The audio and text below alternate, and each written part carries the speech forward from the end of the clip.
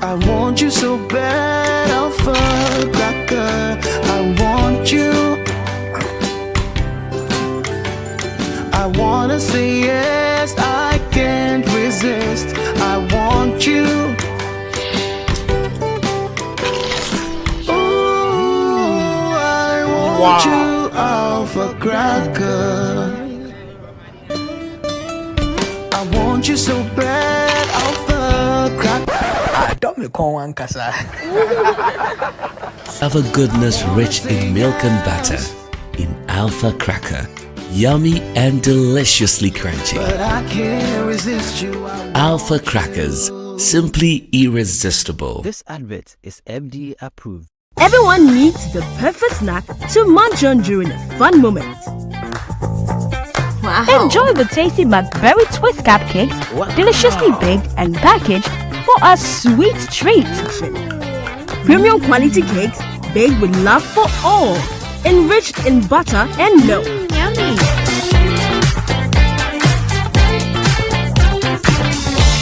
Oh. McBerry Twist cupcakes, simply irresistible. Try one today. This advert is FDA approved. Are you still searching for the right platform to share your voice, thoughts, and feelings?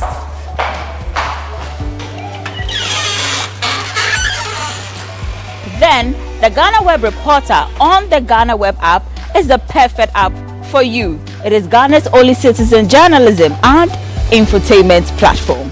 Wherever you are, whatever you are doing, GhanaWeb Reporter links you up to the world. The reporter also gives you the opportunity to blog or become a citizen journalist, so you share stories with the rest of the world about cities, music, tech, politics,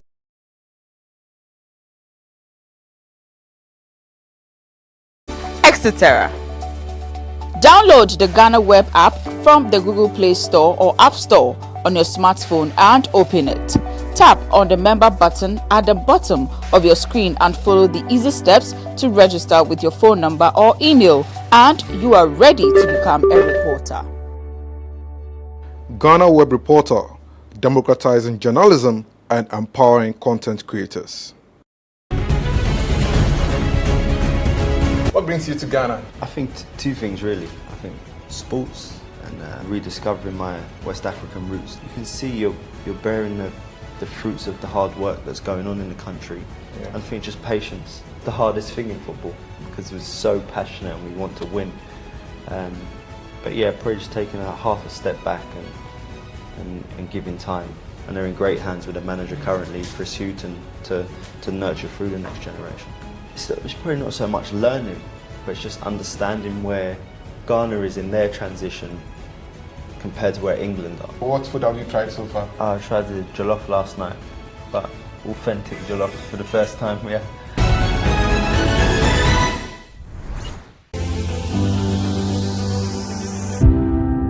We have a coalition that is looking at the witchcraft accusations bill. It was through this coalition that we were able to push the bill to be passed. Now the president hasn't signed the bill into law. We've been fighting for the abolition of the death penalty. It's been something that Amnesty International has been doing for years now, because currently as we speak, there are about 180 persons on death row, and they are all there because of murder. Yes. So if you amend the Criminal Offences Act, at least that would cover murder. There are statistics, there's data that actually shows that death penalty does not deter crime. It doesn't. Okay. There's statistics for that. And there's also statistics that show that, unfortunately, within our system in Ghana, most of the people on death row are from a particular class. Okay.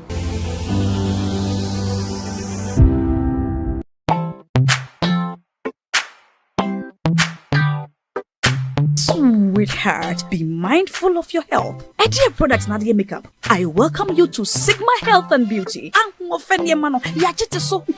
can call us the Beauty Embassy. Who pursue beauty more revealed with quality makeup products. There is only one place. The Sigma Health and Beauty 2022 Ghana Makeup Awards Beauty Retail Business of the Year. Of course, we are the defending champions. World-class makeup brands and Kwanyetong, you name it. Maybelline, Dark and Lovely, House of Tara, and many more. Your professionalism in the beauty industry is unmatchable. Brahmin the proper way of applying our products. Sigma Health and Beauty, Yewa Accra, Makola, Georgina Stores, and Rollins Park, Gate 4. Fryer in 0248 138 596 and 0201 408 186. Or visit our online shop at www.beautyavenuegh.com. Sigma, your beauty, our joy.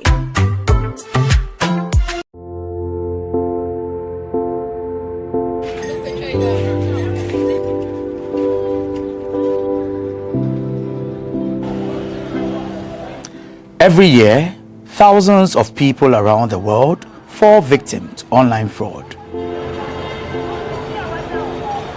From investment fraud, romance scam, recruitment scam, to online shopping fraud, criminals have developed various ways of using the internet to dupe people of their monies all around the world. Investment fraud, okay, where people create various businesses on social media and ask people to deposit some amount of money with them, and within a short period of time they guarantee you very high returns.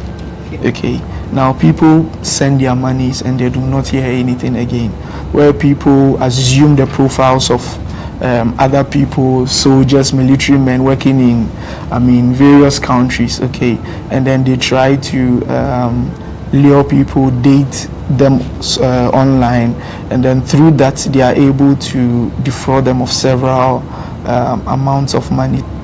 Recruitment scam also has to do with job seekers on social media. So someone creates again a page or a profile on social media, sometimes impersonating our various security agencies like the police, the military and all of that, and then they start making posts that we are recruiting and the processes involved and all of that. Now people also go on there and then they become victims. By when they go through the process, they are asked to pay certain amounts of monies and they do not hear anything again. Another one also has to do with online shopping fraud, okay, where businesses are being created on social media. During COVID, one way or the other, we're all shopping online, okay, and then it is dispatched to you, you make payment, or sometimes you need to make payments before you receive the item and all of that. Criminals also took advantage of that, created various, or they still do, create various pages of businesses online. Even some they still even impersonate actual businesses, okay, and then they offer goods at very should I say relatively low price. Yes, I wouldn't even say relatively low, you'd say maybe it's a bit, but prices that you wouldn't find anywhere, just to lure victims into doing that. How do they operate? They gave me a PC and gave me directions and also give me websites. That was the thing that they gave to me for me to work. They taught me how to chat people online, tell them that this thing is like this, which is not, for me to collect money from them. So they taught you how to chat. Yes. They gave you a laptop, obviously. Yes. And what websites were those? Do you remember 2 or 3 websites? Just Korea. Korean websites? Yes. They'll give you their website. You go in there. Sometimes you might even hack it. You go in there. You have hackers Yes, in our office. There are some websites. Yes. Like me, they taught me. Yes, they taught me. So you go in there. Depends on the years of the website. You can hack it. It be dating work, or you just before because now you have to start dating work. Na Ghana you for start Dating work. Now Ghana for Nigeria, now Bitcoin I feel they do. Bitcoin fraud. Bitcoin fraud. How? I feel they do. Like if you have 1,000 Ghana cedis, I will use it to change to 1,000 naira. 10K. If you have 10,000 naira, 10,000. I will give you 20,000 naira. That's the way they do it. They do the Bitcoin. So wetin go tell client? Wetin go tell client? I will tell her if I don't post back or I don't post say giveaway, they do giveaway of 20,000 naira every Friday.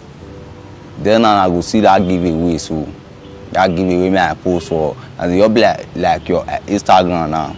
I call account. I will your post back or put. Maybe that giveaway. So I post on you. They your friends. They go to say now you. They will call the request. Say how they do it, and I get the money. You know, I tell them see the way you can get it. 50 to get 100, 20 to get 40. Is the way we do it. Between 2019 and 2022, over 6,000 reports of online fraud were made to the Cyber Security Authority. Through investigations, the authority confirmed about 3,000 of these reports to be truly cases of online fraud. According to the authority, perpetrators thrive on the weakness of their victims, which is trust. The criminals are using what we call social engineering. Okay, Ghanaians naturally we are gullible. Okay, so we tend to trust easily. That is what they use. So social media is more of playing on our minds, okay, to do or to commit crime. So we are seeing cybersecurity as more of a technical problem, but it is equally a very social problem. So our trusting nature is what is being used. The next thing that is being used is greed. So when you look at the various investment scams that are happening, okay, give me 500, I'll give you 5,000 in a week time. These are some of the things, and also we are very trusting. So social engineering has been the main form of modus, okay, through which these criminals are using. For instance, there is a new observed type of cybercrime that we are seeing, okay, or fraud that we are seeing, in which the victims or the criminals, right, are calling in the names of financial institutions, okay, telling the victims that you need to link your Ghana card with your bank account. So I'm calling from this financial institution. We realize that you had not linked your Ghana card, right, with your bank account, and I would want to help you go through the process to do that. In that process, they inquire certain information from you. And if you do not know or you are not aware how to protect yourself, they go even as much as getting your ATM card. They will take the numbers on it, the CVV number behind it. They take very detailed information that they can even use your card to purchase things online. In dating, we have stages that we chat before you put someone on consignment. First, you chat that person. You chat the person's friend. Once you people are friends, you chat that person. Care. After you have chatted the person care, you chat and love. If you chat and love, you chat and trust. Then after trust, because that's the final place, that's the final thing that you chat the person, then you place the person on consignment.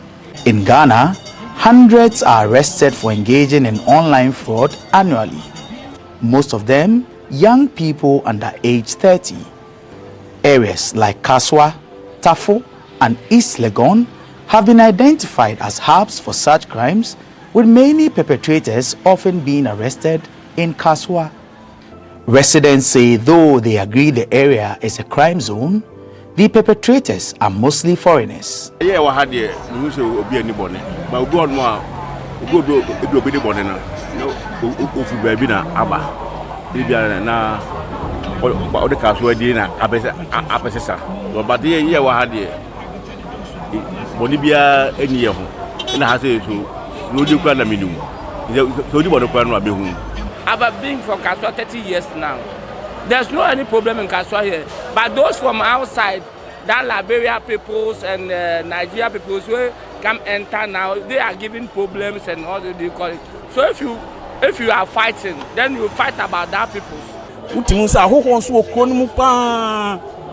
They won one who okron club who nipa be say 50 and I say there was a time me point ma me ba say ipie kwan ho a me hwese ka bia begina ho na aya ho nko an na no mu yi om e wo second bus stop on ubisa ho say ah we omo kwan ade be chi no yes we yes ka so ade be chi no wati we nsem bebre otete nsem a e maka so anya kono say e say nka yetna ha but e kura ahoto emfan say eniema ekoso ntemtem e wo kuro ni mu but edin aka so ekita no Emma sadly nipa kon no so mbeba abetuna kuro. Could this assertion be true? This is not anything new in the system. For some time now, this has been going on, and we have even, in times without number, we have came into contact with some of them who have escaped from their masters. So, and then we have been able to repatriate some of them back to Nigeria. So it's no news. It has been in the system, and we are trying our efforts to see what we can do about it. These people are in the hiding places. They will go and hire a place. We wouldn't know until maybe some of them are no longer comfortable with the treatment their masters meting on them. That is when you see some of them who escaped. When they escaped, and maybe they might, fortunately, to get contact of one of our executives or any Nigerians that they think they can talk to. So through those people, then they bring them to us. So then we do the needful. We have been in these activities of curtailing the nefarious activities of our young boys and girls in the country. Actually, it's not an issue that is very healthy and interesting at all to hear that our young, our children, the new generation involve themselves in this kind of negative, adventure. A good father or parents will not be happy seeing young children, involving themselves in cyber crime or cyber crime and every other, bad activities.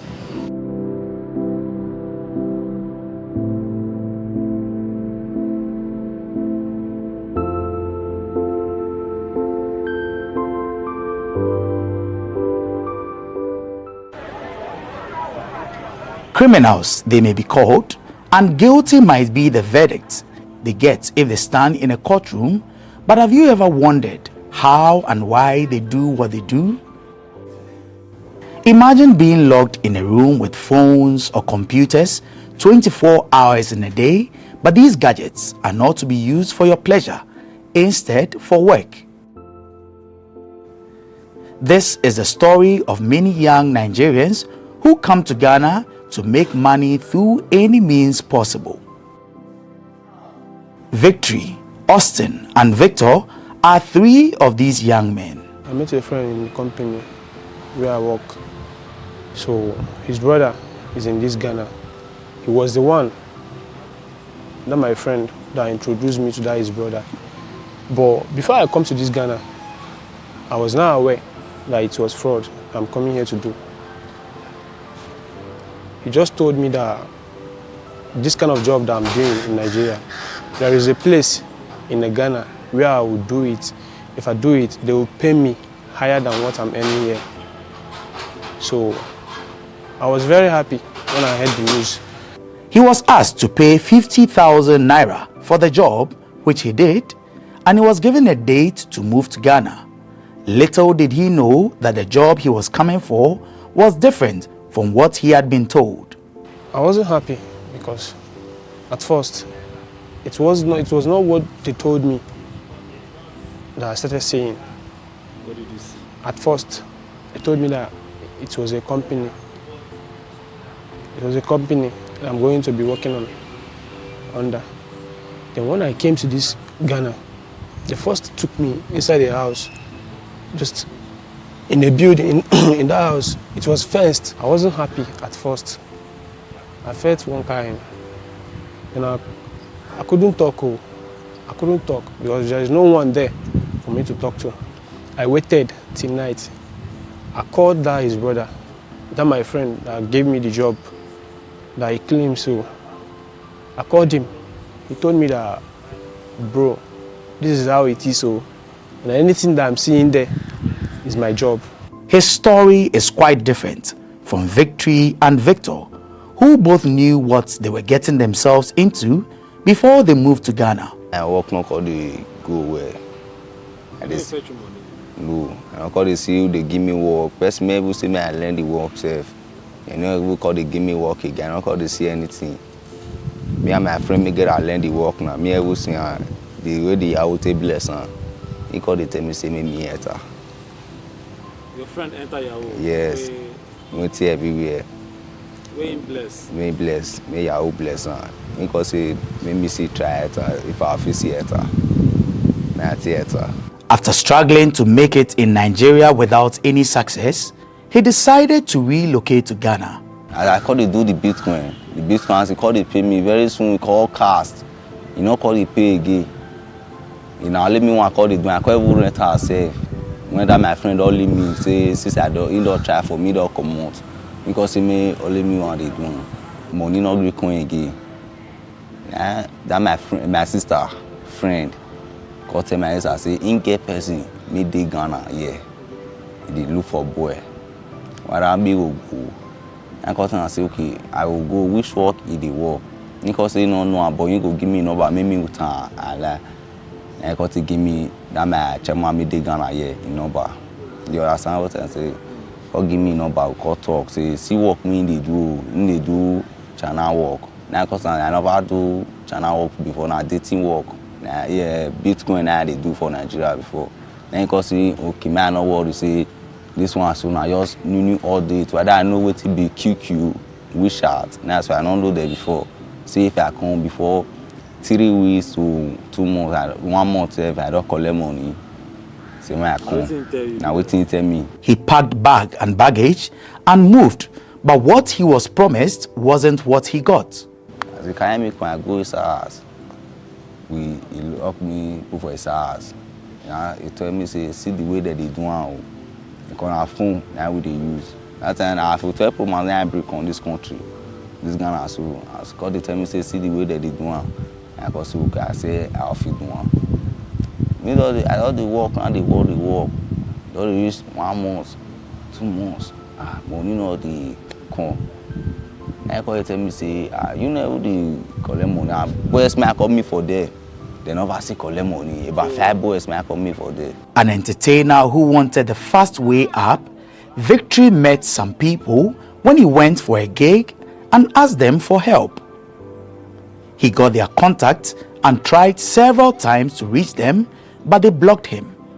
He then resorted to text and finally got through to them. The next Monday I started calling, Tuesday I calling. So they say it's wrong number. They don't wanted to help me before.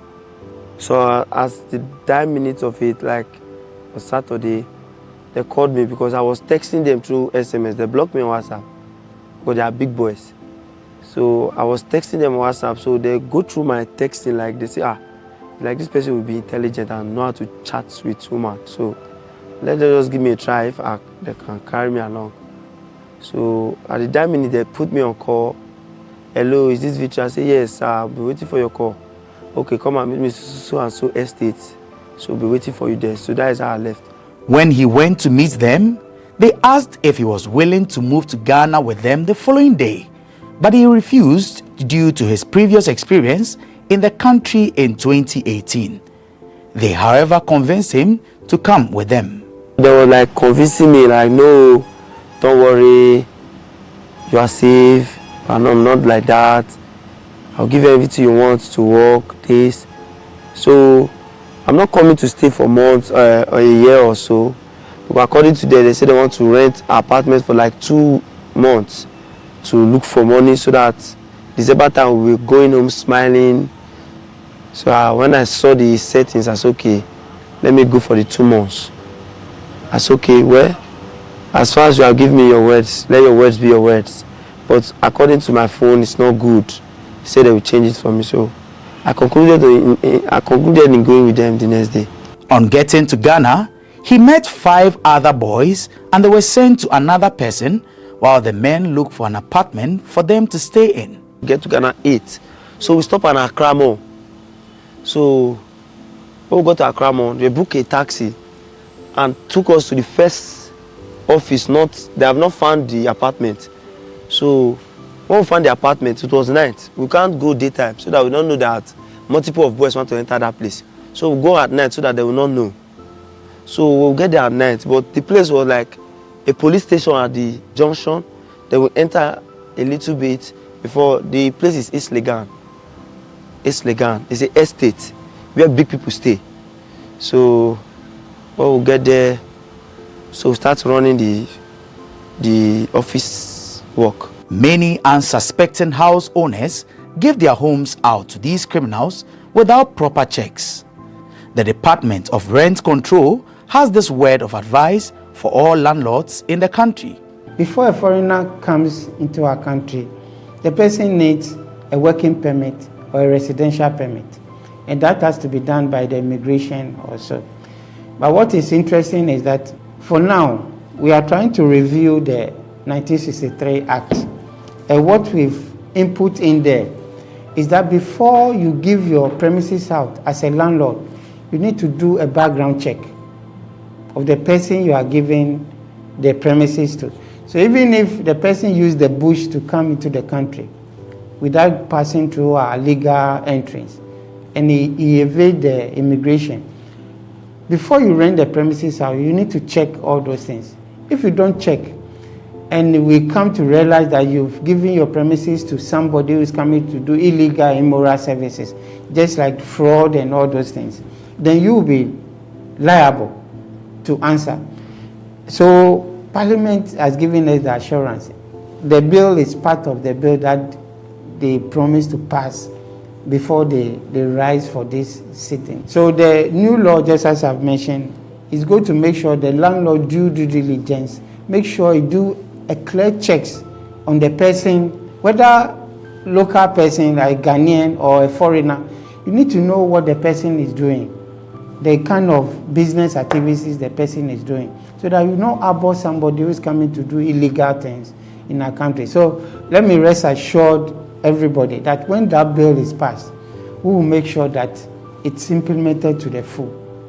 The sweet words they receive before agreeing to relocate disappear once they arrive in Ghana. The next day, he called one boy to come and pick us up from the office to the apartment where he rented, where we can work for the 2 months. So one day I was like happy, this is a very beautiful place. I never know I came to kill myself by my hands. So when we get into the house, so we bath, like started talking about how the work will be. Say we will not come down, we'll be upstairs there. So those who their phone is not good, they will be replacing it tomorrow. I said, okay, fine. So the next day, I wanted to swap my phone. My phone was having an issue. So they said we swap it. So I wanted to transfer some important things inside the phone that will be useful for me later. I wanted to pass it to another person's phone so that when they will bring my phone, the new one, I will transfer it back. I never know they have booked a cab outside. Oh no, where is the other person? He said, the other person have not brought his phone. I said, I wanted to explain. So I wanted to transfer. I've not even completed the statement All I can see is a punch on my nose, blood started coming out. Like, give me slap, hit me to the wall. I was like, drag the phone out of my hand, then they left. This is the same cloth I was putting on, like blood stain all over. I went to the bedroom to clean the blood, to spit it out. I was not happy when I saw. This was the same person talking to me kindly, like, so this is what they brought me to Ghana to come and do. I get discouraged. The bosses of these online fraud rings have very strict rules to follow, and anyone who goes against them has to endure severe punishment. For those who are not fortunate, death could be their end. I don't know what happened. He ran into one boy, like he beat him mercilessly. Even injured the boy hands and the faces. I was like, God, what kind of place have I come now? I was like, it's not me beat another person, so it's not my concern. What I'm concerned is about the work. I got one client, local, Senegal, and also this Ghana. They paid me some money. Total as in what they paid me in Naira is 800,000 Naira, close to $1 million. Yeah, that's what they paid me. So my chairman, he was not aware that I got that kind of money. It was a friend of him that was aware, but we shared it 50-50. So due to some kind of things that are happening in office, the secret leak, and my chairman, he had to punish me because of that. They will lie you down, flog you very very well. They can use PC wire to flog you, and also they can use machetes, because in that place you don't have anyone. Even if you cry from now till tomorrow, nobody will hear you. Like I've said before, the rules there are many. Even if you are there is no how you'll be perfect. You must fall for it. So the rules are many. Most guys that went to that place in any office that comes out without a mark on their body, that means you didn't stay there up to a week or 2 weeks. We don't did there for 1 month, for 3 months. Money no dey come. If friend me get office like other one boys they collect money. All those one go they put on where body see. All those boys, you know, they before you know they touch us. So when that one cut it and say boys they collect money, whether you know they feed the talk to us, you know they give us a spirit, maybe we walk. From then and then your things change. Sometimes all those boys we all pack their con, we all be like three con, we also use all of them. We also say aspirin, we also finish us. Like be aspirin like finishing. They also finish us. They all finish us. Finish. Also maybe because they work. How you cause me? Aspirin na the beating. Na the beating. Okay, so the term high spirit. Yeah. Na beating. We all come, we all give us all of us aspirin. We all beat to our we all do. Isn't it take beating now? Also like wire. This all boy wire. That strong wire. This TV wire. So. And they repeat us. Even chairman will have that small bottle, that one, but when we in Nigeria, we call it bottle ass. Bottle ass. That small axe. You have me say. That's right.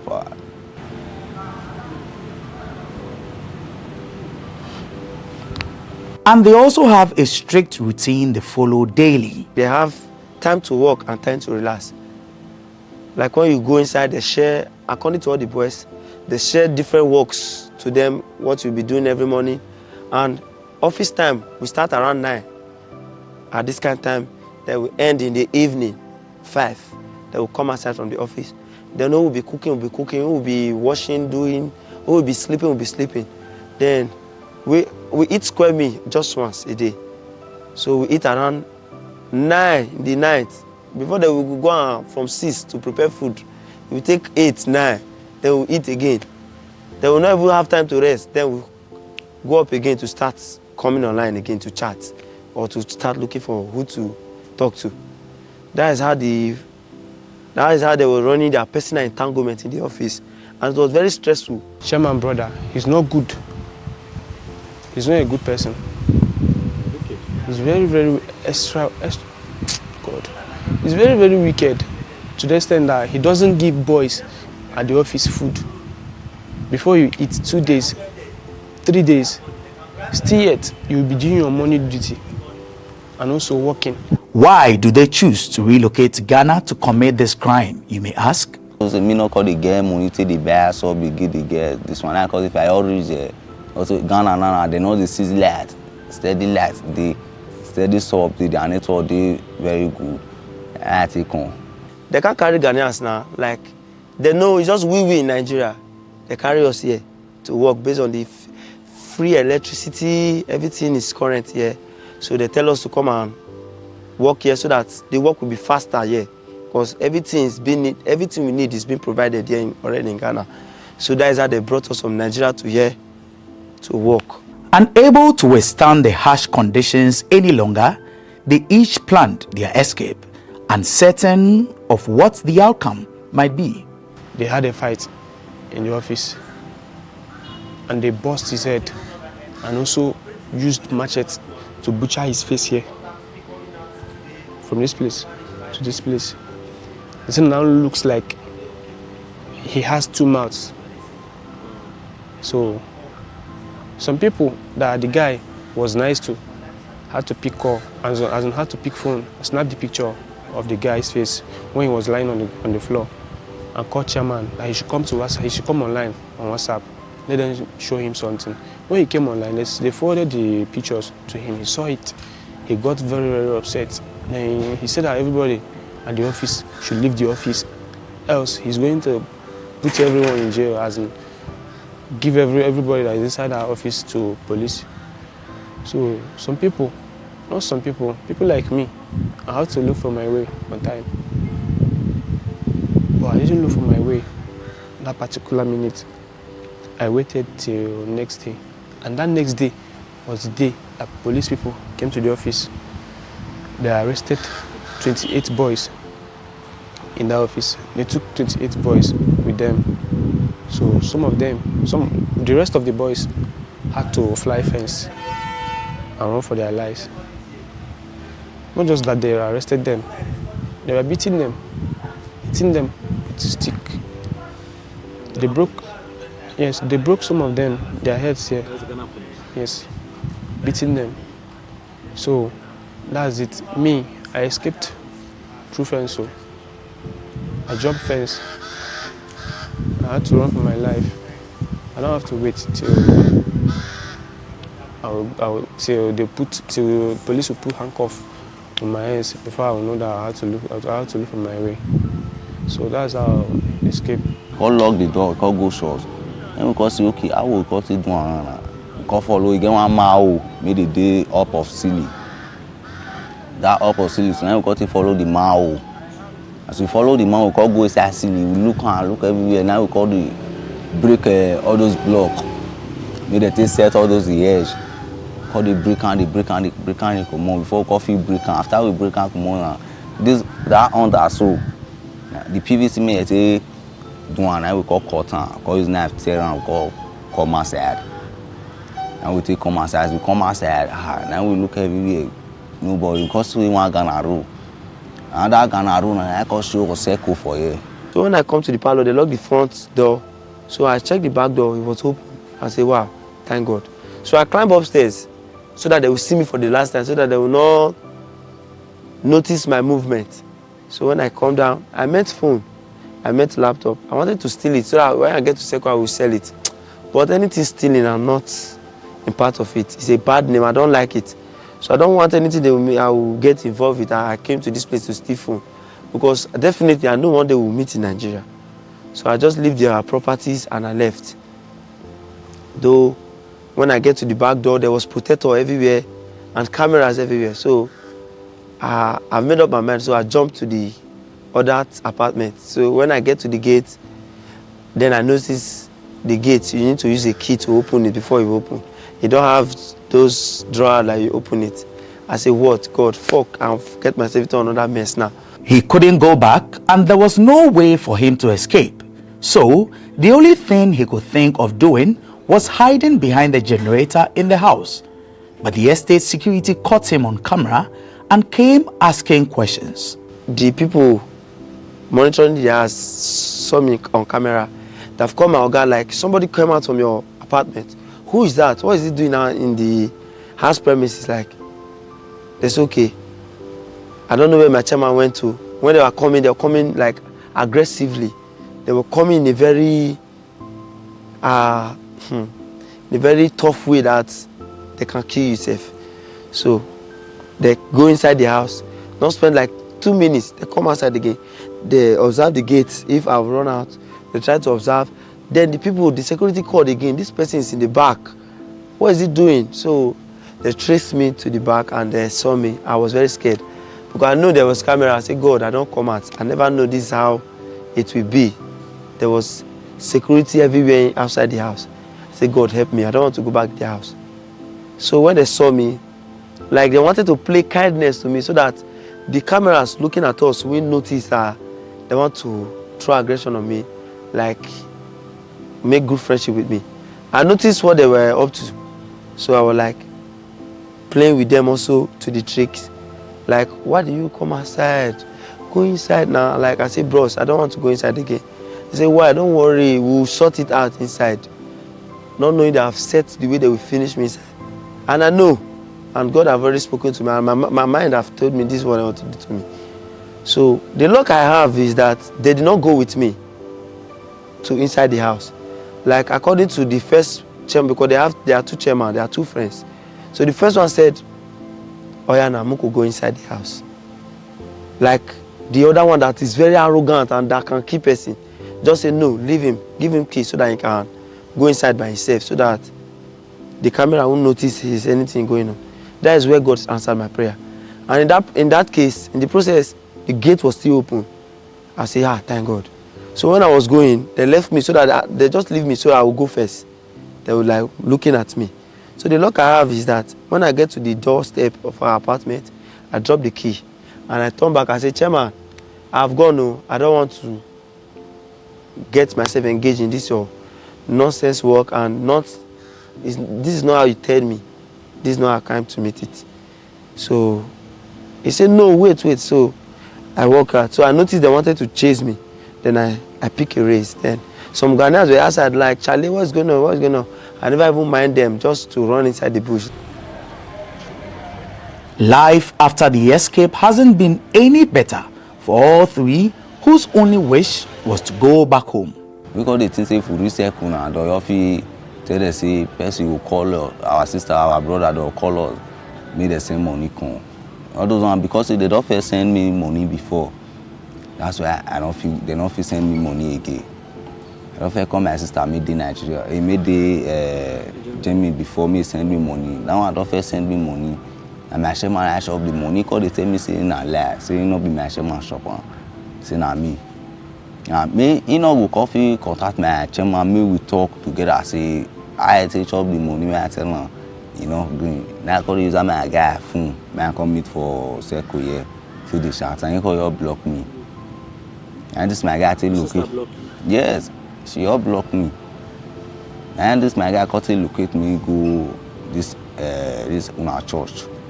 This church. So right now you sleep for circle. I sleep for circle. How the for that experience take be since you escape? How the experience take be? You sleep. How the job? When I did that circle, so like over, but now I don't complete 2 weeks now.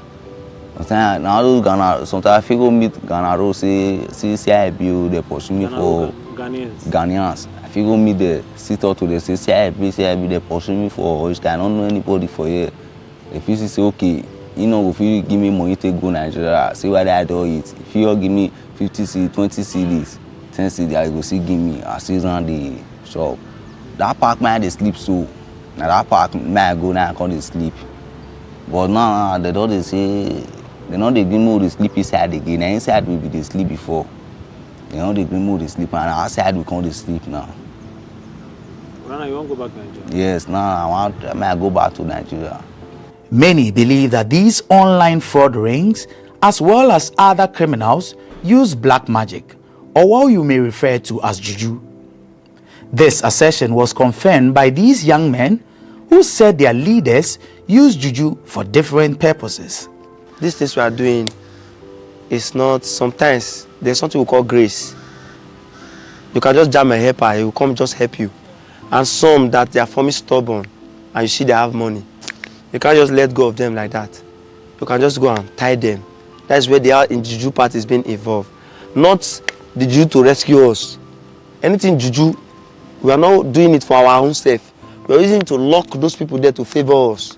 I don't know if you are getting what I'm saying. So that is where the juju aspect is being involved.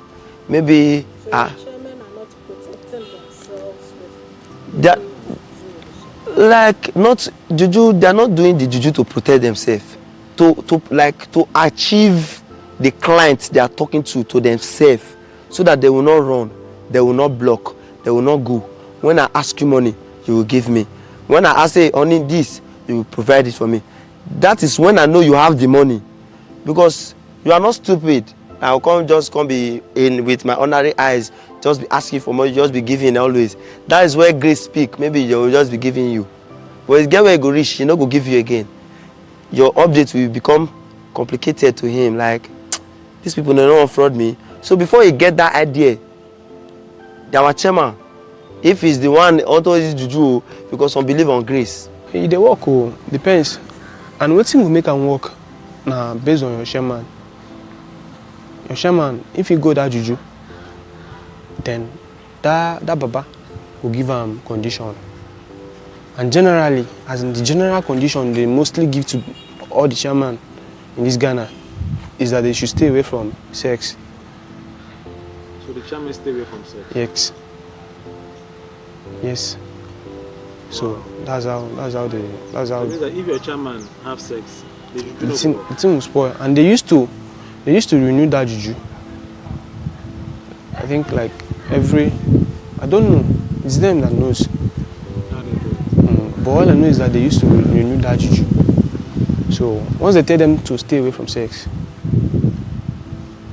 it's them that knows whether if they can do it or not. But most of the chairmen, they won't. And that is the reason why boys are not collecting money from the office. Like my chairman, he trains women like boxer. I never ever use juju. And only my chairman they bring something they commando juju things. Now we all be like soap, so now see water, soap. We bring and come out to the bath. I don't know whether you know this thing. Baby, you're black. That charcoal me that they cook. All those abokite they warm. Yes. Yeah, this thing. All those small, they go pack up where inside. Go put fire, smoke, they come out, cover all of us where inside. Cover all of them. Yes, same old they tell us, say what we need. Tell the this, see what we need, say we need money, make clients. As we they born, make clients, they accept us. As we they use it, you know they work. Leadership of the Nigerian community in Ghana are hopeful this menace will soon become a thing of the past. We are planning to set up a tripartite task force to climb on those their masters, because it is these their masters that we think by the time we can be able to get some of them and we let the Lord deal with them, I think maybe that will reduce. Nigerians are doing more good than harm in Ghana. But one thing about life is that the negative news travel far, travel more than whatever good you are doing. If you see Ghana today, Nigeria has contributed to the GDP of Ghana. You cannot be overemphasized that in Ghana today, if you want to talk about foreigners who are doing great to the economy of Ghana, Nigeria will be number one. Count the industries, the corporate institutions, the banking sector, all of this, Nigerians are taking lead in those areas. But there is a saying in Ghana that in every house there will be a Mensa. So the issue is that the only news that is traveling far is the mention they are mentioning more than the good ones. If you want to see the quota of Nigeria, these people are just about 5% of Nigeria who are living in Ghana. But as you know, And they say the good ones, the evil men did. It's on brass, but the good ones will be on water. The new administration is trying every effort to make sure that we curtail this situation and make sure that we probably put an end to it. We will discontinue these nefarious activities of our young ones, and with that's what we are going to put in place. So I'm very sure we will go a long way to make sure that we control, not only control, finally, resolve the matter. I think if there's a unity between all the communities of Nigeria and Ghana, Hausa, Yoruba, Arewa, and Igbo community, if you all come together as like we are having all Nigerian community ANC to see to this thing in one voice and to fight it together, it will go a long way to curb all these things. Because as we are all in Ghana, that is not our home. If any one of them, or one of those boys is caught, you said Nigeria. So on that note, each community has to come on board in order to fight this, so we can have a good name for Nigeria in Ghana or in any other place. Victory, Victor, and Austin have returned to Nigeria with the hope of living a better life, and they don't look forward to returning to Ghana anytime soon. All efforts to get more details of activities of these crime rings from the Ghana Police Service proved futile. A report by Dorcas Ankuma and Adiola Babatunde for GhanaWeb TV and My Nigeria.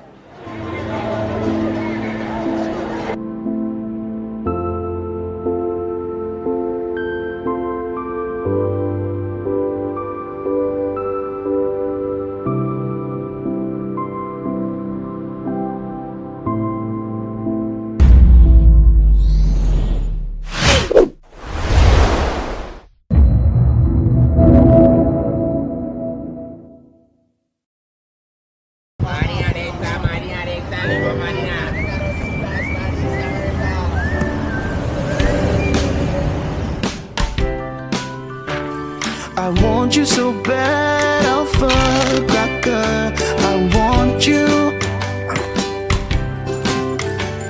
I wanna say yes, I can't resist. I want you.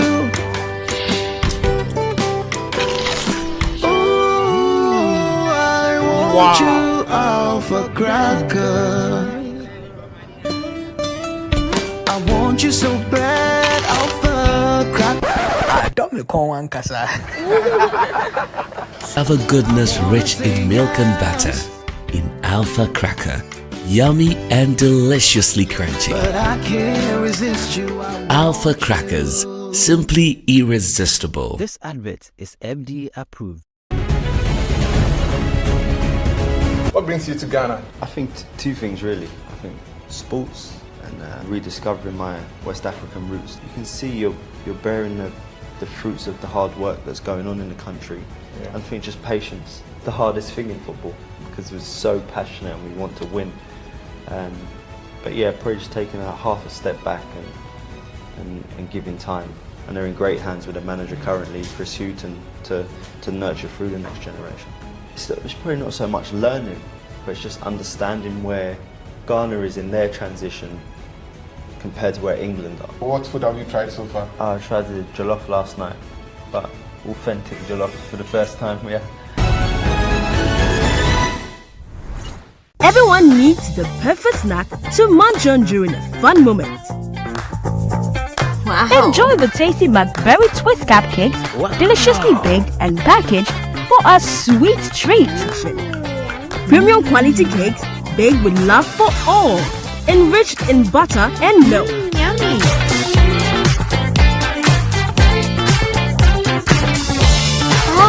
McBerry Twist Cupcakes. Simply irresistible. Try one today. This advert is FDA approved. Are you still searching for the right platform to share your voice, thoughts, and feelings?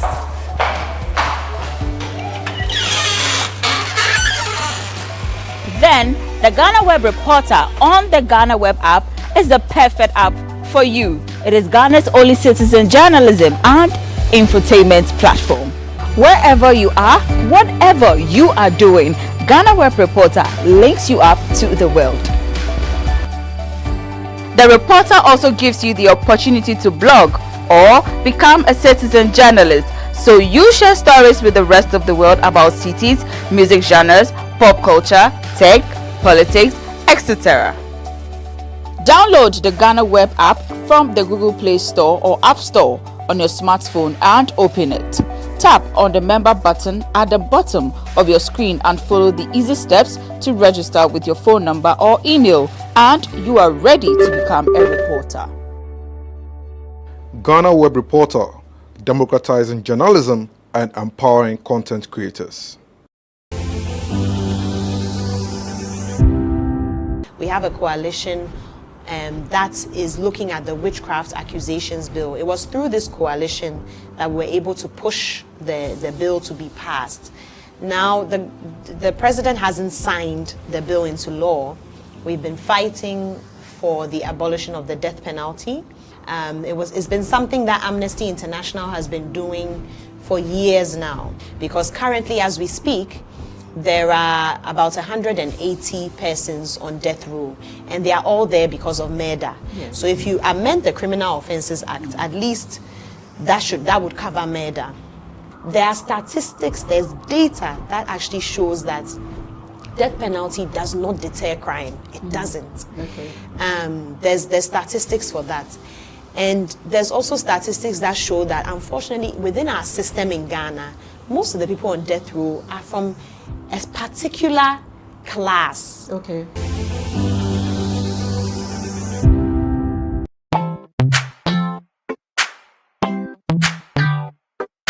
Sweetheart, be mindful of your health. Adina products na dey makeup. I welcome you to Sigma Health and Beauty. You can call us the Beauty Embassy. Who pursue beauty more revealed with quality makeup products. There is only one place. The Sigma Health and Beauty 2022 Ghana Makeup Awards Beauty Retail Business of the Year. Of course, we are the defending champions. World-class makeup brands and Kwanyet on, you name it. Maybelline, Dark and Lovely, House of Tara, and many more. Your professionalism in the beauty industry is unmatchable. Bramian the proper way of applying our products. Sigma Health and Beauty, Yewa Accra, Makola, Georgina Stores, and Rollins Park, Gate 4. Fryer 0248 138 596 and 0201 408 186. Or visit our online shop at www.beautyavenuegh.com. Sigma, your beauty, our joy.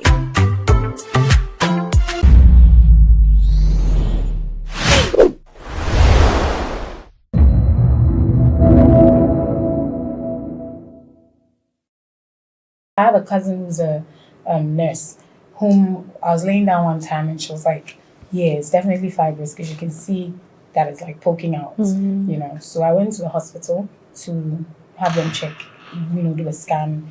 And the first doctor I went to was like, this Sunday you're pregnant. I said, I would know if I'm pregnant, clearly. So he checked and he says, I've got very huge fibroids. I need to do surgery instantly. Like, he was scaring me, the way he was going about it. So I didn't like his vibe, you know. So I went to another hospital and they said, yes, it's true, I have fibroids. They used to say I had about 8 or something. Wow. In different parts.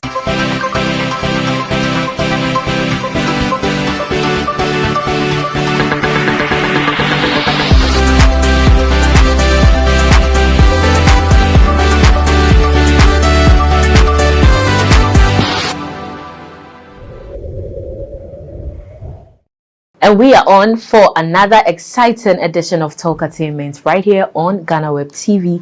As usual, I am your host, Elsie Lamar. Today's conversation promises to be very interesting as we have one of Ghana's finest multi-talented singers joining us right here in the studio. We have the multiple award-winning Adina Thembi. I don't know how to pronounce the full, but help me. Yeah. Thembi. Then the last one is what? Ndamzi. Ndamzi. It's a South African name, I Yes, guess. yes. Oh, okay. So fill us in with your relation as far as South Africa. Yeah, South Africa is concerned. Okay, so my late dad is South African, and so basically half of my family is South African. Well, that's where I got my name from, Adina Thembi Ndamzi. Okay, did you grow up there? I'm also Araba. Araba. Hey, so you are also from Tadi? No, I'm actually from Ejimako. So I'm Ejimako. from the central region. Oh, okay. So I'm Fanti. My mom is Fanti. Oh. My dad is South African. Oh, okay. So you speak Fancy too? Yeah, I speak Fanti. I don't speak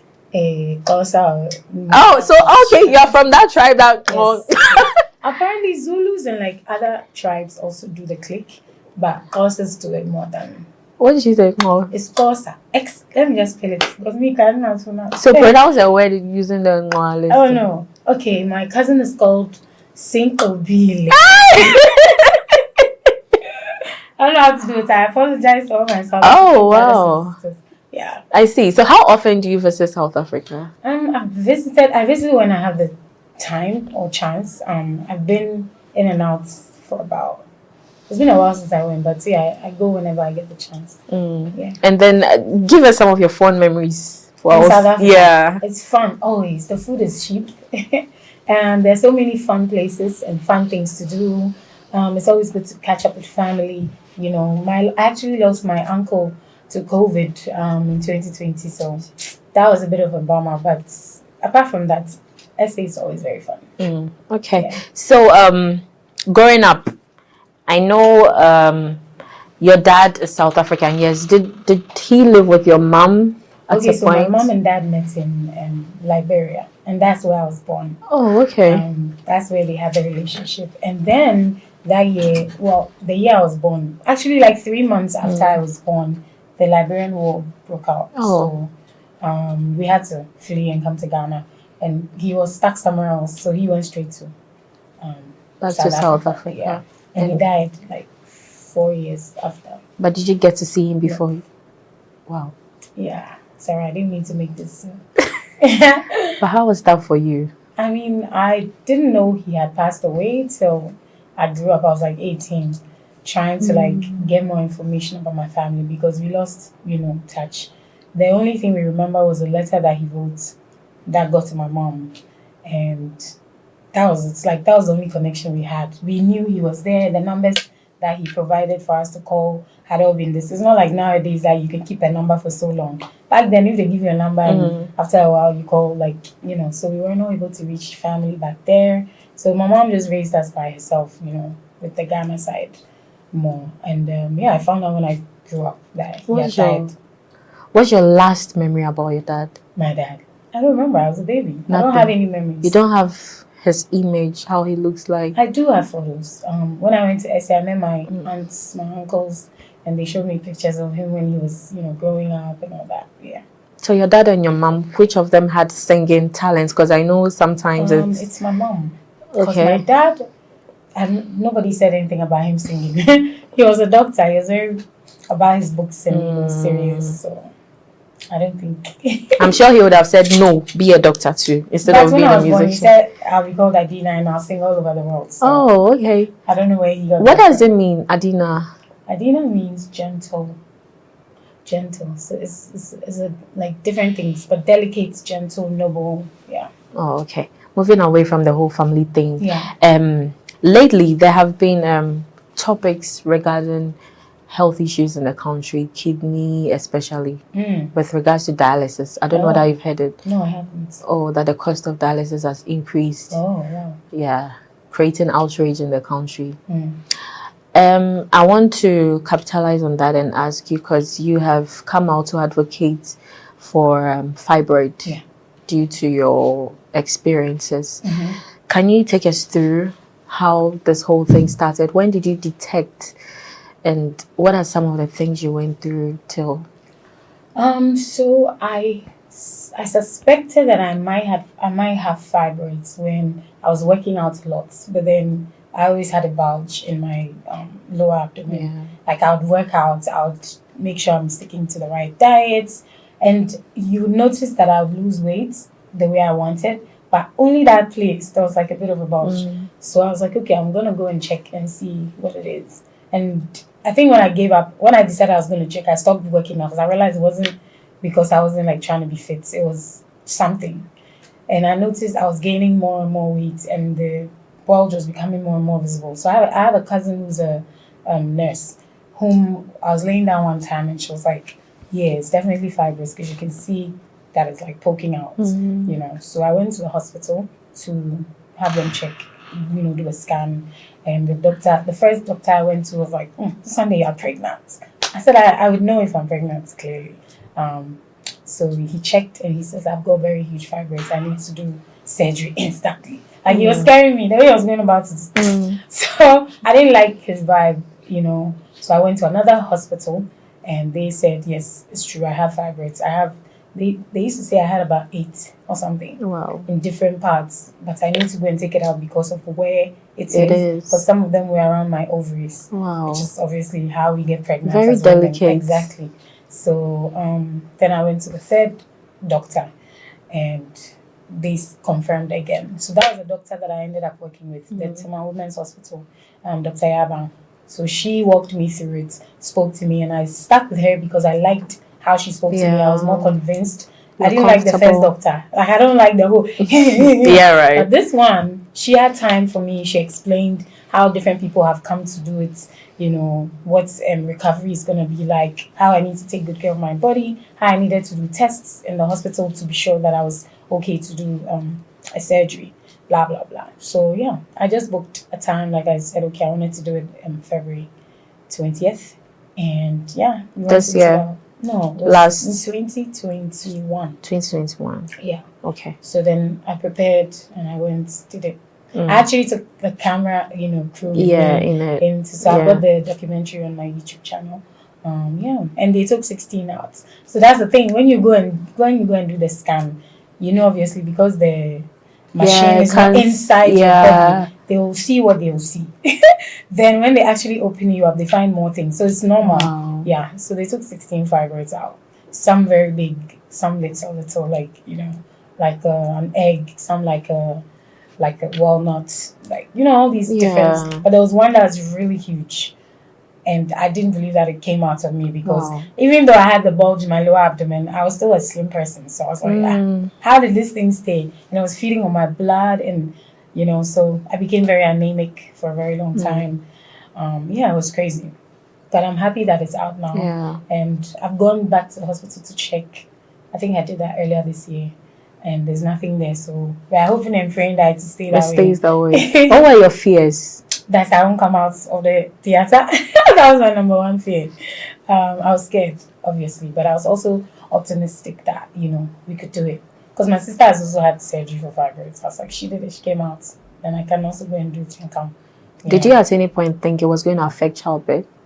I mean, yes, I've always thought it. I guess I would never know until I try to give birth and see if it's a problem or not. But they assured me that in the hospital that a lot of people have done it and come back and been able to give birth. So that's not really, like, it's not, once you have fibroids or you have the surgery, it's not guaranteed that you're never going to be able to give birth. It depends on how your body is, how your body heals. Some people develop keloids, you know, some people swell up when they're healing. So some people end up having their tubes blocked. So the normal process of conception is not possible. But if you realize that that's your problem, the doctors can insert the sperms and make sure that you also so there are different ways to look at it. You just need to be in touch with like a very trusted doctor, someone that's knowledgeable enough to walk you through. You know, I mean, people do IVF, people do that so many ways. You just need to do your research, or else you just give up. True. So, what are some of the lessons you drew from it that you'd want to from the process, from the whole journey? That's I need to take good care of myself because that's like I only have one body, and obviously as a human being, as you're growing up, things come up. So just every once in a while, go and check see if there's something wrong, and if you need to make lifestyle changes, you should, because this is your life. This is the only body that you have. But also, like, live for the moment, and don't wait to say, okay, maybe when I get here, then I'll do this thing. Like, achieve whatever, as in pursue the dreams that you've always wanted to pursue, because life is short. You never know when you're gonna just fall and die because of some health conditions. So as you're alive and you have the opportunity, live. The cost of fibroid treatments can be very expensive. Would you also say or try to advocate for that to be somehow, subsidized for people who are still, Obviously, I would always want to.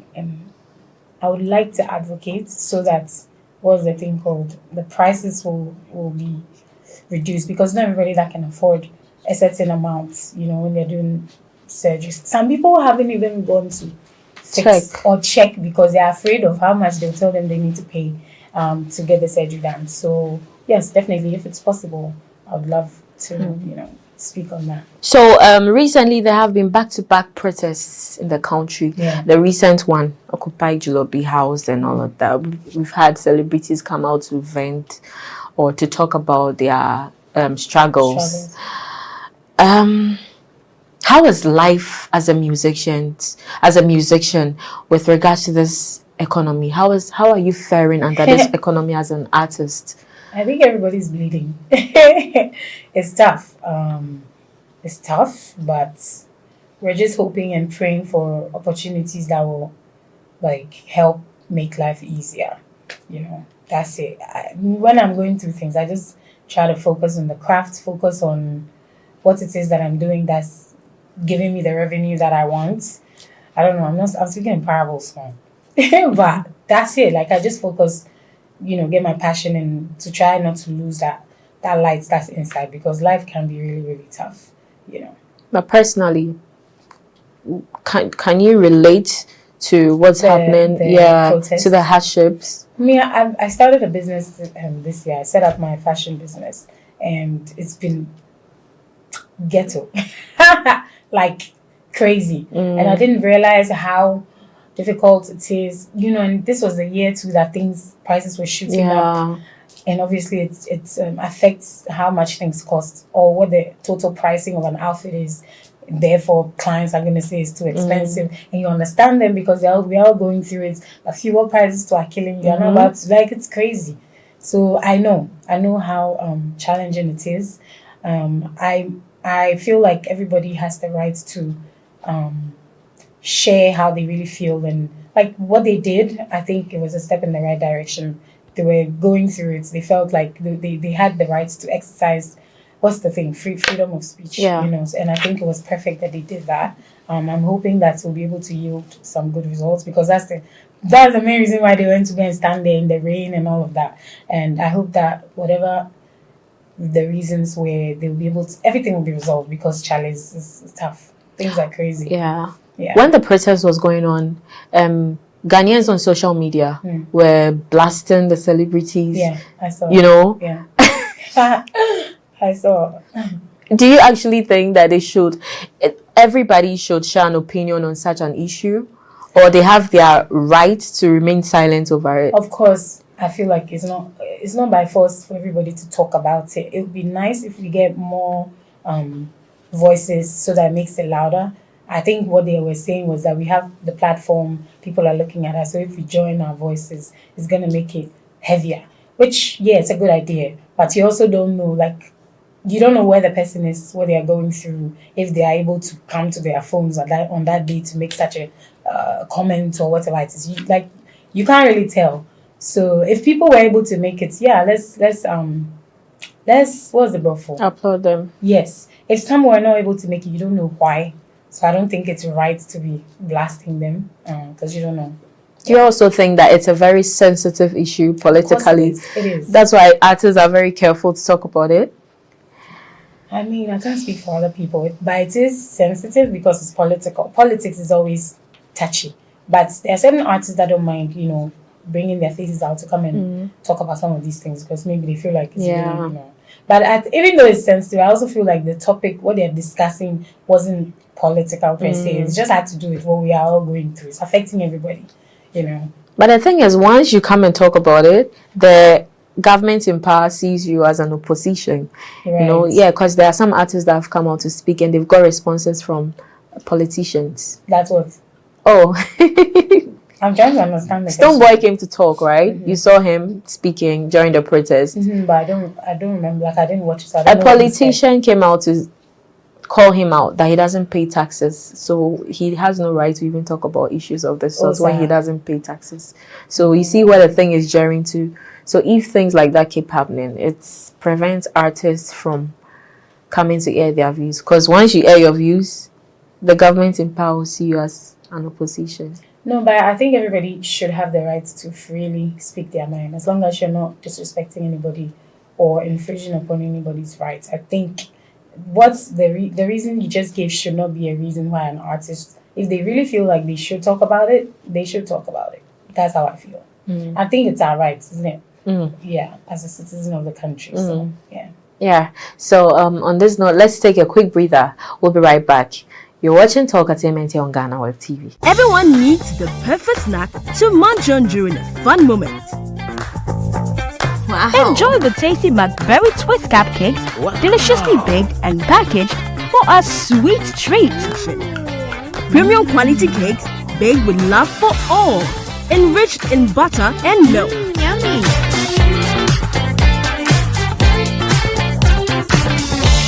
Oh. McBerry Twist cupcakes, simply irresistible. Try one today. This advert is FDA approved. And we are back here on Talk Entertainment, right here on GhanaWeb TV. And I'm still here chit-chatting with the beautiful Adina. You know my favorite song of yours? No, tell me. I'm on my way to the top. Never fear, no, I never stop. I ain't thinking to fall back. I keep on moving. That place, what did you say? I'm on track. I'm what on were you going to say? I want to know your own. Please tell me, because the things I'm hearing. Namuncha. Nothing. Namuncha. Namuncha saying. So I wanted to ask you what language is that? Someone says Namuncha. Namuncha. Namuncha.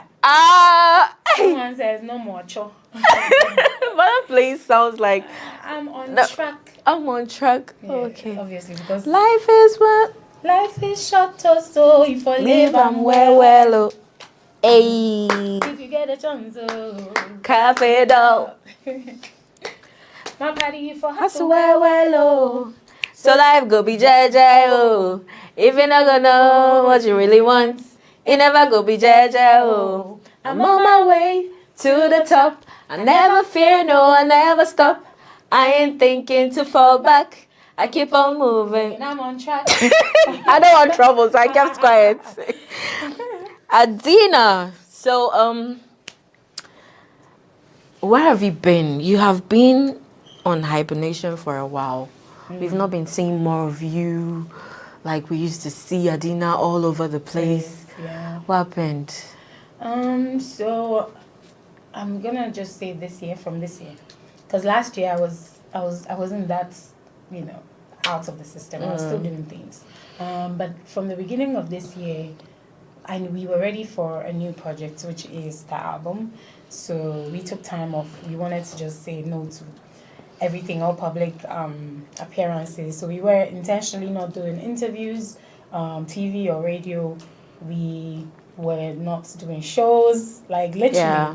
We just blocked off time to say we're gonna go into the studio, put things together, and so that's what we did. And the album. So we're working on an album. Actually, there's an album coming out. It's already done. Like we finished working on it. Can't wait. And the lead single is "Party" that features Kofi Kinata. Yeah. So that's what I've been doing, working on the album, and also building my small business on the side. Yeah. The business that we'll talk about in chambers.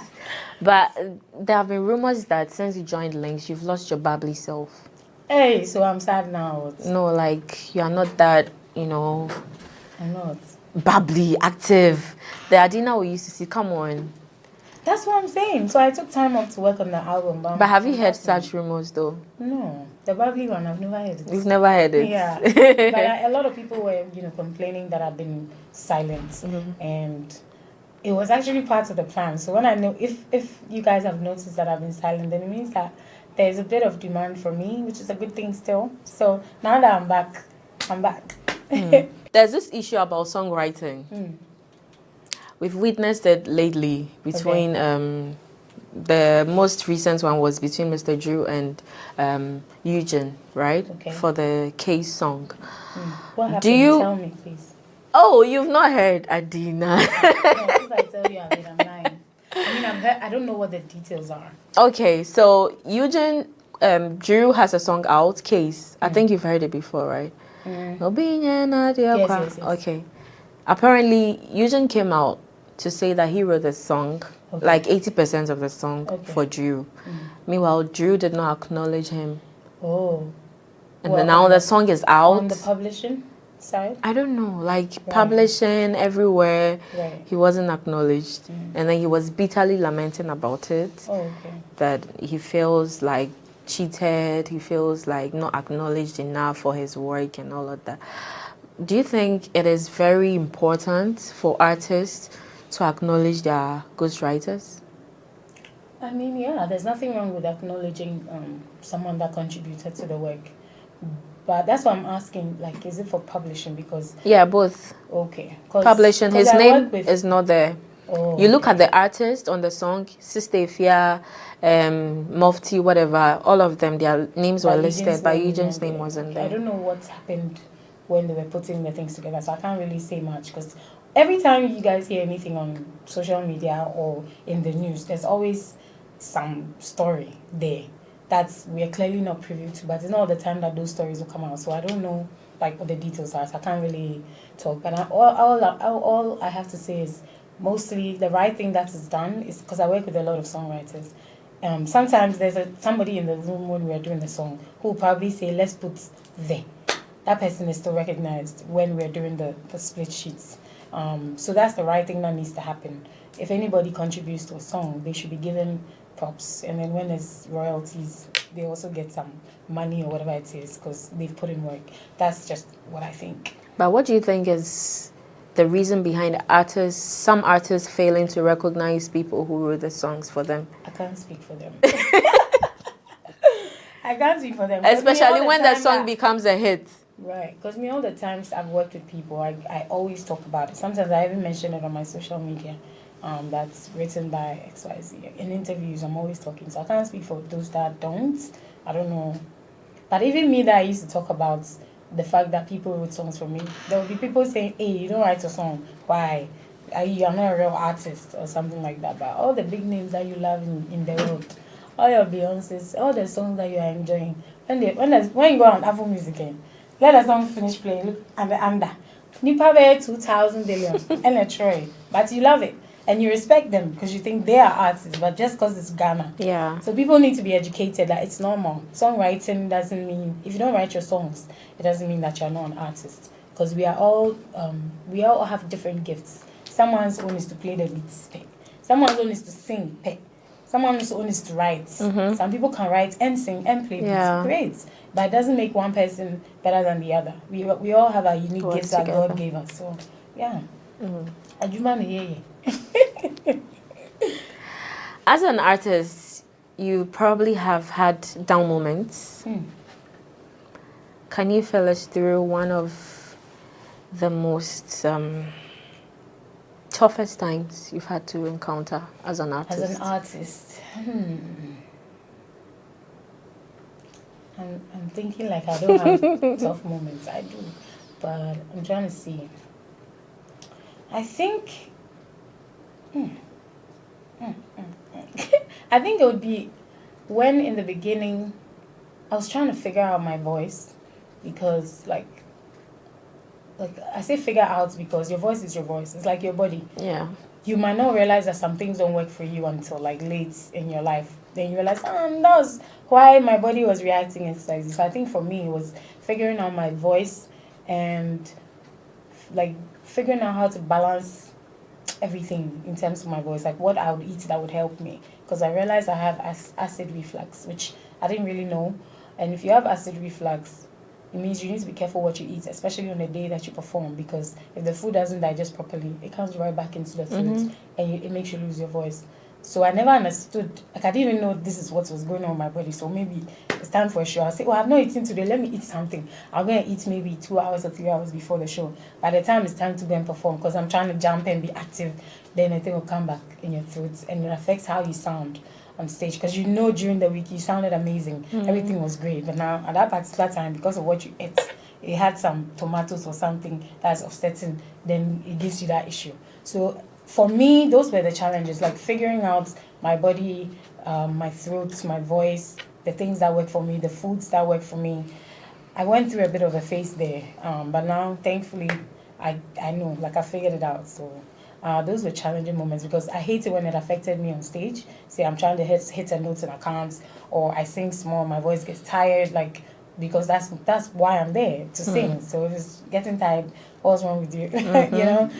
So yeah, those were some trying times for me, but thankfully I've been able to figure it out. Yeah. So yeah. There was this particular year, VGMAs. You won award, Dama, you won for dance hall. Hey. Yes. And like it was, I think it was a milestone for you. Yes, it was. Because Adina and a lady winning that category, like it's unprecedented. Yeah. Were you under any form of pressure right after that? No, I wasn't. I wasn't, because we put in a lot of work for that album, Arba album, and it yielded great results. For me, it was fulfilling because we really put in work. Like, we go into the studio in the nights to do songs, we're chasing this idea, we're having arguments, no, this is not the one, this is the one. Like, finally, it yielded great results, and I was so happy with how far the song went, how much Ghanaians embraced it.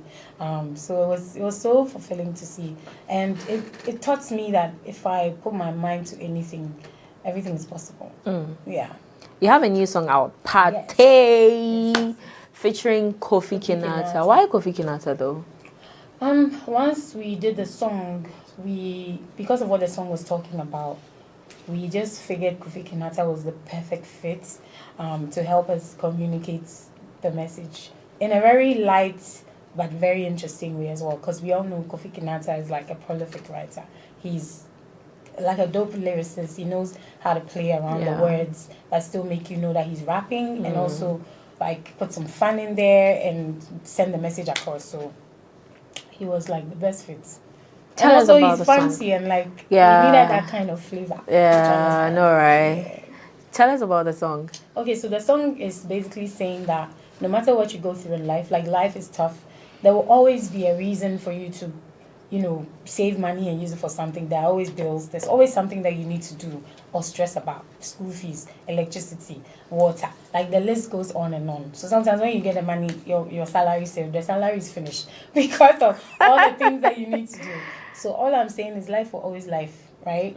But every once in a while, take a moment or a minute and just live. You know, just breathe. Let your hair down. Like Sikana would go to your bills and factor favorite meal. Not travel. Sit down.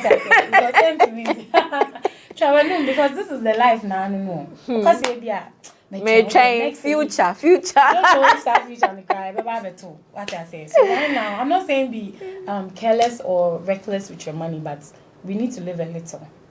It's like sometimes by the time you realize now when you're before, it's so true, Charlie. The beer with cheer because you're always in the office now. So life problems day, but find a way to still have. This day is pressure, man. Pops they don't go there. Sometimes it'll be quiet or any check. It's waste of money. Yeah. But it's not waste of money. You are just taking that moment to like take care of yourself. Cry me veggie. Your soul will be happy. So yeah, that's all Patty is saying. So you see, the message is kind of heavy. So we needed someone to like lighten it up because I'm not trying to be preachy because it's a dance song, you know. But I also wanted to encourage people. What's sound you now? Maybe I don't know put your light blue. I know a sandwich now. Maybe I'll disconnect for two and full. Hey, now what that? Okay. Now what that sumo? You will not die. Please, this advice is a bad advice from Adina. Please don't listen to this advice. Oh, 50 Ghana, no the koto benku. Nada is mosquitoes very. Anyway, so if Adina is not in the studio recording or on stage somewhere performing, what is Adina doing? Either home or I'm at work at STEM Republic, my fashion company, you know, putting ideas together. Because, What's some of the things you do to distress? Relax, go to the beach. Or take time out, like some hidden spots that nobody knows. Now, inspiration. Yes, yes. I see. What's the worst rumor you've heard about yourself? I was going to say that I'm pregnant, but that's not bad because it's good news, right? That was when I had the well, it was actually after my surgery, but my body was still healing, so I still had, you know, anyway. Worst rumor? Oh, that I've bleached my skin, because I don't bleach, so. It's the worst for me because for as long as I can remember, I've been saying. And if anybody, and the people that know me from when I was young, know. So if anybody that doesn't know me comes to say, hey, I didn't know what, I'm like, so it's not even worth like the energy. Do you understand? Because you don't even know what you're talking about. Did you see my face when you said I bleached? Really? Because I saw you in 2018. I'm seeing you now, and it's the same skin color. So 2018 is not even far. Like, where is people that knew me from 19, what I say? Because they know. When I'm walking in the sun and I look like I'm coming to, if anything, I'm going to explode because I'm so fair in the sun. And for so many years, okay, Adina, tell us your last words for your fans. Party is out. Party is out featuring Kofi Kinata. Please go and stream. The video is out as well. And please stream the music. But thank you so much for all the support so far. You have been saying I've been hiding. I'm back now. So don't ask me what happened. Give us a little something, party. Which part of the song? The fun, the most interesting part. Where the party day? Okay, so when I say where the party day, then you say Okay, please record us. I want this part. Where the party day? Share the joy and feel the vibe. Where the party day? Forget your problems, make we dance. Where the party day? And then where the party day? And DJ Nintina, hold on, touch up, hold on, show, hold on, touch up. I like the dance. Please, the A isn't finished. Where am I here with the party day? Okay, on this A note, we come to an end of this episode of Talk Assignment here on GhanaWeb TV. I've had a lot of fun on set actually with Adina. Was it the same with you? Yes, I had yeah, so for having me. Yeah, thank you too. Thank you for coming. We come your way another time, and till then, be good and stay blessed. We are out.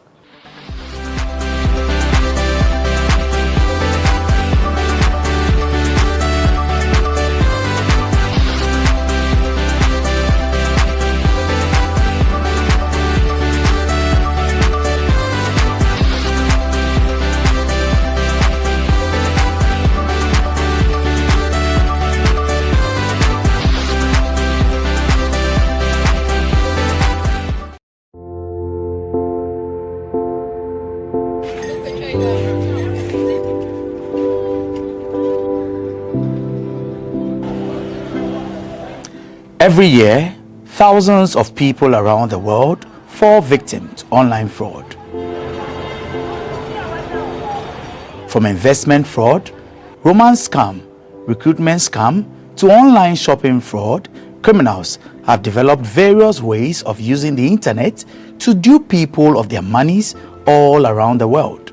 Investment fraud, okay, where people create various businesses on social media and ask people to deposit some amount of money with them, and within a short period of time they guarantee you very high returns. Okay, now people send their monies and they do not hear anything again, where people assume the profiles of other people, soldiers, military men working in, various countries, okay, and then they try to lure people, date them online, and then through that they are able to defraud them of several amounts of money. Recruitment scam also has to do with job seekers on social media. So someone creates, again, a page or a profile on social media, sometimes impersonating our various security agencies like the police, the military and all of that, and then they start making posts that we are recruiting and the processes involved and all of that. Now people also go on there and then they become victims. By when they go through the process, they are asked to pay certain amounts of monies and they do not hear anything again. Another one also has to do with online shopping fraud, okay, where businesses are being created on social media. During COVID, one way or the other, we're all shopping online, okay, and then it is dispatched to you, you receive, you make payment, or sometimes you need to make payments before you receive the item and all of that. Criminals also took advantage of that, created various, or they still do, create various pages of businesses online. Even some, they still even impersonate actual businesses, okay, and then they offer goods at very, should I say, relatively low price. Yes, I wouldn't even say relatively low. Relatively low, you'd say maybe it's a bit, but prices that you wouldn't find anywhere, just to lure victims into doing that. How do they operate? They gave me a PC and gave me directions and also give me websites.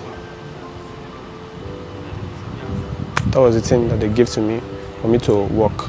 They taught me how to chat people online, tell them that this thing is like this, which is not, for me to collect money from them. Okay. So they taught you how to chat. Yes. They gave you a laptop, obviously. Yes. And what websites were those? Do you remember 2 or 3 websites?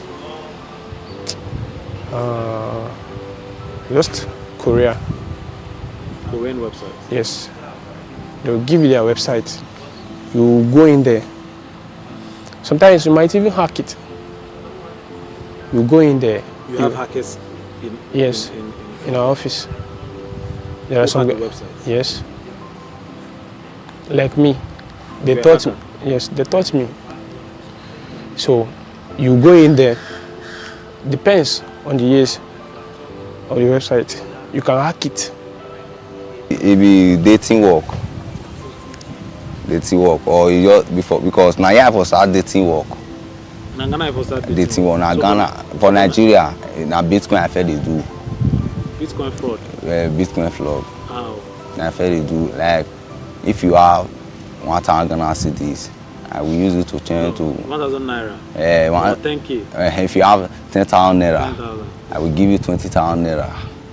That's the way they do it. They do the Bitcoin. So wetin go tell client? Wetin go tell client? I will tell her, if I don't post back or I don't post say giveaway, they do giveaway of 20,000 naira every Friday.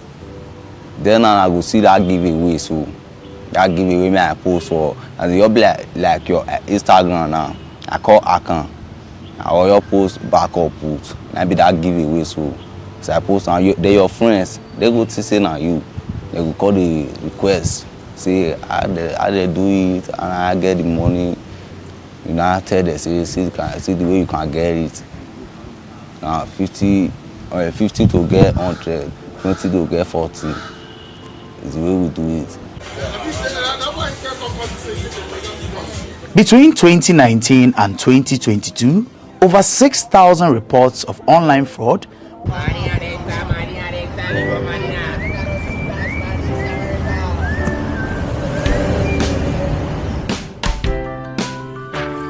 I want you so bad. I have a cousin who's a nurse whom I was laying down one time and she was like, yeah, it's definitely fibrous because you can see that it's like.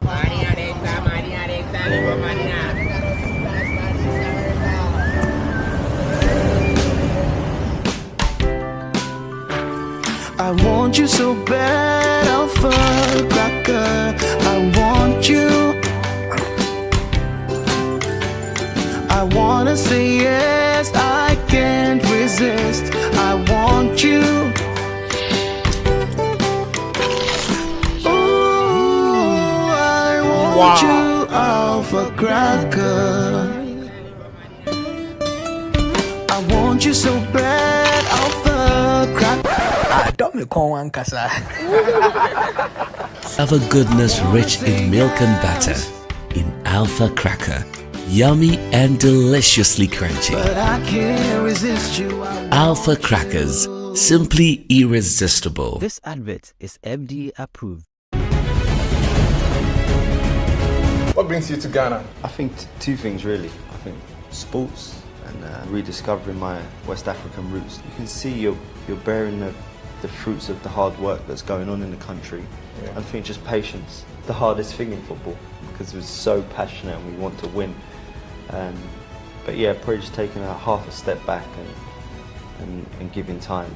And they're in great hands with the manager currently, Chris Houghton, to nurture through the next generation. It's probably not so much learning, but it's just understanding where Ghana is in their transition compared to where England are. What food have you tried so far? I tried the jollof last night, but authentic jollof for the first time, yeah. Everyone needs the perfect snack to munch on during a fun moment. Wow. Enjoy the tasty McBerry Twist cupcakes, deliciously baked and packaged for a sweet treat.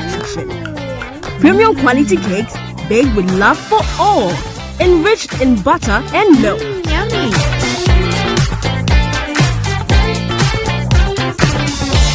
Oh. McBerry Twist cupcakes. Simply irresistible. Try one today. This advert is FDA approved. Are you still searching for the right platform to share your voice, thoughts, and feelings?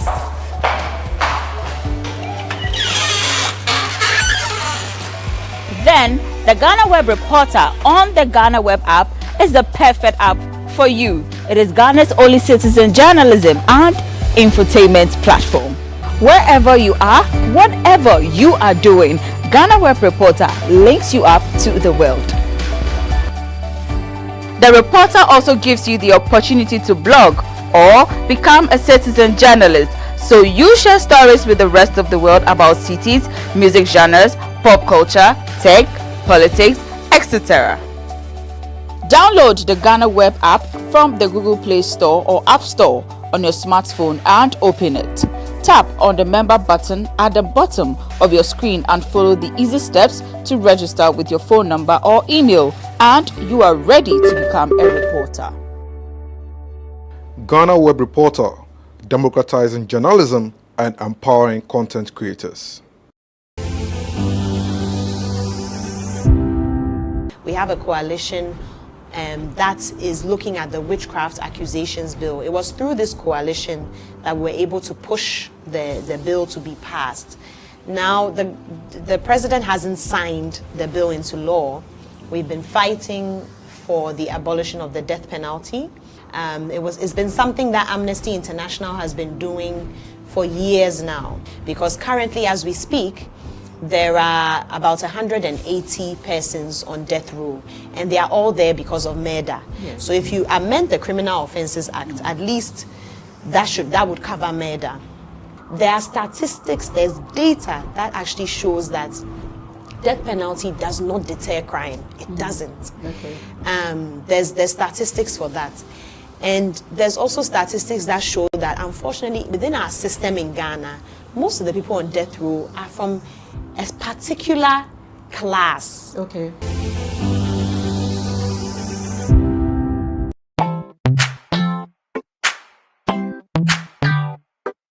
Sweetheart, be mindful of your health. Adina products not your makeup. I welcome you to Sigma Health and Beauty.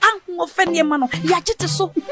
can call us the Beauty Embassy. Who pursue beauty more revealed with quality makeup products. There is only one place. The Sigma Health and Beauty 2022 Ghana Makeup Awards Beauty Retail Business of the Year. Of course, we are the defending champions. World-class makeup brands and Kwanyet on, you name it. Maybelline, Dark and Lovely, House of Tara, and many more. Your professionalism in the beauty industry is unmatchable. Bramian the proper way of applying our products. Sigma Health and Beauty, Yewa Accra, Makola, Georgina Stores, and Rollins Park, Gate 4. Fryer in 0248 138 596 and 0201 408 186. Or visit our online shop at www.beautyavenuegh.com. Sigma, your beauty, our joy. NIB problem is more of a governance crisis, corporate governance crisis. They haven't published the account as the law requires. They haven't published it since 2015 up to today. That's very worrying. Very, very technically is worrying. For a state-owned because it is required that it should be published. Yeah. But they also had a view that NIB was already in trouble. No matter how much you brought in. And don't forget the development partners had money in it. Yeah, they have the money they brought, yes. So they told them that you can't go and put the money in a bank that is sunk already. So that is the reason why. It's one of the reasons why they decided to form a new development bank. But I would have, from where I sat, I would have thought, would have do a proper due diligence and see how we can salvage NIB and possibly salvage ADB to keep focus on the demand banking. Because let me make this statement: no commercial bank or demand bank, universal bank will help the economy to grow.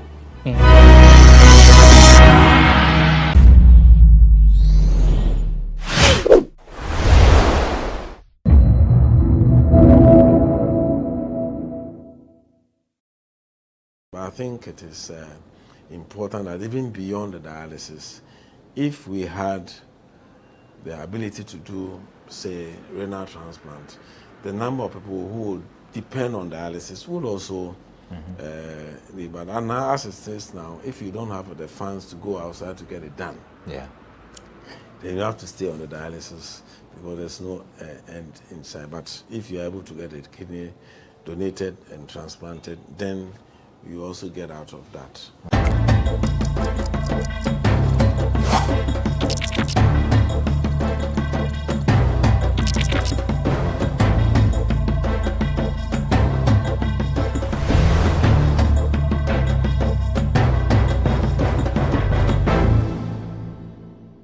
Hi, good day and welcome to another edition of The Lowdown on GhanaWeb TV. My name is Daniel Odro. We continue our series of conversations to bring enlightenment on organ donation and organ transplantation in Ghana. We've come to understand that it is very critical to Ghana's healthcare delivery system and that it can give life and improve the quality of lives of those who are in need of organ transplantation. However, the doctors in Kolebu and 37 and other places have told us a lack of legislation to guide them in the transplantation of organs is something that draws them back. Today, we speak with the Director General of the Ghana Health Service to have an understanding of where the conversation about a legislation to regulate organ donation and transplantation in Ghana is. Dr. Patrick Kumar-Boaji is my guest on today's edition of The Lowdown. It promises to be an exciting one and very educative. Doc, thank you very much for your time. We know you're a very busy man, but this is a campaign that we have taken upon ourselves to try and bring some attention to organ donation and organ transplantation in Ghana. What do you know about organ donation in Ghana in general? Well, thank you very much, and I also want to thank you for taking such a critical matter and bringing it out to the public for consumption. Organ donation is very important to every healthcare system, and in the early 1906, that is when the first transplant was attempted. Of course, it didn't work. Okay. So it's something that is going on, and currently we think there are about 91 countries that have legislation that helps in regulating organ donation. Right. organ donation can come from a living human being to another one. It could be from a dead person to another. It requires consent. It requires some storage of organs, etc. So having a regulation around it is extremely important for the person of concern, the quality of care, etc. So this is an area that is not just for, and it's for many parts of the body. It can be the kidney, which is the most common one that we do. It may be even your retina. It may be the cornea, your eye. It may be pancreas, maybe your liver. And so if we start with the legislation, not only is this going to help us to, as it were, develop the capacities to do them, but also help us in stemming the tide of trafficking of organs, etc. So it's about time that we look at that. It affects fertility, egg harvesting are all part of ovarian eggs. Harvesting is one important part of, I would say, organ or tissue donation, which is very helpful to others, and we need to have some regulation around them. Are you surprised that for a country that is over 60 years, we have not come to that point yet? Is it not a conversation that should be on the front burner at this critical time in our history? I think from my own history, this conversation started around about 2010, 2019. I've been working at the side with the fertility group, trying to see how we can put some regulation around the same thing. And about 50% or so of countries in the world are. And I know there's a delay, but I think it's better that it's good that at least we are getting in there. And it is not just something you get up and do. You need to be able to have built the necessary capacities. That the law in itself doesn't work. But you need to have the systems, you need to have the equipment, you need to have the manpower. You need to have, and then finally the law to be able to do such. And I think the right time is now. We have teaching hospitals, we have consultants, we have urologists, we have specialists who can do this. And so this is I think it's still the best time to do that. Also, we seem to be a country where our neighbors seek care from here. So in our quest to do health tourism, this will be a very important aspect that we can do, not only to save our people, but also become more of a commercial entity for the country to be able to attract people who otherwise would have had to fly all the way to India and other parts of the world. But they could come to Ghana and have it done. And I think so the timing, I think, is appropriate now. Your colleagues at Kolebu and other places who we have spoken to say, like you mentioned, they started the conversation somewhere in 2009, 2010. It goes, and then, I mean, there's a bit of, it's cold a bit, and then we resurrect the conversation. What do you know about the stage at which it is, and what can we do to fast track it? Well, I think we started with individual groups. Let's say the fertility group will bring their own. And then the ophthalmic, the eye, ophthalmologists will bring their own, because they're looking at what is in there. But what we have now, we have just submitted a draft bill to the minister. Just about a week ago.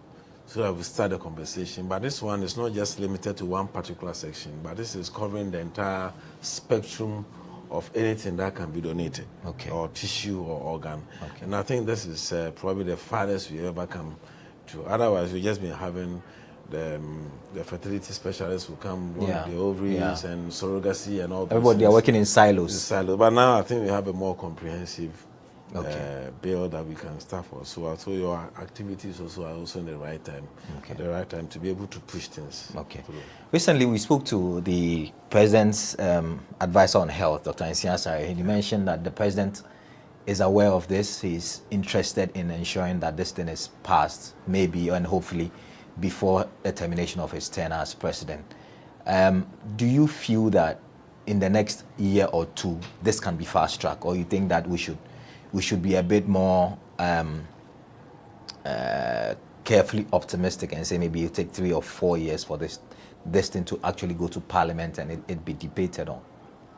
Well, I think the law can serve as a catalyst for development of the various sectors. So just it's not just about the transplant, the technique of the transplant, also how to prevent rejection, how to be able to store the capacity to store the bank to stop organs and tissues, etc. These are all very important, and so I believe with the law that will also create as a fact that all these systems will start working. So I believe that the law can go ahead. But it needs to go to Parliament and all of that. Yes, it needs to go to Parliament, and that I can't predict what Parliament will say. So I hope that the Parliament, I think this being a human interest thing, will not be anything that will create confusion, and it should be able to let it go. But we at the health sector, both public and private, need to take advantage of it and also do the necessary capacities to be able to take advantage of the law when it's passed. You think we should lobby some of the MPs to fast track it? Because we've spoken to some of the MPs, they don't even seem to understand. Of course, you're a doctor, so it's easy for you to appreciate. But some of them, it's a very humongous thing to even think about, because everybody's careful about what if people are being killed to harvest their organs? What of those who have cultural beliefs that when you die, you need to go with your entire body that God gave you and all of that? Well, it will not be. I mean, to donate is by consent. Yes.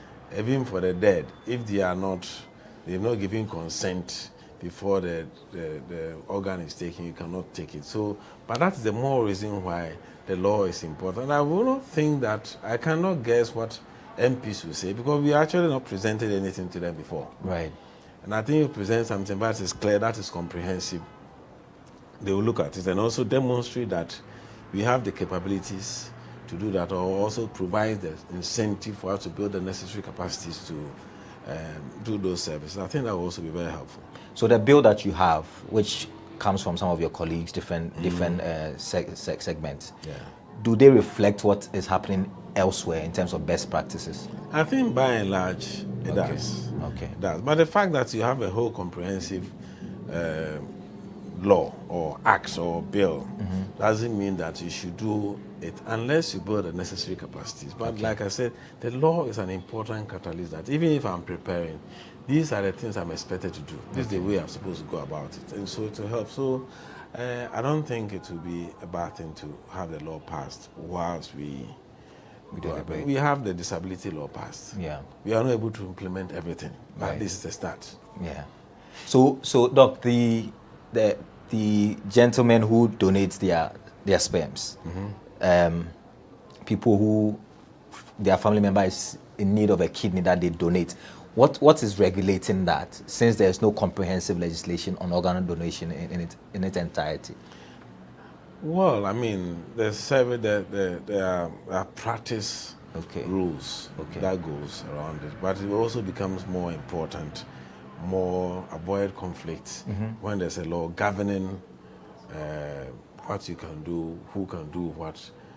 There are countries, even the number of eggs you can donate, the number of eggs you can put for in vitro is regulated. If some countries can put more than 3. Oh, okay. I mean, so I think those are the things that we need to also regulate the practice. Okay. All right. So I think it's just another way of completing the cycle to make sure that we as health professionals also don't abuse the skills that's we true. have. And so That's we true. need those laws. So your colleagues in Kolebu told us that the last month it was in July, I think, or June, that they did a kidney transplant, and that they were supposed to do 3 transplants. However, they have an ethics board that will speak with the donors and have a sense of why they want to do it. In the end, they ended up with only 2 transplants because they figured and found out that the other one was being coerced to do it. So they stopped the donor from giving out his organ for the transplant. So they ended up doing just 2. So that is what we're talking about. So that, I mean, we have the ethics of it, but also if there's a legal backing, I mean, someone can give consent, can decide to change his mind later. Yes. And it becomes a problem. So there are many things that we need to do. And the law also ensures that we treat the beneficiary of the organ as a patient, and also the one donating also as a patient. Yes. So that we don't treat him as an object who just come in to just donate some kidney and walk away. No, we treat them as patients, and that's why we need such law that will also help us to address. What do you say to critics who say if we pass the law, it could provide a fertile ground for people to kill people, for people to abduct people, kidnap people, and extract their organs. And for the sake stop of people it. from doing it now? Okay. What stop people from doing it now? Because there's no awareness about it. No, I think there's a lot of awareness about it. There are certain things that may not be clear to you unless you have a victim. Okay. If you have a renal problem, a kidney problem, and you need a kidney, you get to know what is happening. But if you don't really have it, you think it's not out there. But those who need to know, they know. And I think that's the more reason why is to have stopped all these abuses. That is why the laws are there, so that even the people who are supposed to police, to protect people, know what should not be done and what can be done. So I think we need a law. And that will not really make people do the wrong thing. That will even let people be aware of the fact that, yes, somebody may have coerced somebody to go to India and donate a kidney. Yeah. Isn't it? Yes. That doesn't stop the person from doing that today. So I think the law will really help us and also give us the necessary capacity and the training to do what we as a health sector can do. What do you anticipate could be some of the pushbacks? Because I spoke to the CEO of Kolebu. He mentioned that they are working with the traditional leaders because they understand that there are people who have traditional beliefs, and it could be one of the stumbling blocks in the passage of this law or bill and all of that. Do you anticipate that these things could happen? There are people who believe in the afterlife. There are people who believe in all sorts of things. I believe that we're going to have those concerns. We are a very spiritual society. We are going to come up with all manner of spiritual reasons why you should not go in the afterworld with only one kidney. Yes. But those are going to have. We have the same thing with vaccination. Yes. And it's those myths and misconceptions are going to come up. Yeah. And that's why we have people like you, media, to help. And that's why we also engage community and traditional authority, the religious body, to be able to have an understanding as to how the benefits against the perceived fears. Right. And I believe that it's not going to be simple. We need to work the same way we work with introduction of vaccines. Any service is going to have people who are going to have their own misgivings. Okay. But I believe that our parliament will rise to the occasion. Okay. This is still the lowdown on GhanaWeb TV. My name is Daniel Odro. We're having a conversation with the Director General of the Ghana Health Service, Dr. Kuma Abuaji. We're speaking about organ donation and organ transplantation in Ghana and how we can expedite the conversation about legislation around it. We'll go for our first break. When we return, we'll have about 10 minutes or so with Doc to wrap up about the health sector in Ghana in general. Stay with us. We're back after this break.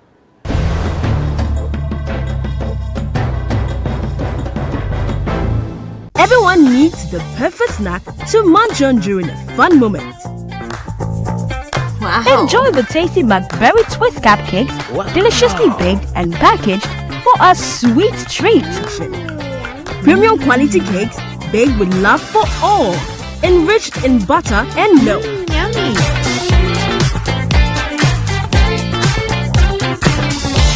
Oh. McBerry Twist cupcakes, simply irresistible. Try one today. This advert is FDA approved.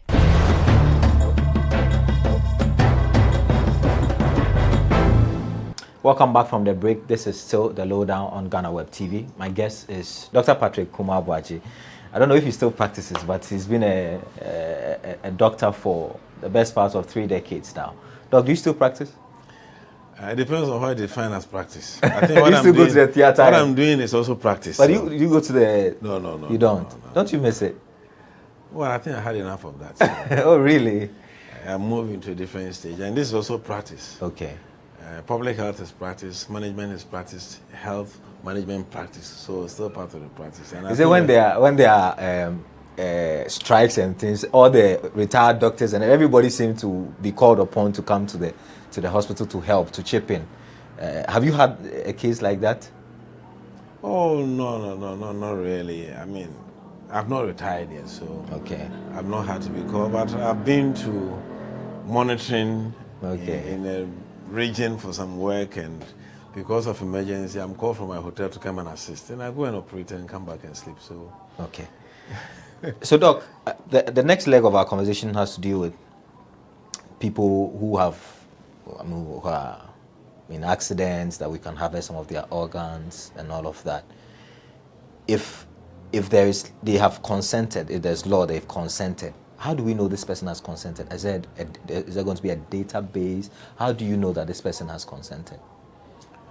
Well, because we haven't done it yet, but the other practices is that there's a database. Okay.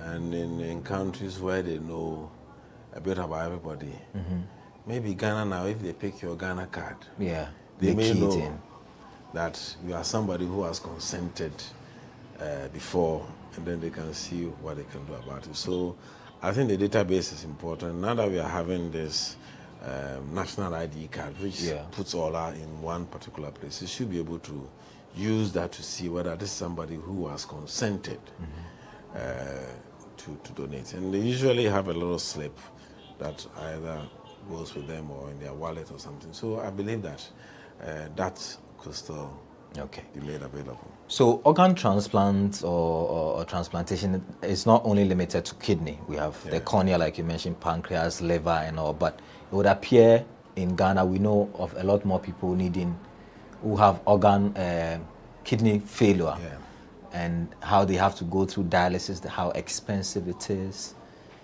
There have been calls that we should meet these people halfway, that maybe the health insurance should absorb even half or even a quarter of the fees that they pay. For 500 cedis or so per session, and these people have to do 2 or 3 per week, that's an expensive adventure. What's your take on that suggestion? I think it's a major problem that sometimes because of the lack of maybe ability to transplant. By the time such people even give up, they eventually lost all their property. They have to spend so much. The whole family spends so much. And it's so because also I think availability of dialysis is also a problem. And I think as the numbers increase, if you have more sites, the prices may start going down. Okay. It's not everything that we can put on health insurance, but I believe that maybe certain conditions we may have a look at it and see how they can bear. But the most important thing is a lot of the renal diseases are usually, I would say, it's things you don't do or the things you do. You do, okay. And so we have to look at the primary prevention to make sure that people don't actually get that stage. That if you have hypertension, you stick to your medication properly. You don't take all manner of herbs and stuff that has not been tested properly. And then they look at it, all kinds of people who are dealing with mercury and all those things in mines and not taking proper care of themselves. They are all part. So we can look at the preventive to ensure that fewer people end up with this stage. Okay. And then we can look at it. And so I think we have to look at it from the primary prevention portion and ensure that we create proper access. Even when you have diseases that can lead you into that, how do you take care of yourself to avoid getting there or even getting there a bit later than you do? So those are the things with conversation we need to look at. But I think it is important that even beyond the dialysis, if we had the ability to do, say, renal transplant, the number of people who would depend on dialysis would also be bad. And now, as it is now, if you don't have the funds to go outside to get it done, then you have to stay on the dialysis because there's no end inside. But if you're able to get a kidney donated and transplanted, then you also get out of that challenge. So those are the things that we need to really look at. Okay. I was listening to a lawyer this morning. He says when their colleagues enter into places that they are supposed to help, they don't help, and it is only lawyers that face the same situation. You're a doctor, and you occupy a very sensitive position. Would you say that you have pushed for the betterment of your colleagues? A lot of stories about exodus of Ghanaian doctors to developed countries, etc., etc. Do you think you are doing your best for your colleagues? I think we, as a country, we are doing, I believe, what can be done. A lot of the drive, initially the drive was ability to get a postgraduate training to specialize, and secondly, the funding. Yeah.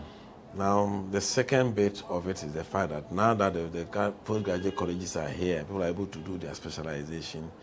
That has actually reduced the number of exodus. That's one. Okay. But then the main issue of the financial incentive.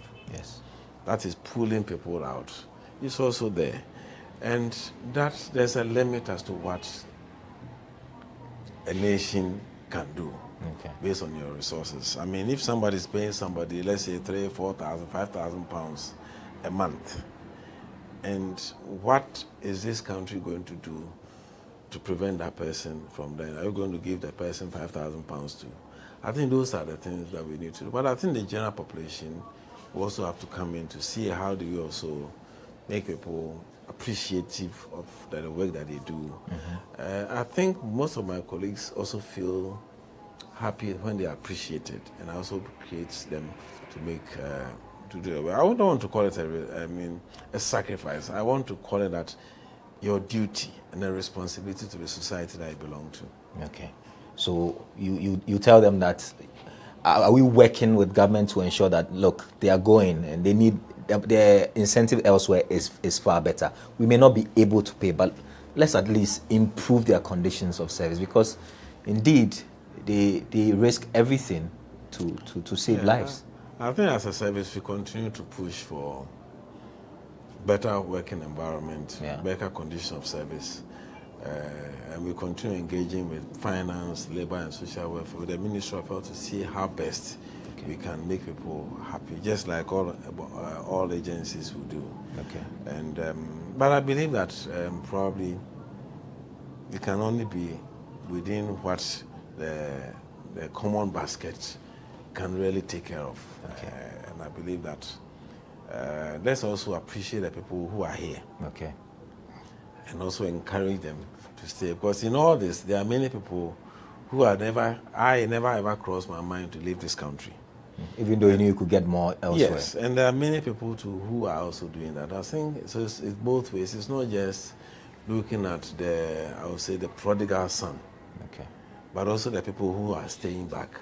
Okay. Let's make them, because not everybody wants to leave. Okay. Let's have them encourage them to stay. All right. Doc, thank you very much for your time. I appreciate your time and the enlightenment that we've had on this conversation. Thank you very much, and we wish you all the very best. This has been another edition of The Lowdown here on GhanaWeb TV. My name is Daniel Dro. I've been speaking with Dr. Patrick Kumabwaji, the Director General of the Ghana Health Service, as we continue our advocacy on organ donation and transplantation in Ghana, and the need to have a comprehensive legislation around it, which we believe will save a lot of lives in Ghana. We're back another time with another edition of the show. Until then, it's bye for now.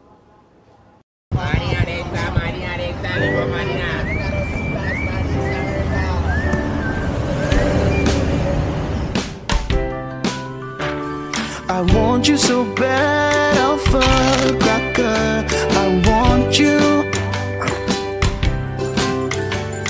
I wanna say yes, I can't resist. I want you. Ooh, I want you, Alpha Cracker. I want you so bad, Alpha Cracker. Have a goodness rich in milk and butter in Alpha Cracker.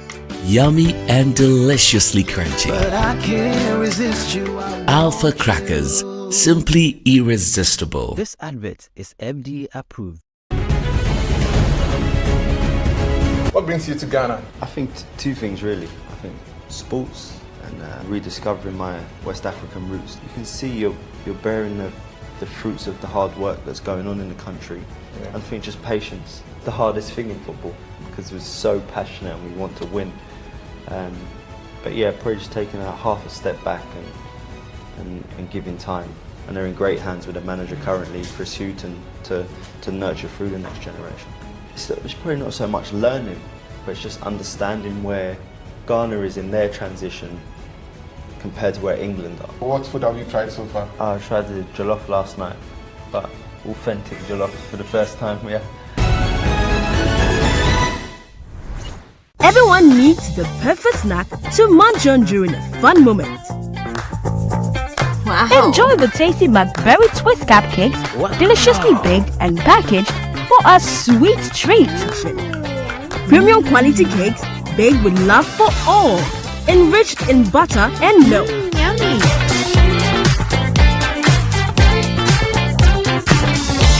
Oh. McBerry Twist cupcakes, simply irresistible. Try one today. This advert is FDA approved. Are you still searching for the right platform to share your voice, thoughts, and feelings?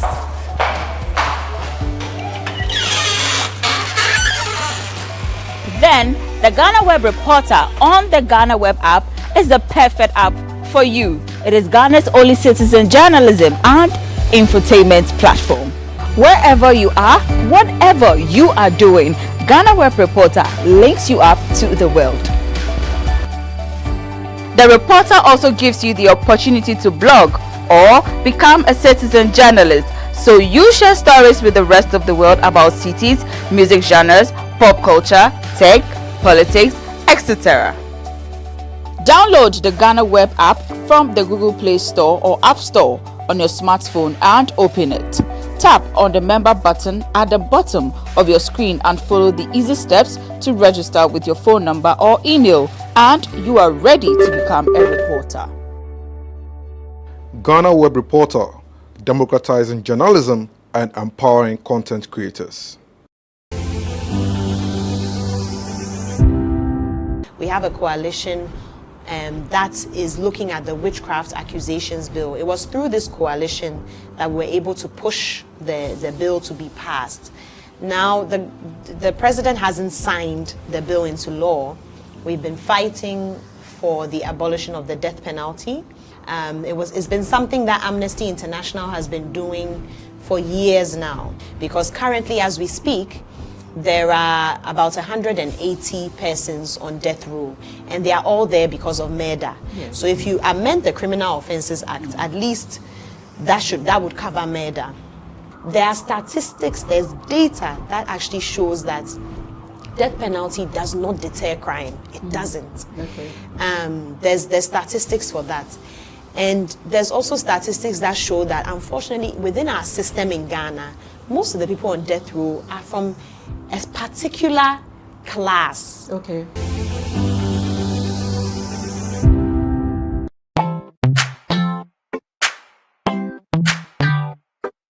Sweetheart, be mindful of your health. Adina products na makeup. I welcome you to Sigma Health and Beauty. You can call us the Beauty Embassy. Who pursue beauty more revealed with quality makeup products. There is only one place. The Sigma Health and Beauty 2022 Ghana Makeup Awards Beauty Retail Business of the Year. Of course, we are the defending champions.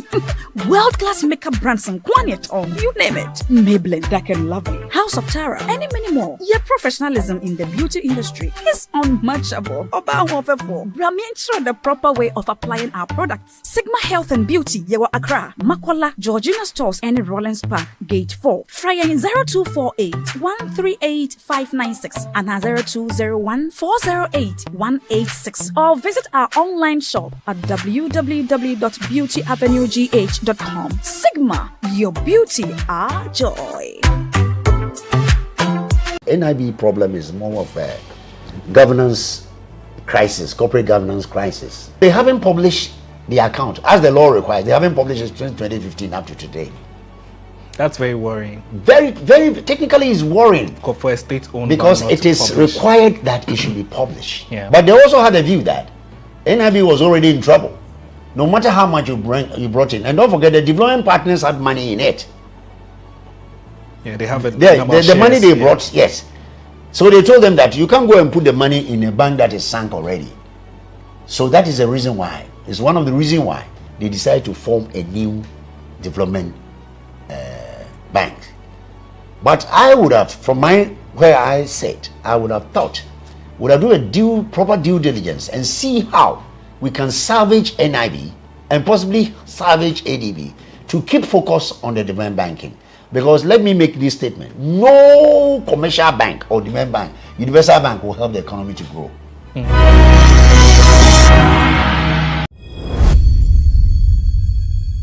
Asante no tumfo se tutu a otoso eye mienu na ne boafu na ode nsem kakra betudwa efa eye kwapran hene bafo edujamfu kumani enso eho na otumfo se tuchirema ose eye edujamfu kumani wa ma no eye 2 weeks na wotwe mienu se ono a emfa ne ho emra na omepiem kumase manhia ni nya ne se kwan bi afa so atonton sase bi enso ewo ne mpese aso no ade a entwa ye nte otumfo aka kire na se kwapra hene bafo adujamfi kumani se ono amfa ne homra na so wanim no amma in 2 weeks time na ono entu ne ho ade so.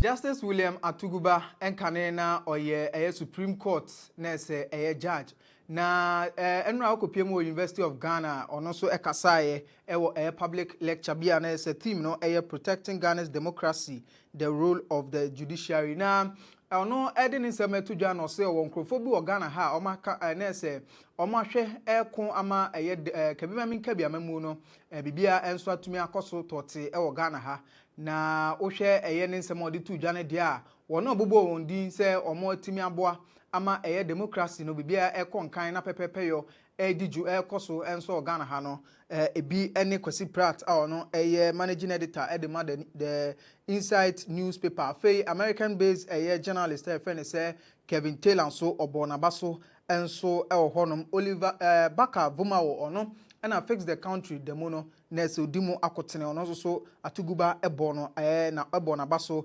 enso saso na NPP omo member friend said Dr. Kwabena Arthur Kennedy ono so obonidin woma na se Atuguba chema sankrofoi ade omaboa amakabi mem enkabi amamu no omako ama bibia ekoso enso Ghana.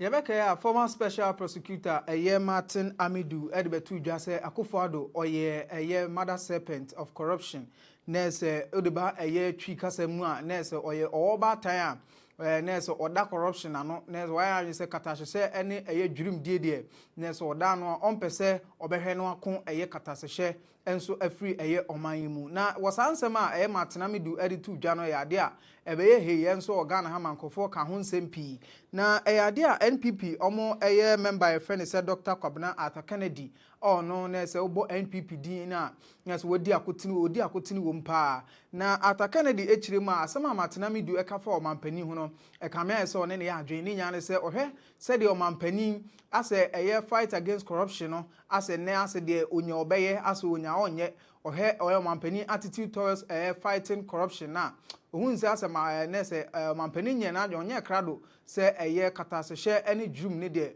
obetu ase enso e de free na mamom nti one Martin Amidu ya adwen se Akufo-Addo mother serpent of corruption.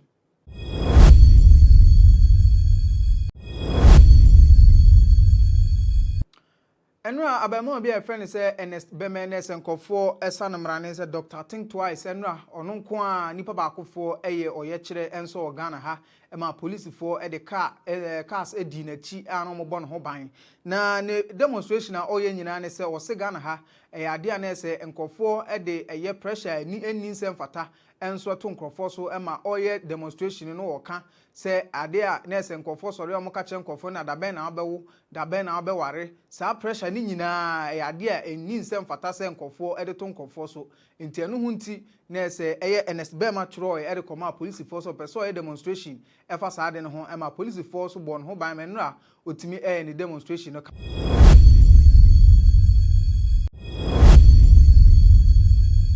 Former Auditor General IFN said Daniel Yao Domelevo and TV XYZ 18 komo and auditudwa say Ghana ha wa hwe hu say e kamera say bibia ni ho a Ghana ha de yenim ɔsɛ wo do ani kyerɛ mu enso ɛwɔ ɛyɛ adesua mu a mekyerɛ education mu a ade a enema enkoyie hospitals a enema enkoyie afei ɛyɛ nurse yakwan so a bibibia enye nto no obisa sɛ ɛyɛ ɔman we pa ntidi ade ene ankasa ɛyɛ ade ɛwɔ ho na ɔse wabra ɔno ɛkɔ for interview ne ɛyɛ nurse TV XYZ for ne yɛ no portos no so ɔtoto tomu ani na ɔtoto tomu sa no obisa no ho sɛ enti sabio kwase abɛn ɛna ɔno ɛwɔ ɛyɛ sector hɔ a wahwɛ ama portos ayema enso ɛwɔ yakwan so enti portos keke ɛno so ye muntimi entimi emfixe enti domlevo chirimu dia na se kroma de bibibia ni ha bibia ni hɔ a ɛno nso etimi ɛyɛ adwuma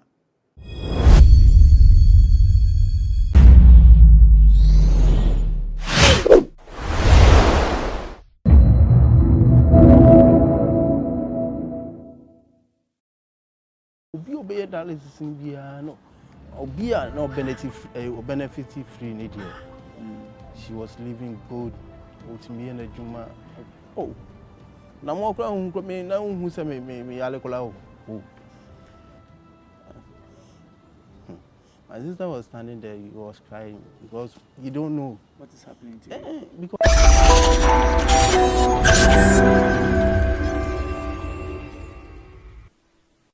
there's still a continued conversation on getting Parliament to pass a legislation on organ donation. We are outside now. We are at Apenkwa. I'm here to speak with Enoch. Enoch, how are you today? I'm fine. Okay. So now you have been on dialysis for how long? It's almost 8 years now. Almost 8 years? Yes. 8 years.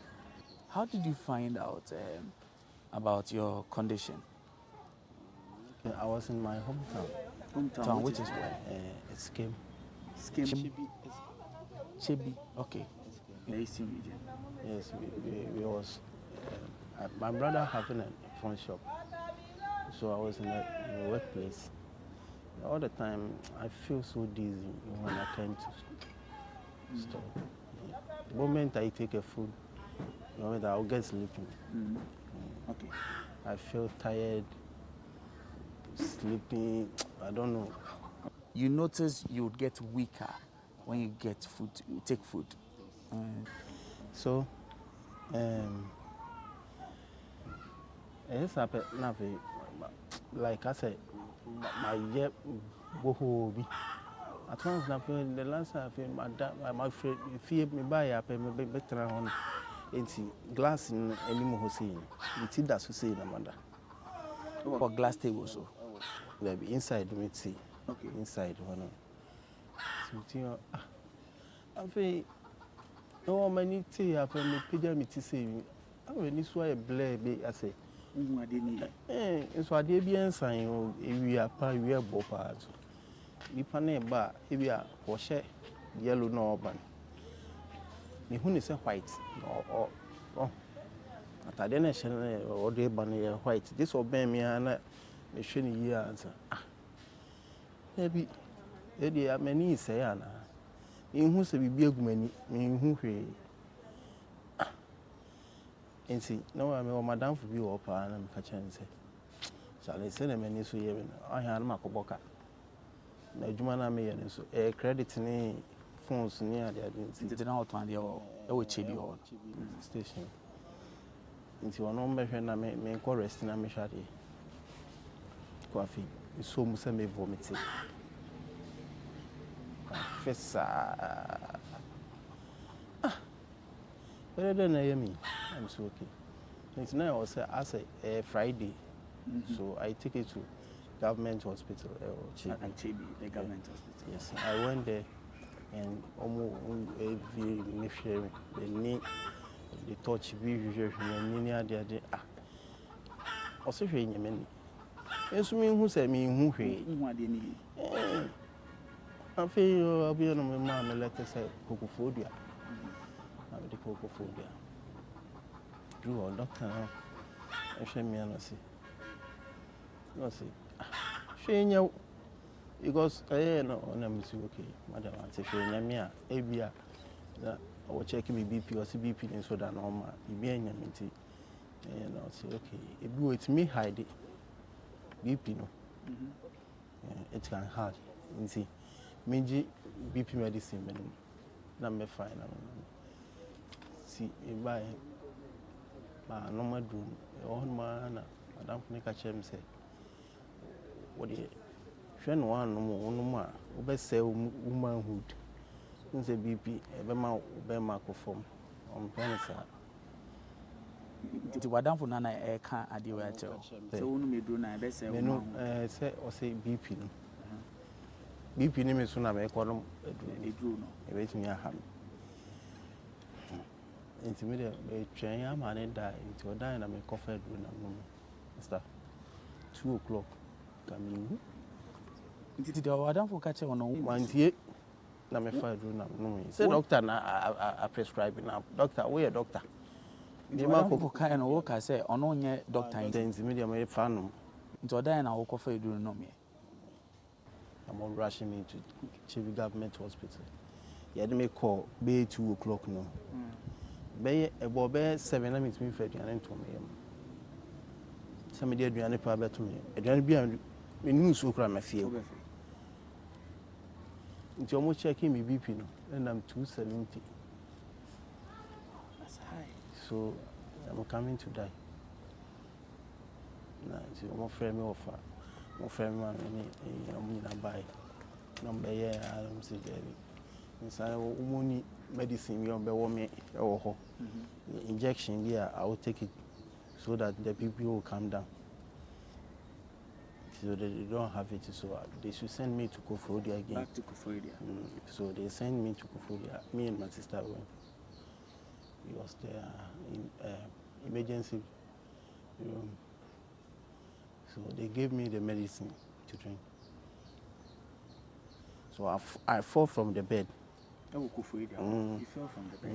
Okay. I was in the bed. I fell down. You just a normal bed? Okay. Stretcher. Yeah. I was in the bed. I fell. Yeah. Did you hurt yourself? No. And the doctor told me he think I get some problem with my stomach. Yeah. You were asking me, are you a drunkard? And I said, no. Do you smoke? Are you smoke? My sister was standing there, he was crying because you don't know. What is happening to you? Because this boy there, cool guy, you don't take anything, alcohol. You don't see me. Me any juma. And I bought asa. Say we are eating come on yesterday, just like that. Why? What comes? Doctor Busa means Doctor Busan is on Tessa. So the doctor told me I should wait for a senior doctor to scan me or to give me a letter for going to do scan. I said, okay, I wait until morning. They come and take me. The result tells me I've got a kidney problem. So that's what you found out. You found out at Kofodia. They told me so I should rush to Kolebu today. But yeah, no, I be withdrawing no way 3 months, you know. Maybe the whole 3 months, me and Kasobia who say, "Abia, madam, for no crime, no bonko." I didn't start here. Say I was thinking high because me in tears say, is it spiritual realms and challenges and we are kofa back. Oh, I feel my dream was me who be a mako. No, then mako. Me who are the makonum. Obi say, obi say, what can we do? We do them economy. Aduane be na odi asa na order no mbuse busa me sensem ti mi mbia me ma me kra no kasa me ho amfi me papa pani ni pot me busa me say ono no o me nchen nti o ti me busa me ya no busa ma sem kra no me papa nti your diagnosis e wo Kofodia o say 8 years ago. This must have been 2015. 2015. Inti diagnosis nature no say na a baby drop ana Come on, you catch them and say, Menya kidney failure. Name is Ray. Yeah, was Ray. Say, minimum what could you? You're no more can you now cry, miss. Now, kidney failure. Okay, I was watching the movie and saw that thing, but let me know how painful it is. Because I can't tell me no. Let me who may be a me you. Say, I feel now on my drone nothing. BP number for me. It's me to do. It's me to do all right. It's me to do. Come on, no. I feel I mean who say may I review. Oh, Petra, I feel it's getting to 6 months. This after the diagnosis. Yeah, the time they told me. Yes, after you were told that I should go to Kolibu. Yeah. But you stayed at home 6 months, close to 6 months. Yeah. And my mother told me he has heard some man's name Oheneba. So she sent me out there. Well, the Oheneba person does what local, is it herbal medicine?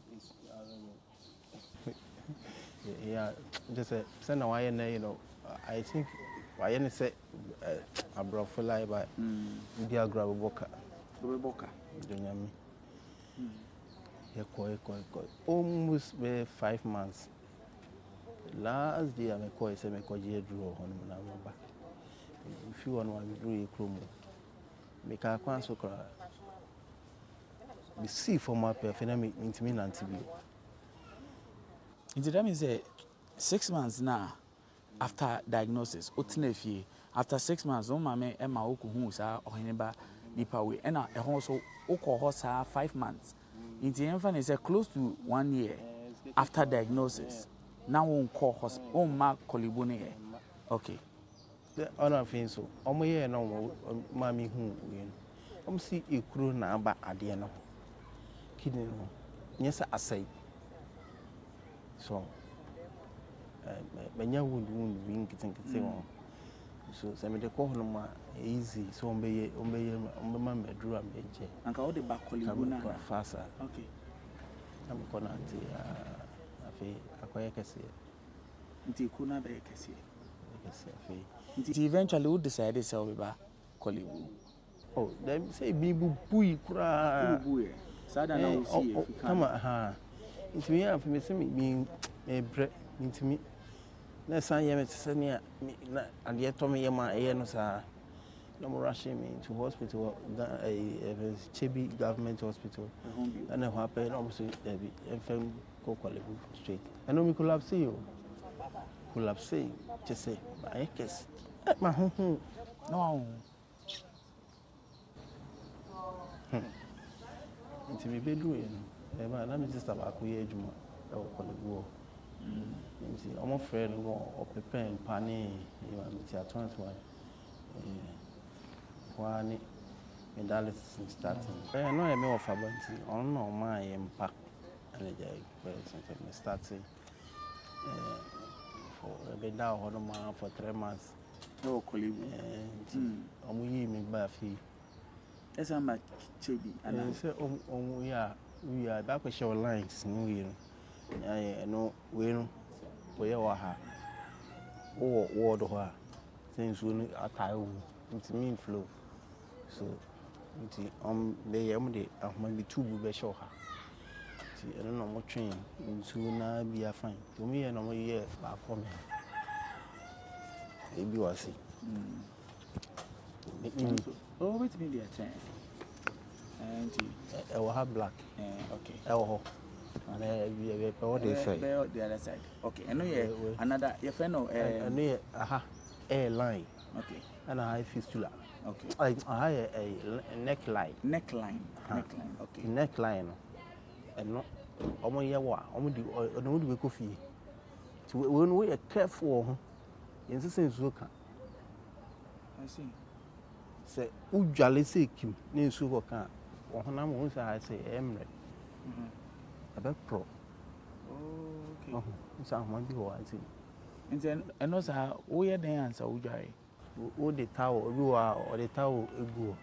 Me, I paper if you, and that come, papa, only no, feels so good. I know, son, what could that machine is what? when infect your friend infection. Sir, who bit me I was to say send a light you. Easy. You know, oh, they know. Young fan is 2015 I did started 2016 and I will call Kolibu and yes sir.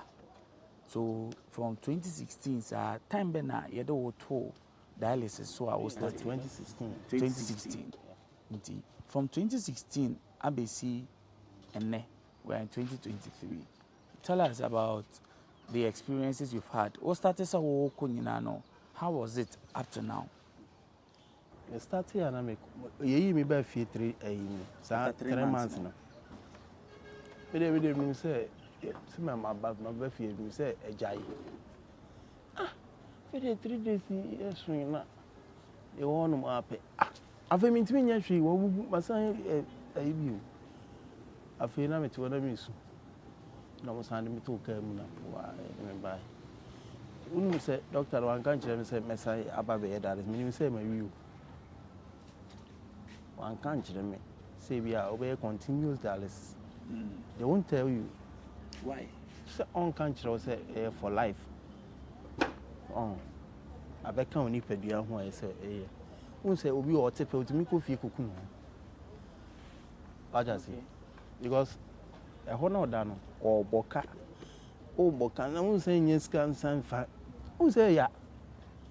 Yo, Uniska, let do time I saw what I call for checkup. Na scawe.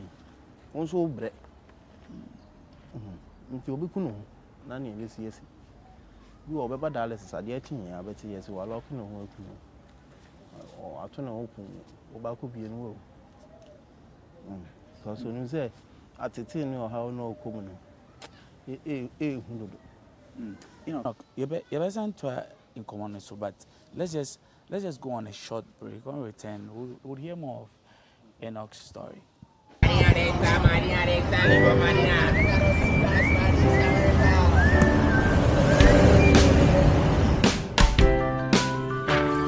I want you so bad, Alpha Cracker. I want you. I wanna say yes, I can't resist. I want you. Ooh, I want you, Alpha Cracker. I want you so bad, Alpha Cracker. I don't me call one casa. Have a goodness rich in milk and butter in Alpha Cracker. Yummy and deliciously crunchy. But I can't resist you. Alpha Crackers, simply irresistible. This advert is FDA approved. Enoch has been on dialysis for 8 years. We're still having a conversation with him now. We're at that point where Enoch, you have started dialysis. Yeah. Doctors told you that. You said doctors didn't even tell you. They didn't tell me. It didn't see after that part. 3 days now, I call me Sanko. They call me Yewi and family. It is saying at the 8th. So, just a man bear. It's a meal. It's a man bear. Sanya, me come. It's a pain. I know what increasing. The time near in far, we need to show no. I know them panty. One may add the idea. Fina may know. Ye just can't think, Massa. And now see now, ye. Now, a fool, I guess here to say. 7 years can't think. I'm more fee. 1 week. So if you now, no, me drew be an accident. You were just BP. BP just BP medicine. But now only BP. I mean, okay, you had to say, let me need BP. But the thing is, don't say we know problem when you problem we so BP never cost.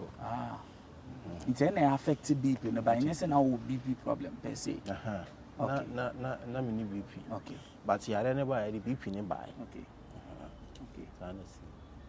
All right. Now 8 years. 8 years, yes, I too. And so Aboka. Kadie. Me mami ankasa ka o si. Senkeje yare we pa.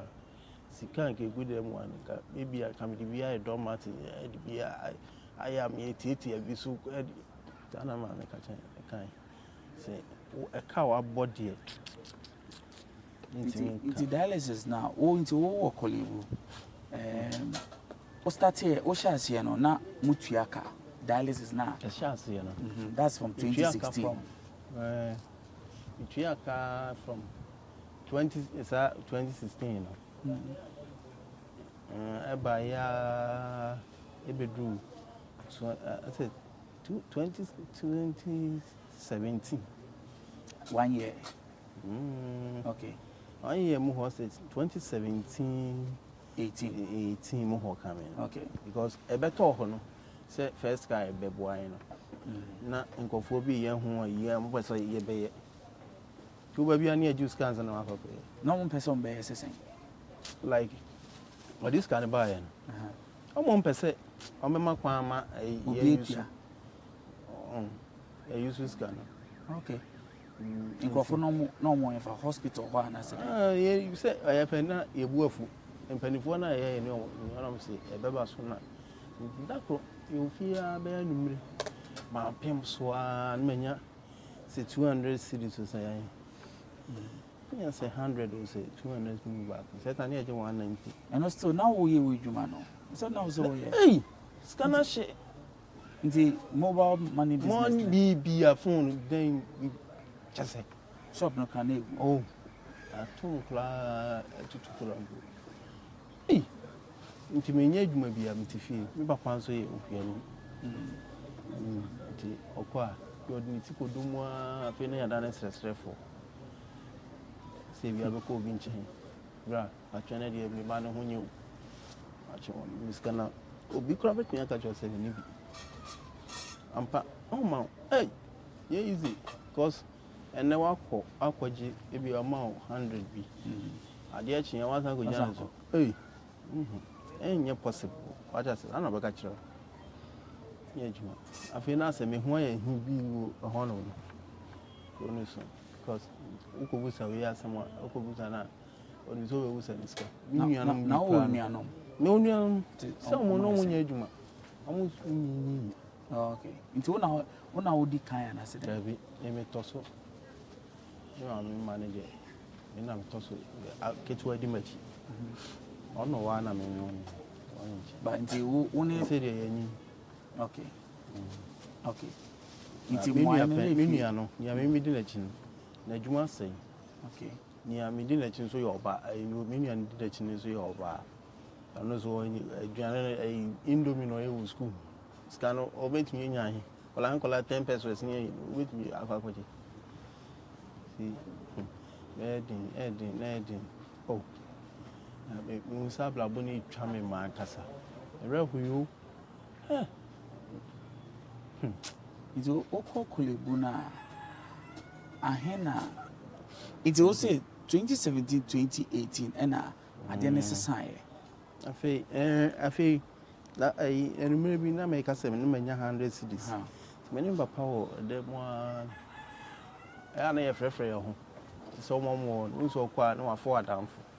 Much more almost sika. Okay. You are me because me jo kuchira omo anti. Me maya wo hu say akwa no. Yes ka nti oye no frame me phone so. One of your phones. Mind me. Okay. Okay. My friend. I say, Chevy this year. Me tell me, I'm your boom. Oh. Was it Chevy this year? What is it? What is your name? Oh, my dialysis. I'm saying, me needs go. So, wait, Jim Papa. Free me, I shall say, you know. I'm saying, she's free, I say. And you know. No, I have a mom bag to tell me what sign. Now they are Sakura, bear 7 to 8 more. And to me, I'm a 21 sign. I mean 500 citizens in for count. That time near yellow referring the anti. Yeah, my name. Oh, my, young baby, boy. Imagine a company about a pet. I'm say nurse free ubai na obey na free no now can into umba me buy na titi mu here na say obi out 2 times in a week. First time for every year. The 2 na first time in a week, you know, way 2. Sa ti na di oh obi obey dialysis in bia no obi no benefit free need here. She was living good with me and Juma. Oh, na mo kra hu me na hu se me yale kola oh. If say na wa dwen fi scan so. Na fe ma dwen fi kra se me yale mpo. So kwa we continue so no kra me timi te bi wa me timi oh it me frame with phone say and all my dialysis me oh ma ya ma tra ma ya ma fe ma fit nti oh me timi chinya se na bepe na fe me to ma dwen yi ma se o de sisi a ma hu se sisi anya ba wi me nya yale it's a scam so I have to face yare me shame so go for bobo a me ko ho e ba ko ti e be bom komo be sre be e bonyum na sanyum na me da ma tu bi me aja se na fi me live life na fi ma sam build me ba back na fi me ba for normal na kasa kasa o afi omun kakran na ko shi amadafu ono so na oba dialysis na oyare ono so yare te se me ya not area more na a friend of Morgan me funny currency we be adam na boy ne pemasem oh ye ma me mo ene nyina bibia me kasa nyankopon sha bibia so bi ne me kasa na mo ma me we mu di me ho busu am do ni passe na say ne crest o mu so say ni miska which what down for now down for Emma okay and I say oba ono so ba foforo sa me ni nyina ti won wa pe ana ni ma make a chem say bibia ni ban su sa o ma na aduan ko so ndi so yes I not here but yare ni ba no o kofi no ko hu ne nim say ni so atieti afere akoye isunguan ofi am chani so hu sana means we buy sana na TNT no buy no my experience in 2 years okay and so no buy ni for mo ni tikra ni akra no afrem you know say na ku nti me ko no mu dey because ni mu so na da na onya fi why see you no anu no ti me na nkaka ni nyina be dialysis afiri ade a chinya o say o kofi na obese na ye kudi Easter ti mi di kanja na wa mo fe say boy no a collapse amina ye dialysis si o are collapse de na he no pam boy e film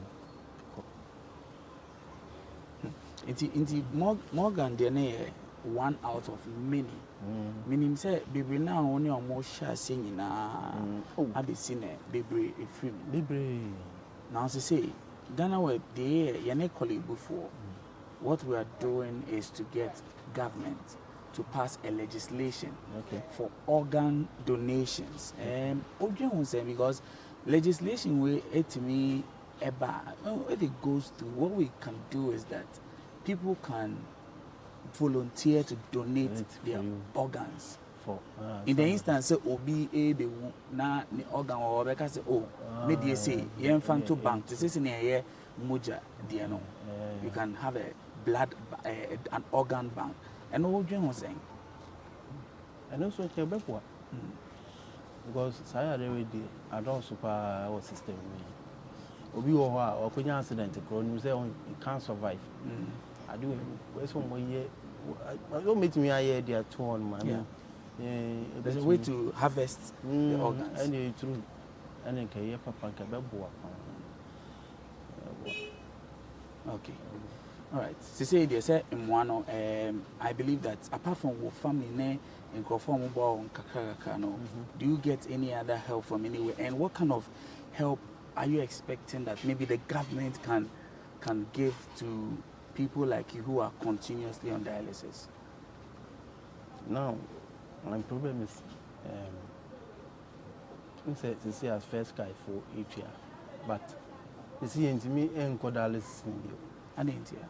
It's an issue now making, say, the money is not enough for the treatment.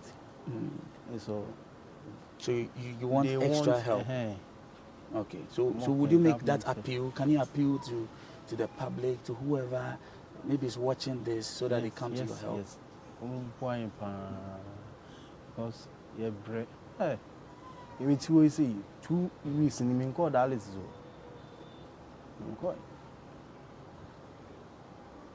If you say, yes, answer. If you buy more, you say. If I attach a change, then you won't say fear by me. It is anyone in a very boss and enough for bread. Oh, yeah, but bomb say, answer me a pie no, a pine and any hanging a bomb hanging. So the appeal is for people to come to your aid, and Enoch, we are grateful that you have spoken with us. Okay. We're hopeful that this goes as far as it can get, so that we can get some support for people like you. So that has been Enoch. Enoch is one of the many people who are on dialysis they're treating kidney failure, and he's just shared his story with us. GhanaWeb is still on this campaign to get government, parliament, to pass a legislation on organ donations. Thank you very much for joining us. My name is Echia Tisu.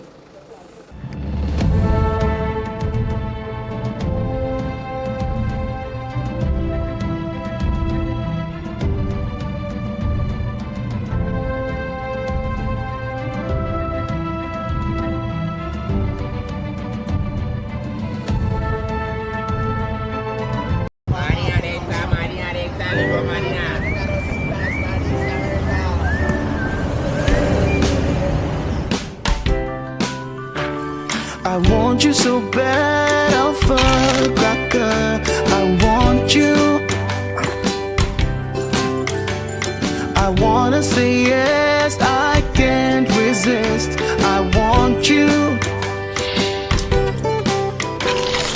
Ooh, I want you, Alpha Cracker. I want you so bad, Alpha Cracker. Alpha goodness rich in milk and butter. In Alpha Cracker. Yummy and deliciously crunchy. But I can't resist you. Alpha Crackers. Simply irresistible. This advert is FDA approved. What brings you to Ghana? I think two things really. I think sports and rediscovering my West African roots. You can see you're bearing the fruits of the hard work that's going on in the country. Yeah. I think just patience. The hardest thing in football, because we're so passionate and we want to win. But yeah, probably just taking half a step back and giving time. And they're in great hands with the manager currently, Chris Houghton, to nurture through the next generation. It's probably not so much learning, but it's just understanding where Ghana is in their transition compared to where England are. What food have you tried so far? I tried the jollof last night, but authentic jollof for the first time, yeah. Everyone needs the perfect snack to munch on during a fun moment.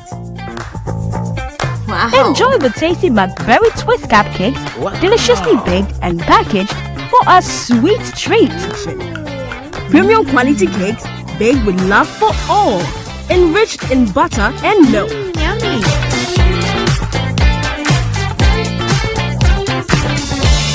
Oh. McBerry Twist cupcakes. Simply irresistible. Try one today. This advert is FDA approved. Are you still searching for the right platform to share your voice, thoughts, and feelings?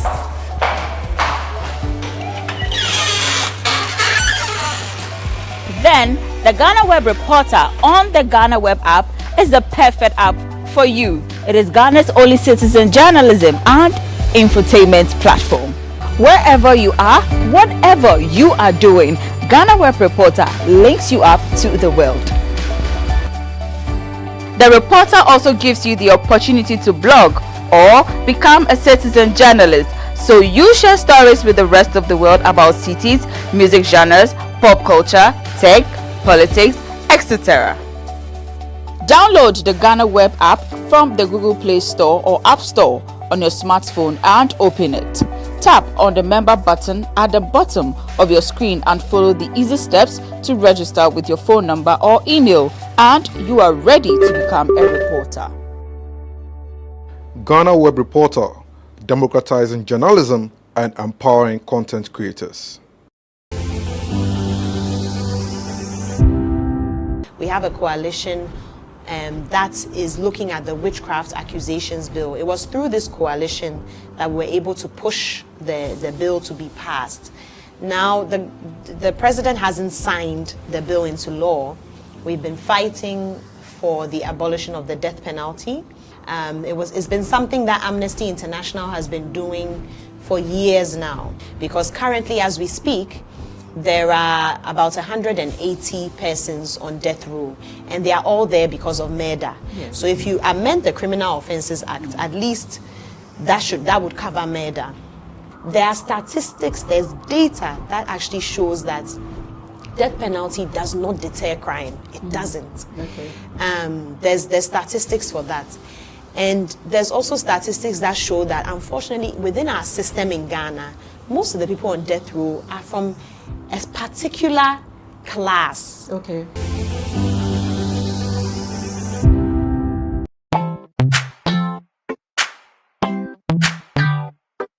Sweetheart, be mindful of your health. Adina products Nadia makeup. I welcome you to Sigma Health and Beauty. You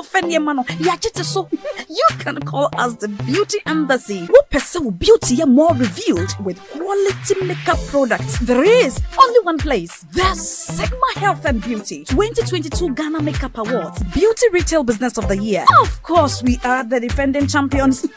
World-class makeup brands and Gwanyet on, you name it. Maybelline, Dark and Lovely, House of Tara, and many more. Your professionalism in the beauty industry is unmatchable. Bramientra the proper way of applying our products. Sigma Health and Beauty, Yewa Accra, Makola, Georgina Stores, and Rollins Park, Gate 4. Fryer in 0248 138 596 and 0201 408 186. Or visit our online shop at www.beautyavenuegh.com. Sigma, your beauty, our joy. NIB problem is more of a governance crisis, corporate governance crisis. They haven't published the account as the law requires. They haven't published it since 2015 up to today. That's very worrying. Very, very technically is worrying. For a state-owned, because it is required that it should be published. Yeah. But they also had a view that NIB was already in trouble, no matter how much you brought in. And don't forget, the development partners had money in it. Yeah, they have the money they brought, yes. So they told them that you can't go and put the money in a bank that is sunk already. So that is the reason why. It's one of the reasons why they decided to form a new development bank. But I would have, from where I sit, I would have thought, would have done a proper due diligence and see how we can salvage NIB and possibly salvage ADB to keep focus on the development banking. Because let me make this statement: no commercial bank or development bank, universal bank will help the economy to grow.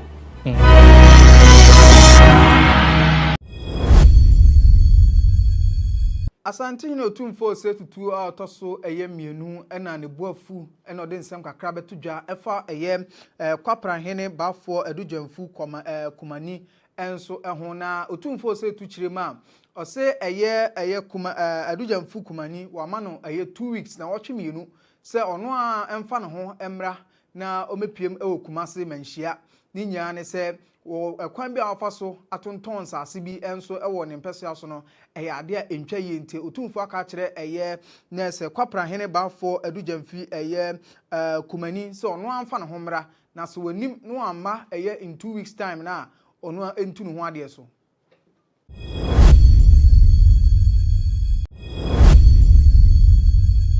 Justice William Atuguba enkane na oye Supreme Court na se judge na enra okopiem wo University of Ghana ono so ekasaye ewo public lecture bia na se theme no protecting Ghana's democracy, the role of the judiciary. Na ono edi ni nsem atudwa no se wo nkrofo bi wo Ghana ha o maka na se o mahwe ekon ama kabima minka bia mamu no bibia enso atumi akoso tote ewo Ghana ha na ohwe ne nsem odi tudwa ne dia wono obobo wondin se omo atimi aboa ama democracy no bibia konkan na pepepeyo ediju koso enso Ghana ha no ebi ene Kwesi Pratt ono managing editor edema the Insight newspaper fey American based journalist friend say Kevin Taylor so obonabaso enso honom Oliver Baka Vumawo ono and fix the country the mono neso dimo akotene ono so Atuguba ebono na ebonabaso enso saso na NPP omo member e friend say Dr. Kwabena Arthur Kennedy ono so obonidin woma na say Atuguba chema sankrofoi ade omaboa amakabi mem enkabi amamu no omako ama bibia ekoso enso Ghana.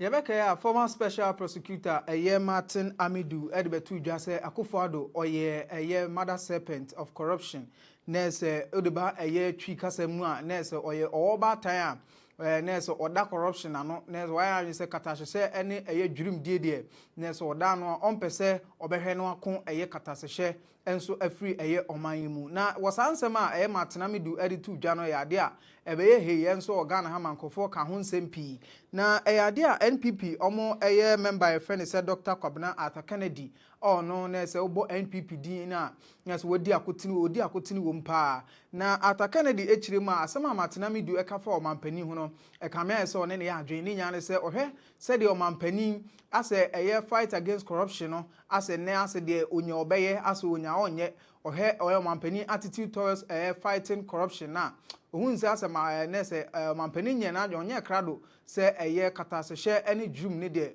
obetu ase enso e de free na mamum nti one Martin Amidu ya adwen se Akufo-Addo mother serpent of corruption.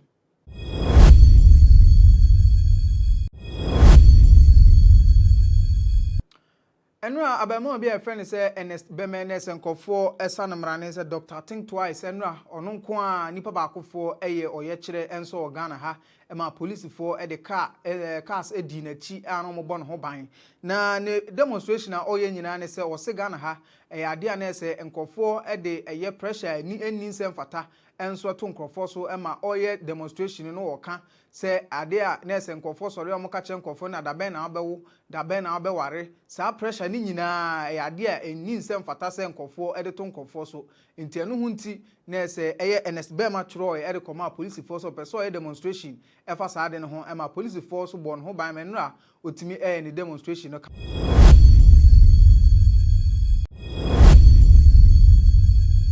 Former Auditor General IFN said Daniel Yao Domelevo and TV XYZ 18 komo and auditu dwa say Ghana ha wahwe hu say kamera say bibia ni ho a Ghana ha de yenim also do ani kire mu enso ewo adesua mu a me education mu a ade a enema enkoyie hospitals a enema enkoyie afei nurse yakwan so a bibia enyentu no obisa say oman we pa ntidi ade eni ankasa ade ewo ho na ose wabra ono for interview ne nurse TV XYZ for ne no portos no so otutotomu ani na otutotom sa no obisa no ho say enti sabio kwase aben ena ono ewo sector ho a wahwe ama portos ayema enso ewo yakwan so enti portos keke eno so ye muntimi entimi enfixe enti Domelevo chirimu dia nya se kroma de bibia ni ha bibia ni ho a eno nso etimi adwuma.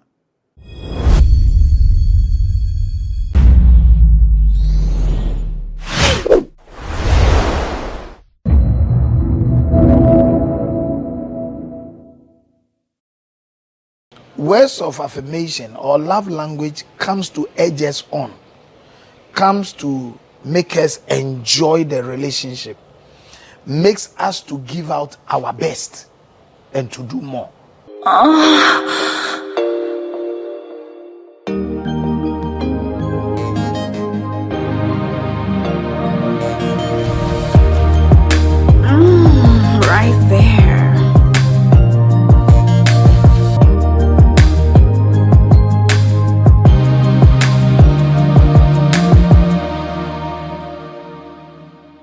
On Moms and Cuddles today, we're discussing love languages. We're exploring the concept of love language and helping your partner identify and understand each other's love language to better the relationship.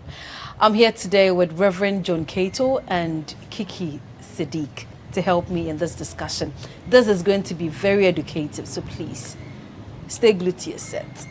Welcome, lady and gentlemen. Thank you. So we're discussing love language. I would like to start with Reverend. What are some of the love languages we need to know? You want Kiki to start? Okay, so we have 5 types of love languages, and to list them, the first one is in no particular order. We have words of affirmation, we have quality time, we have physical touch, we have gifts, and we have acts of service. So yes, those are the 5 love languages, and I feel like every human being in any type of relationship, whether it's with your family, your friends, your loved ones, your partner, your husband, you would always have to experience 1 or 3 of these 5 languages, or maybe all of them. How would one be able to identify that this is their love language? You'll be able to identify it in the sense that you know what pleases your heart and what makes you comfortable, what settles you. So you study the person or anybody you've been in a relationship with, like Kiki said. It can even be a family. In a family setting, it can also be in a mutual friendship setting.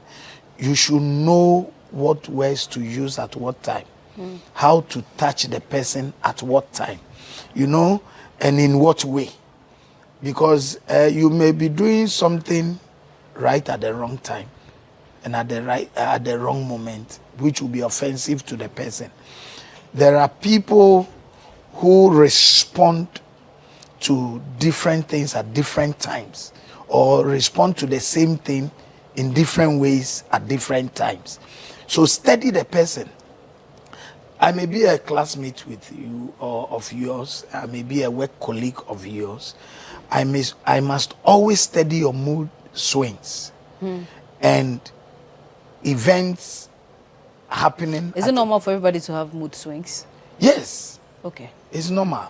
You know, mood swings normally comes with activities and events that happens around us. You understand?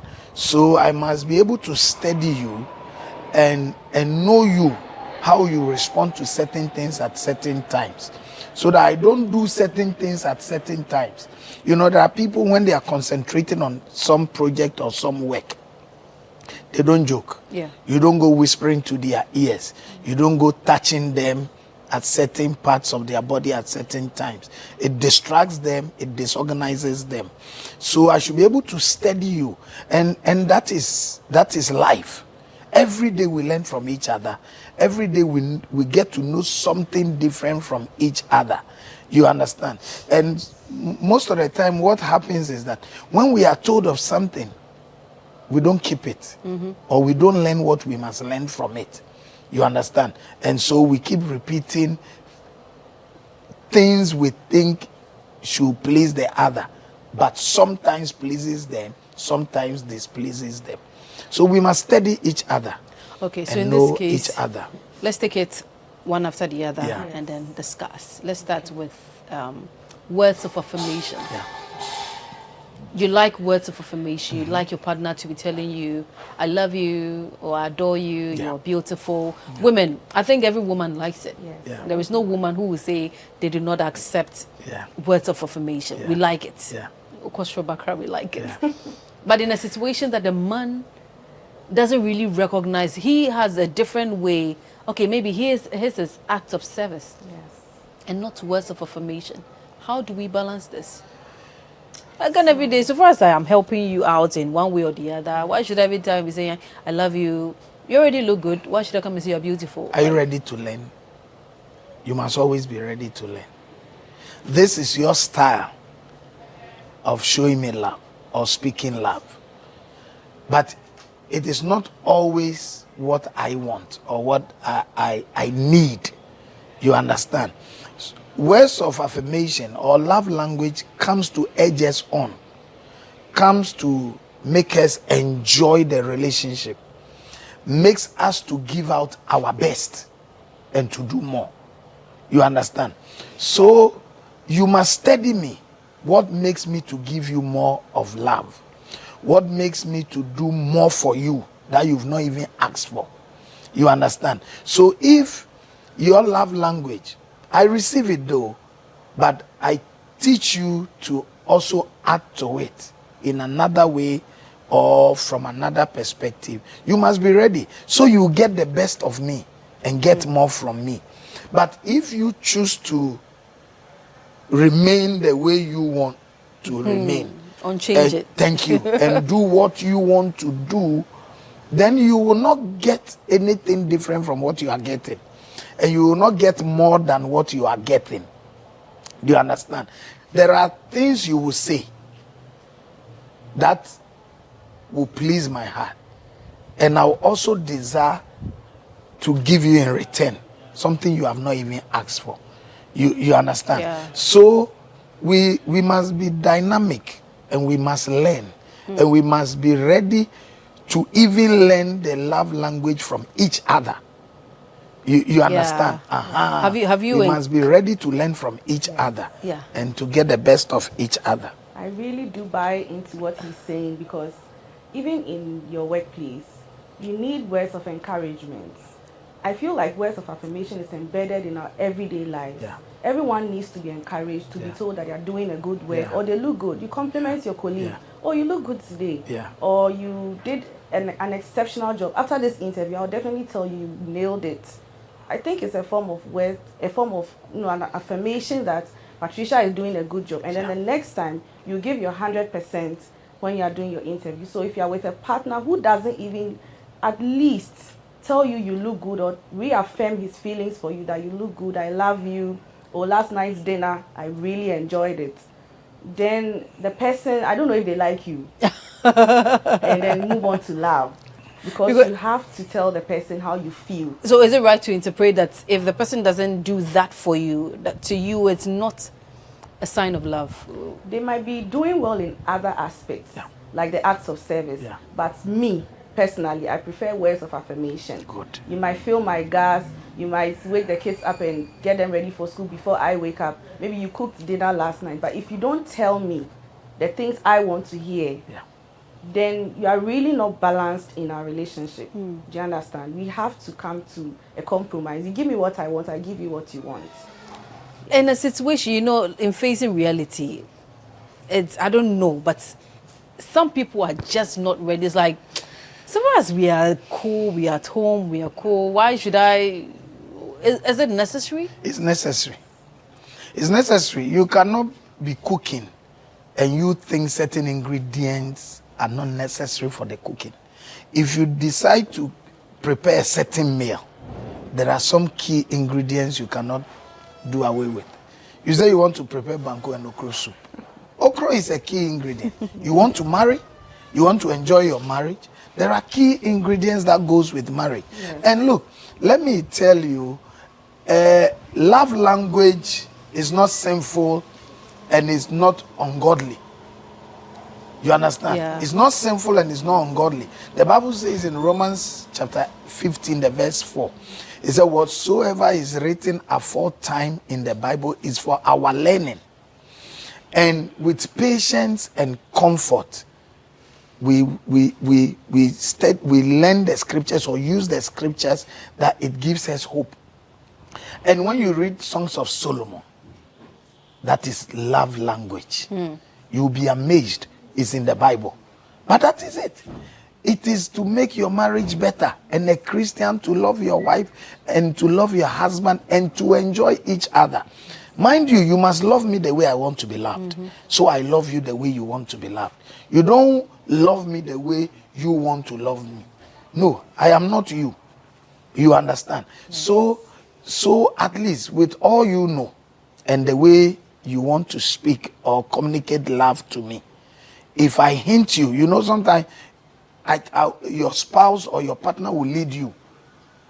When he or she is leading you to a certain aspect of love language, you must be ready to learn and also to improve on it. Because you may not know, it may not be your style, but if that is what he or she wants, learn it. Because we learn every day in marriage. From the bedroom to church and wherever, we learn every day. And you must be ready to learn. We have stubborn ones, right? Yes, we do have stubborn ones. We do, but you have to learn. You have to meet me halfway. I feel like if you can't tell me every day that I look good or you love me, at least at the end of the day, just say something nice. Or when I wake up in the morning, oh, you look good this morning, with my morning face. You've made my day. I will function really well as a wife. I will do well at my job. I will do well with my friends. You have to meet me halfway. You cannot just tell me that you don't feel like it's your love language. You didn't grow up in a home where there was communication. There were no compliments giving out to people. You're married to me now, and this is what I want. So you have to tell me, and that is when I'll give you my all too, because I feel like you see me. You see me as your wife. You see me as your woman. Yes. If you see somebody who is not ready to learn, is it right to describe that as a red flag for you to leave the person? Yes, I think when it comes to another part of the love languages, for example, acts of service. Imagine being married to a lazy wife. As a wife, I feel women, our major role in the home is to be caregivers. We cook, we clean, we take care of the home. So imagine she's lazy. That's even your role as a woman. Imagine you are lazy, and then your husband's love language is acts of service. It won't work. The marriage will go through a lot. We'll go through a lot. But Reverend, in this case, is it advisable for the other partner, to sacrifice their love language just for the peace of the home? That is if you're already in it. Sometimes you have to compromise. You have to also tolerate and still try to let the person learn something. But if you are now entering into and the person refuses to learn, please, it's enough red flag. Because in marriage, as I said, and I'll keep on saying it, we learn every day. So if the person refuses to learn, or the person is adamant, is like they are stiff in their ways and they never want to learn, please, you must advise yourself. Because look, love language does not only apply to married or relationship like a sexual relationship or family life. No, it affects everything. If you are happy from home, you'll be productive at work. You understand? Yes. If you are happy in your relationship, it affects your work. It affects everybody around you. So if you are encouraged to learn good love languages, it is not only for your spouse, it is also for the people around you. Because somebody may come from home troubled and their consolation will be in the office. Don't compound their issues. You will not get the best of productivity for the day. So it is not only for marriage, it is not only for sexual relationships, it is not only at home, but our everyday life.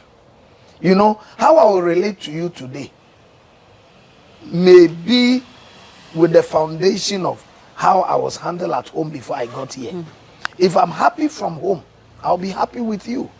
You understand?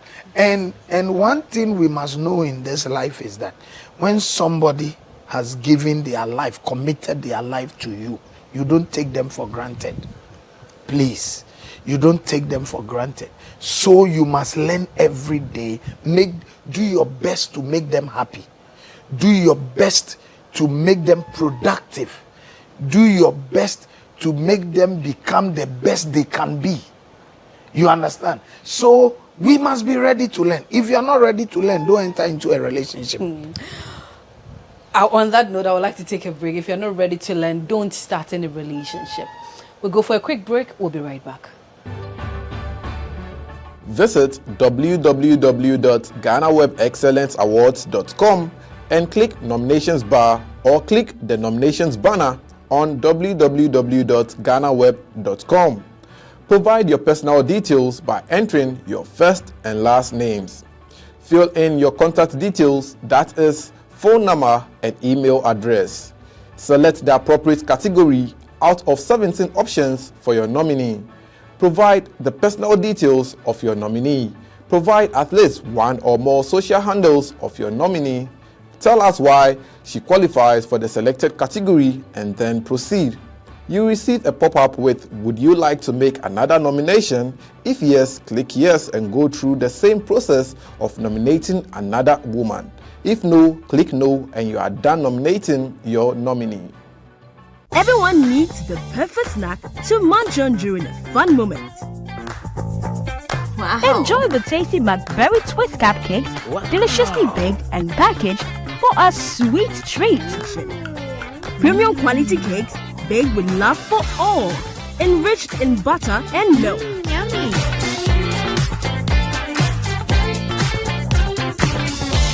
Oh. McBerry Twist cupcakes, simply irresistible. Try one today. This advert is FDA approved.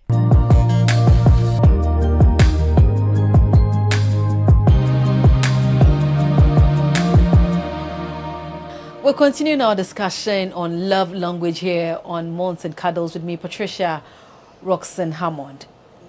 To continue, we want to look at quality time and then physical touch. Yeah. The wife prefers quality time, but unfortunately, the husband doesn't have that. How do we balance this? So let's deal with the quality time first, and then we go to the physical touch. She wants to have time, like she wants you to have time for her, spend time with her and all that. But unfortunately, work and other activities wouldn't give you that space to spend quality time with your partner. In this case, should she compromise? Should she just let it go and then be with it just as it is? There is nothing like not finding the space to have quality time. If anybody tells you they are not finding that space, or let me say that time, I was avoiding using time for time. If they said there is no time to spend quality time with a spouse, there is nothing like that. What is quality time? Quality time is making maximum use of any moment you have with your spouse. Making them enjoy your company, making it productive, making it beneficial. So anytime we spend together, we discuss our lives, we discuss the future, we discuss if there are children, we discuss the children, we discuss things, or let me say future securities. Because when this life we are in, or this relationship we are in, we are not ending tomorrow. If God grants us life, me and you, we are going to live for the next 100 years and beyond. The work you are doing is limited by time. The maximum you can work will be 60, 65. If the company belongs to you, possibly 70. After 70, you may have to come home. You will spend more time home than on your work. So if you have not built that relationship, that good time, that good moments, memories that will make you to laugh with your spouse, then when you retire, you will be lonely. And that is not the time you are now coming to build good companionship. It must start from day one. From dating to the altar, through the marriage, your retirement, when the children are there, when the children have left, you must find the time. It is not necessarily a longer period, but your spouse, you have decided to be in the marriage, be in a relationship, grow together, live together as God gives you time. I know what you do. You know what I do. Possibly before we even married. Okay. So I will not come and interfere in your career. I will not come and be a nuisance in building a good future. Because whatever we are doing now is to secure our future. And whatever we are doing now, either whether the man or the woman, is for the joy of the family. Don't forget that.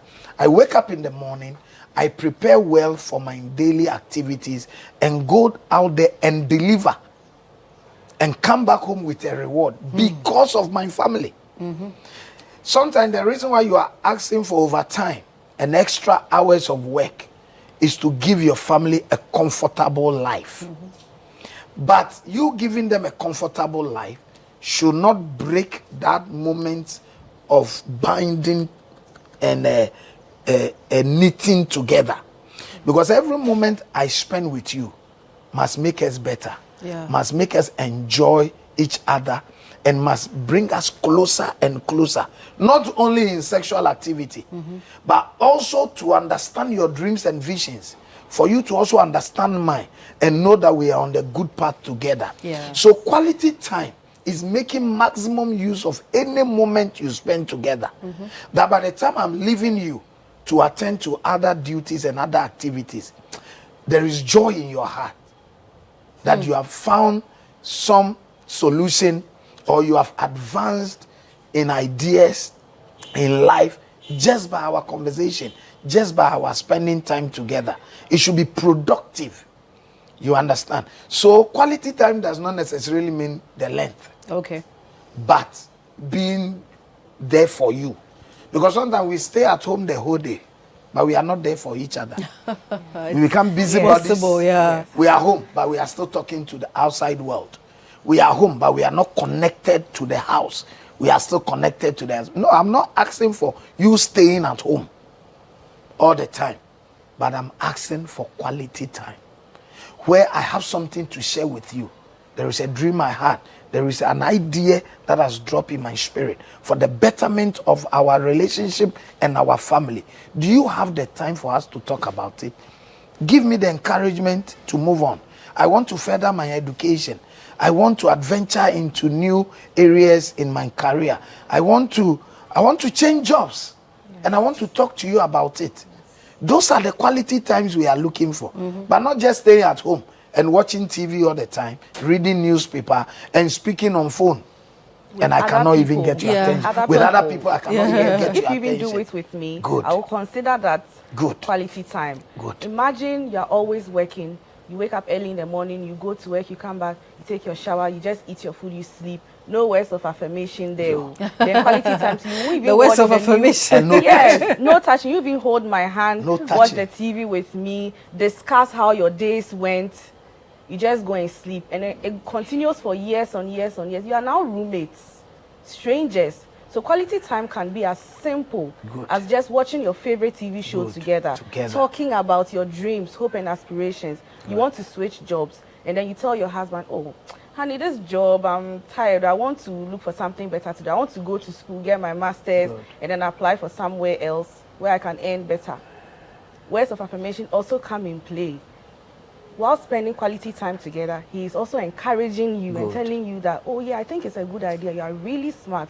So I think that if you want to take a course in oil and gas, you make a lot of money. So you see, they work hand in hand. So if someone tells you that they can't give you words of affirmation, just words of affirmation, you will not be balanced in other aspects.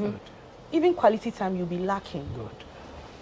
And then physical touch. In a situation, we'll come to the physical touch, but in a situation where you're not getting the quality time, like somebody, your partner should be there, you should be able to share things with. But unfortunately, he is not making himself available, or she is not even making himself available to even create like 2 minutes.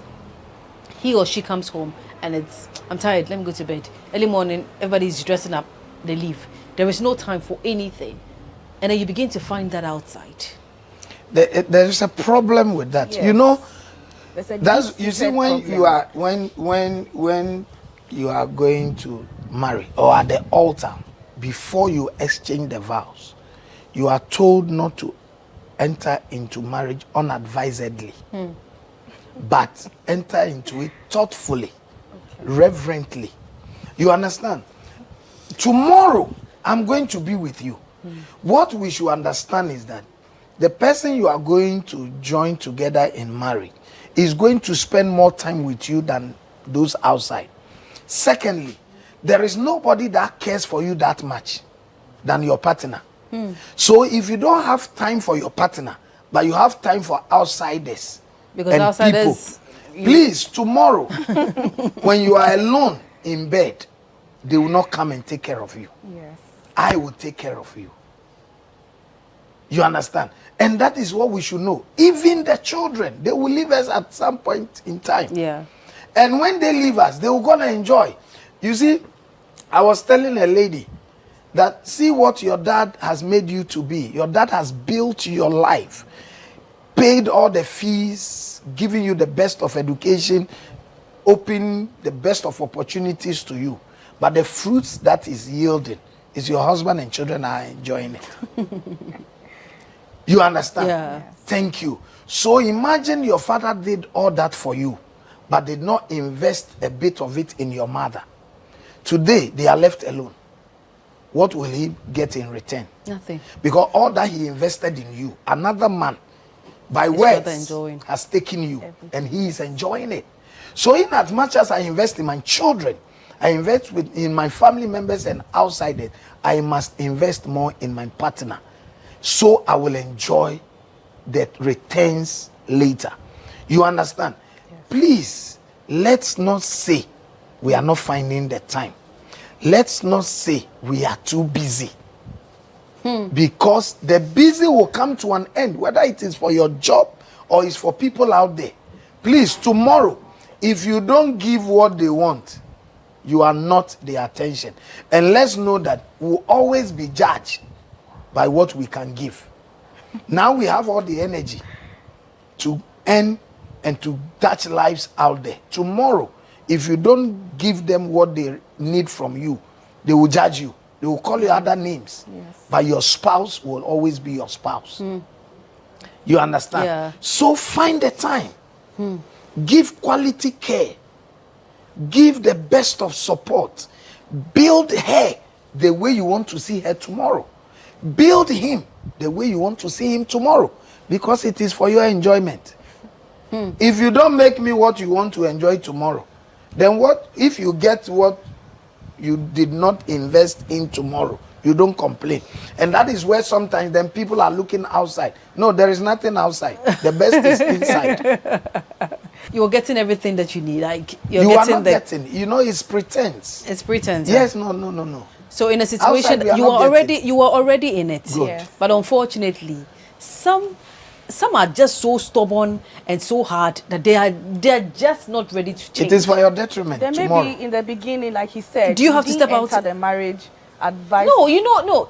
You Is that didn't thoughtfully? listen. Yes, you didn't Yeah, but enter. at the end of the day, there are people in the relationship, they can give you the world. Yeah. Tie the knot with them, and then they show you their real character. They will never reveal it to you whilst you're dating. Yes. So in a situation that you're already in the marriage and you're Yeah. seeing all of these things, Okay. unfortunately, he or she is not ready is not making any effort Fault. to change, Okay. to make things better. Okay. Do you leave? You don't leave. I don't encourage you leaving. But you see, the worst that it will be for the partner is for your spouse to find an alternative to you. Alternative not in another person, but to find an activity or life improvement thing to do. Reverend, if you do that, that means you're virtually growing apart. Yes. Good. From your partner. You can't come out of the marriage. Yeah, so at the end of the day, you grow and like the retirement. have children. You You even are not- that is why people, I believe that's why people even marriage divorce becomes a after 30, 40 Good. years. They You want are to- not, you see, and we are not also looking at your partner being too bad. He or she may not be speaking other love languages, but he may be good in other aspects too. But we need a comprehensive language at home for our children to learn, not be one-sided by us. Do you understand? So, if you don't do it, I will not leave the marriage. But I will do something that will fill that space and vacuum. You understand?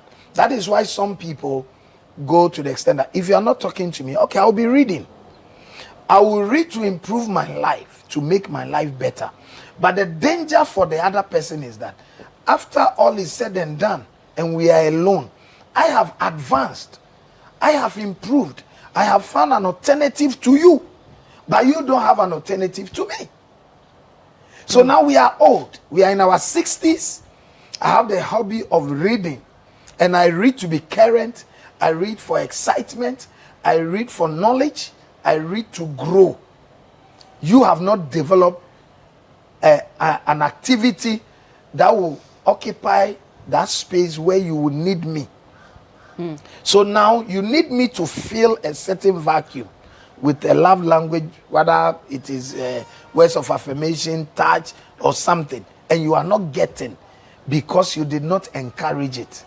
And at that time, when you were so busy with other things, you thought it was not necessary or it was not needed. Now you need it, and you are not getting.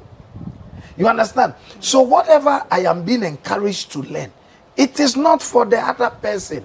It is for both of us. You understand? You help me. The Bible says, iron sharpeneth iron. Yeah. So does a man's countenance. So if your countenance is telling me, if your countenance is telling me to come up with something that will benefit both of us, it is not for the other person. It is, we are sharpening each other, becoming better by the day. We are becoming smoother and smoother for our own enjoyment. Kiki, Yeah. will you leave the house? Would I leave the house? If you Well- end up with a stubborn person who is not ready to do anything, like he's okay with whatever so all it the is. 5 languages, 5 love languages. not practicing He doesn't any. want to practice one. He doesn't like me. He's my But when- enemy at this point, because you will not. You're already in the Yes. marriage. And then he's not doing any of the 5. Your favorite, My the words favorite. of affirmation, the I'll acts find of a way service. to trap him, and then he will tell me that he loves me. Yes, I'll find a way, and then he would come and meet me halfway. Yeah. Because you can't be mute every day and going about your day. I'm not a statue. Good. I'm not a statue, so I'll find a way for him to come to me and tell me the things I want to hear, because it's very important to me. That is how I would also love you the way you want to be loved. If not, I'll not make your food with love. I won't put salt inside. And if somebody else is giving it to you, Reverend says it's a pretense. What do you say? Whilst I'm married, someone else is giving it to me. yes, No, I'm not looking outside. I'm not doing that. Yeah. No, I'm it's not like focusing it's not on like you my be man. intentional looking outside, but Yes. sometimes, you know, there are some friends who become best. Like they're just nice people. Well, love language Or it's still a also pretense. apply to It's friendship. not a pretense. There is nothing Yes. best outside your marriage. And it's also applied to friendships too. Your friends can give you words of affirmation, physical touch, like hugging you and spending quality time. Let's go to the movies together. Yeah. You know, your But friends unfortunately, can your give partner you is not that. giving you that. So I'll go to my girlfriends. Like he said, you do other things to fill the vacuum. Even though he's not telling you the things you want to hear, he might be doing the acts of service. He might be buying you gifts every now and then, but you still want to hear the things you want to hear. So I'll go out. Sorry, you want to spend quality time. So you go out with your friends, you catch a movie, you go do your hair, your nails. When you come home, you take your new perfume your husband has bought for you. And then when you're in your 60s and you retire, you still have your hobbies and he's there. And you are together. Yes.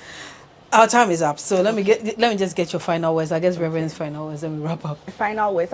I'm encouraging everybody to marry and be with people who genuinely like and care about you. Yeah. Ask them, share interests, make sure that you have things in common. Make sure you like the things you claim you like. Don't pretend, because marriage is a long journey. It's forever. Your job is temporary. Good. Some friends are temporary.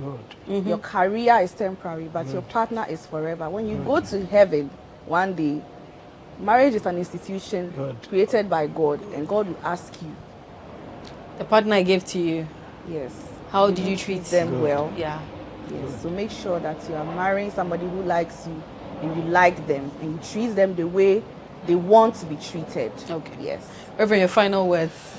I want You know, you can't fake forever. So be ready to learn. Be ready to improve. Yeah. And that is how marriage or relationship should be. You should always ask, you understand, how do you want it done? As I said, from the altar to the bedroom, you must always ask, how do you want it done?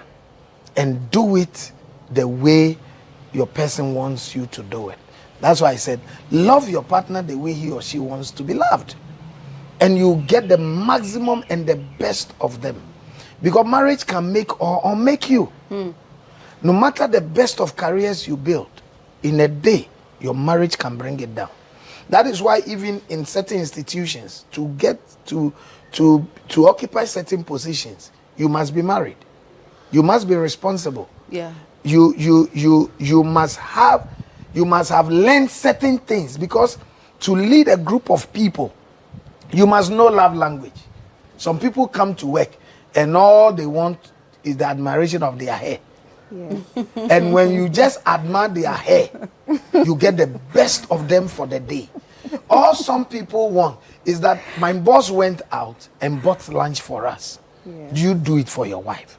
If you have learned how to do it for your wife and your family, you will know how to do it for your colleagues. You bought them lunch and it pleases and gladdens their heart.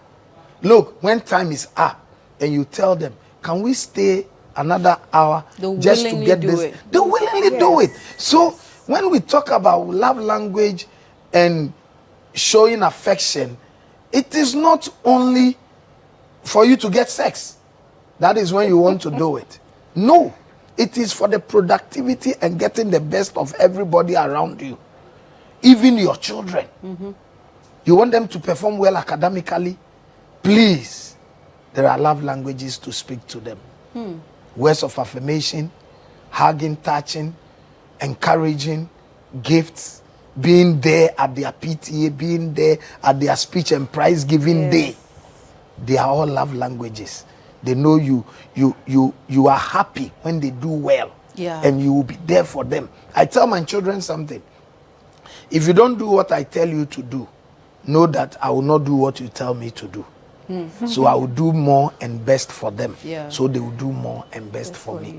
And it cuts across. Thank you very much, Reverend and Kiki. So that has been it. Malts and Cuddles with me, Patricia Roxanne Hammond. We discussed love languages. I believe you have been educated. Please drop a comment. Until then, stay blessed.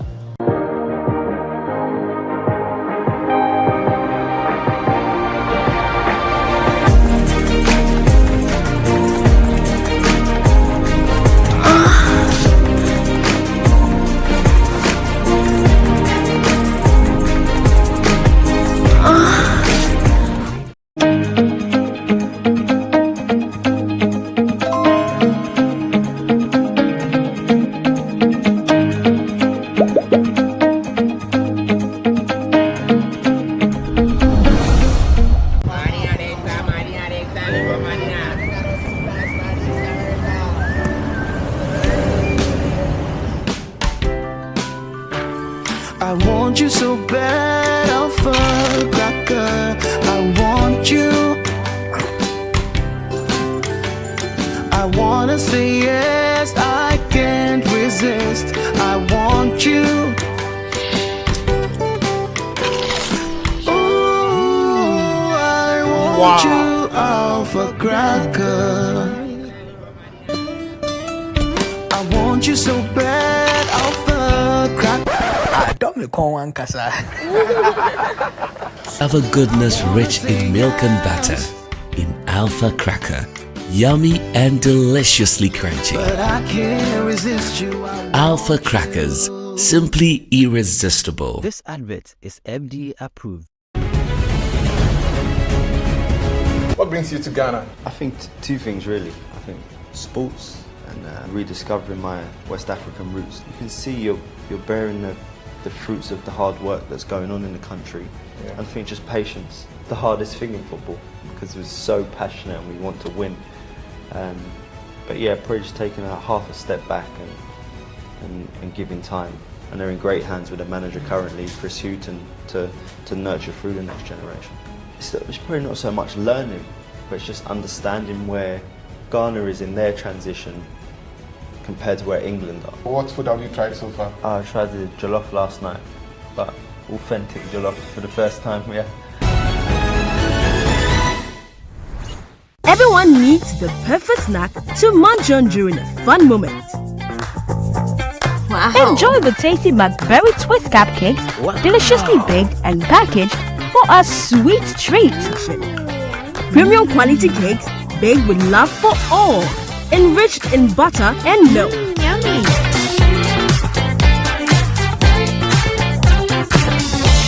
Oh.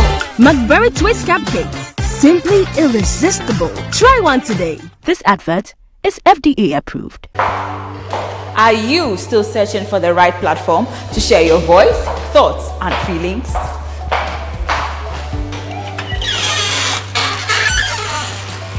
Then the GhanaWeb Reporter on the GhanaWeb app is the perfect app for you. It is Ghana's only citizen journalism and infotainment platform.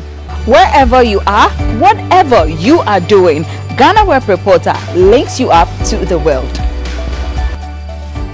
The reporter also gives you the opportunity to blog or become a citizen journalist, so you share stories with the rest of the world about cities, music genres, pop culture, tech, politics, etc.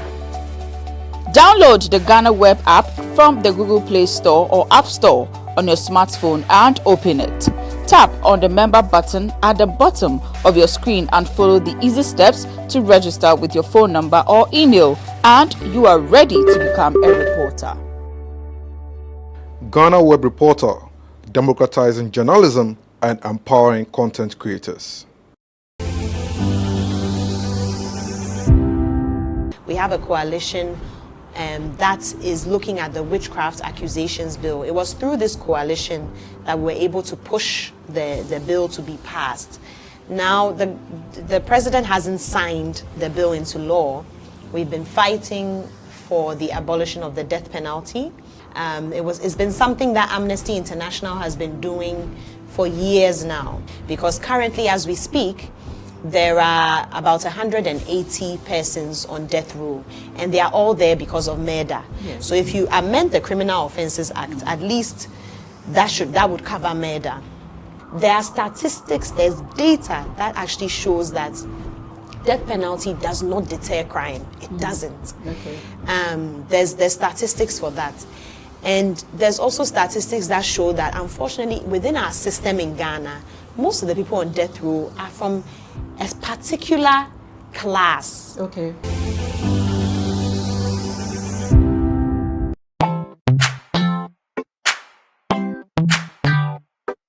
Sweetheart, be mindful of your health. Adina Products Nadia Makeup. I welcome you to Sigma Health and Beauty. You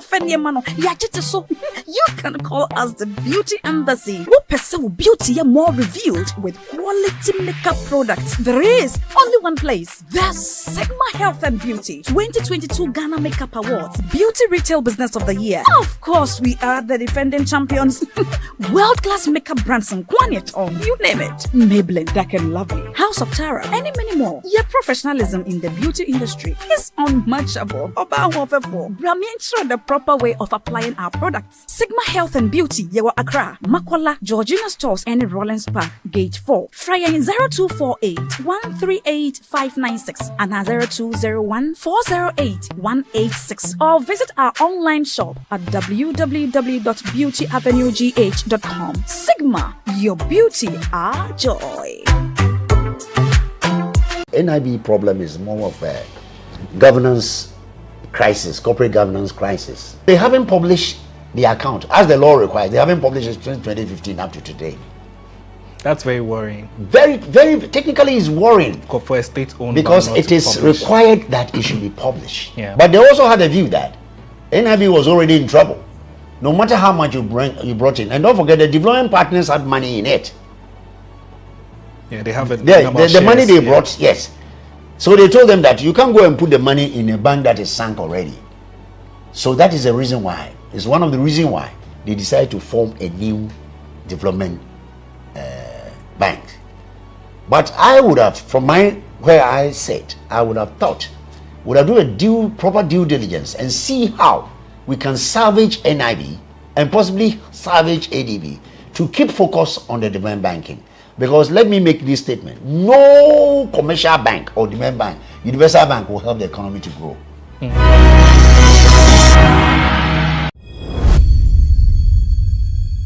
Asante no tumfo se tutu a otoso eye mienu na ne boafu na ode nsem kakra beto dwa efa eye kwapranhene bafo adujamfu kumani enso eho na otumfo se tuchirema ose eye kuma adujamfu kumani wa ma no eye 2 weeks na wotwe mienu se ono a emfa ne ho emra na omepiem Kumase manhia ni nya ne se kwan bi afa so atonton sase bi enso ewo ne mpese so no ade a entwa yente otumfu aka kire na se kwaprahene bafo adujamfi kumani se ono amfa ne homra na so wanim no amma in 2 weeks time na ono entu ne ho ade so.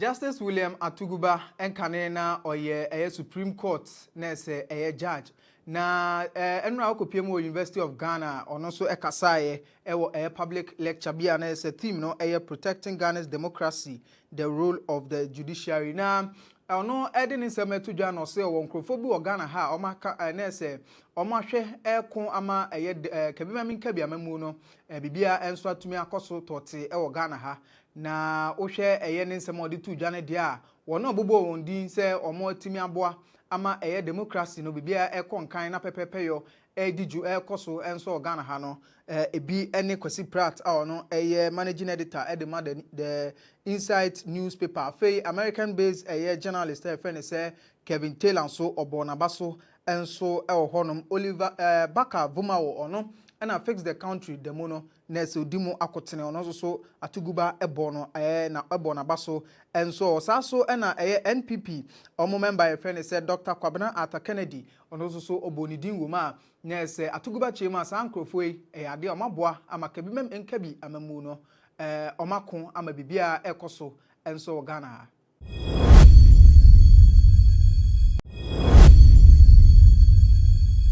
Yebeke former special prosecutor Martin Amidu edbetu jase Akufo-Addo oye mother serpent of corruption nese odeba twi kasemu a nese oye oba tan a nese oda corruption ano nese why say katahye ene dwurum die nese oda no ompese obehwe no akon katasehye enso afri oman mu na wasansem a Martin Amidu editu dwa no yade a ebeye he enso Ghana ha mankofo ka ho nsem na ade a NPP omo member friend say Dr. Kwabena Arthur Kennedy no na say obo NPP din na so odi akotini wo mpa na Arthur Kennedy echirema asema Martin Amidu ekafa omampani hu no ekame say one ne ya adwen ni nya ne say ohwe say de omampani ase fight against corruption no ase ne ase de onya obeye ase onya onye ohwe omampani attitude towards fighting corruption na ohun se ase ma ne say omampani nye na onye krado se katasehye ene dwum ne de obetu ase enso e de free na mamom nti one Martin Amidu ya adwen se Akufo-Addo mother serpent of corruption.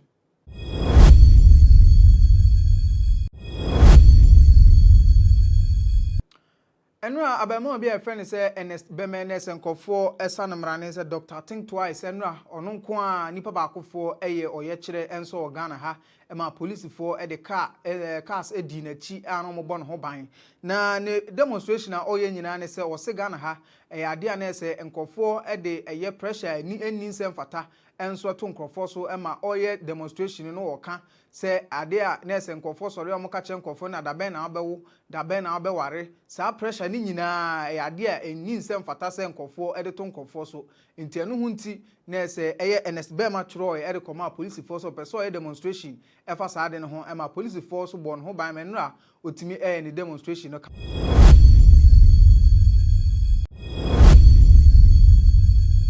Former Auditor General IFN said Daniel Yao Domelevo and ne TV XYZ 18 komo and auditu dwa say Ghana ha wa hwe hu say e kamera say bibia ni ho a Ghana ha de yenim ɔsɛ wo do ani kyerɛ mu enso ɛwɔ ɛyɛ adesua mu a mekyerɛ education mu a ade a enema enkoyie hospitals a enema enkoyie afei ɛyɛ nurse yakwan so a bibibia enye nto no obisa sɛ ɛyɛ ɔman we pa ntidi ade ene ankasa ɛyɛ ade ɛwɔ ho na ɔse wabra ɔno ɛkɔ for interview ne ɛyɛ nurse TV XYZ for ne yɛ no portos no so otototomu ani na otototom sa no obisa no ho sɛ enti sabio kwase aben ɛna ɔno ɛwɔ ɛyɛ sector hɔ a wahwɛ ama portos ayema enso ɛwɔ yakwan so enti portos keke ɛno so ye muntimi entimi emfixe enti domlevo kyeremu de a nya se kroma de bibibia ni ha bibia ni hɔ a ɛno nso etimi ɛyɛ adwuma.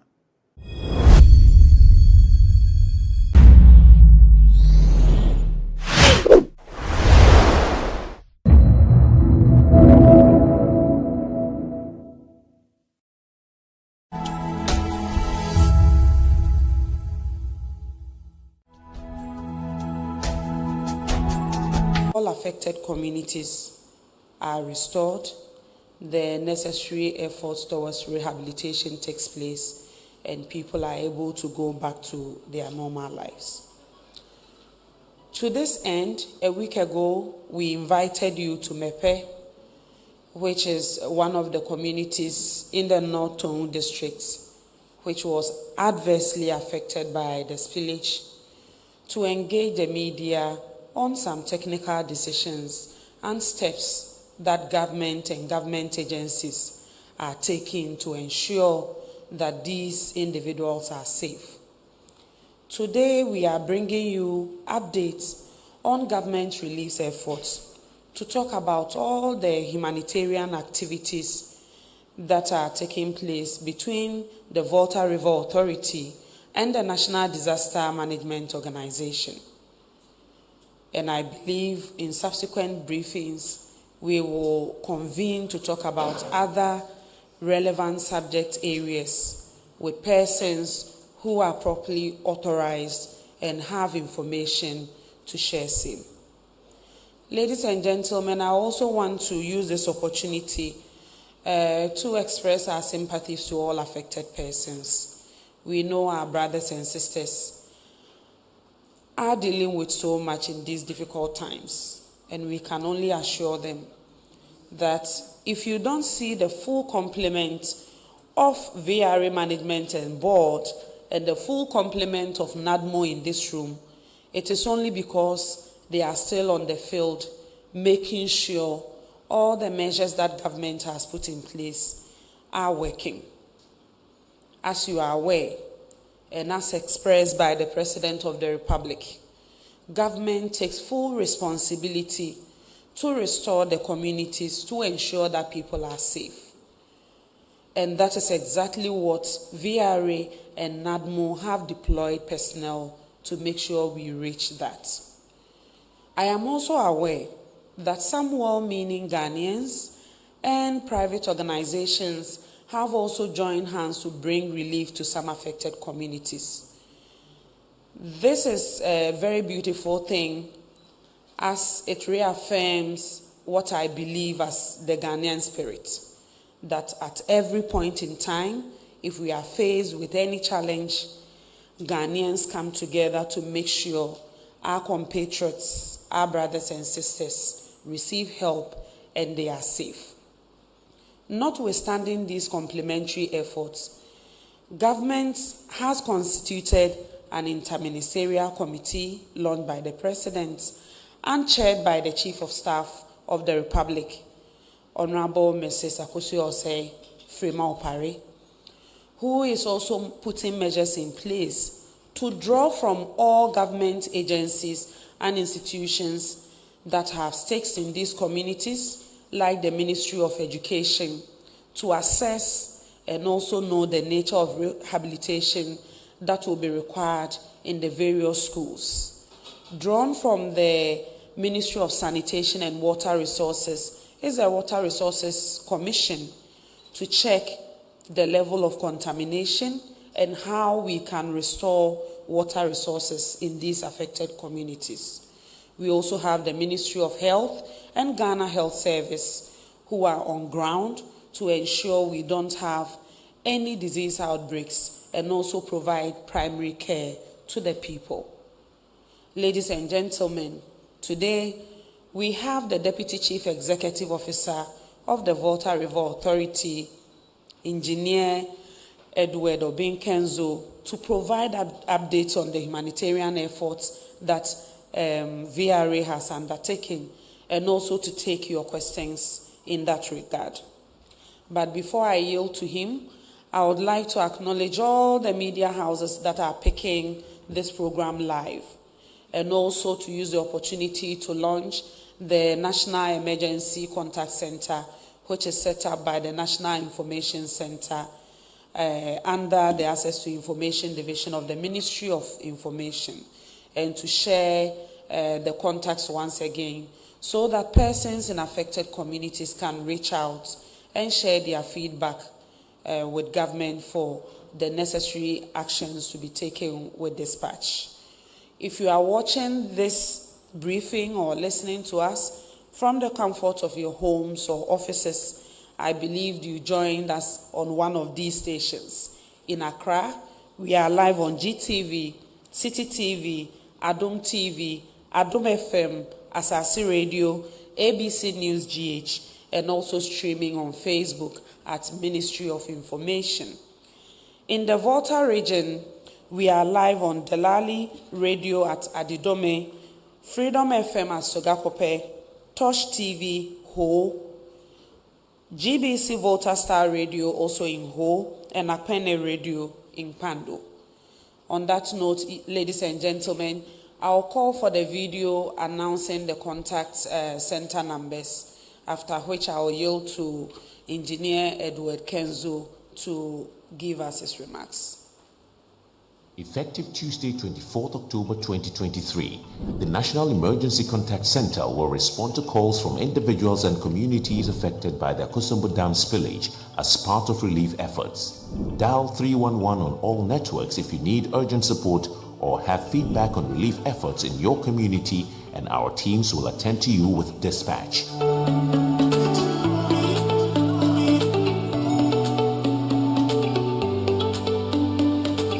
Remember, it's 311 on all networks, the National Emergency Contact Center, facilitating support in times of need.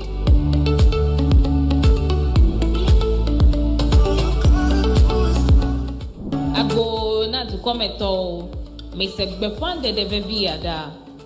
Cho blada jinu ewolia pe nkeke bla evevo enelia jia.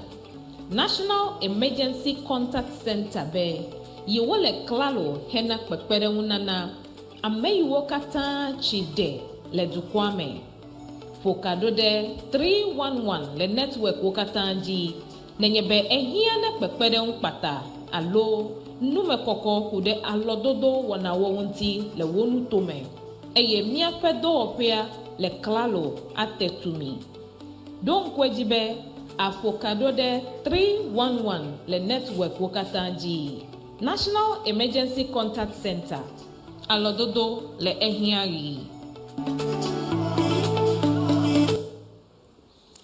Ladies and gentlemen, on that note, permit me to acknowledge some dignitaries who have joined us from VRA, after which I will yield to Engineer Edward Kenzo for his remarks. We are joined by Engineer Kenneth Atta, who is the Deputy Chief Executive in charge of services. We also have with us Mr. Clement Boache, Director, Corporate Strategy, Engineer Nana Yao Ananebenfu, Manager, Office of the Chief Executive, and also with us is Tandy Chotia, Manager, Corporate Communications and Branding, all from VRA. On that note, I will invite the Deputy Chief Executive in charge of Engineering and Operations, Engineer Edward Obinkenzo, for his remarks.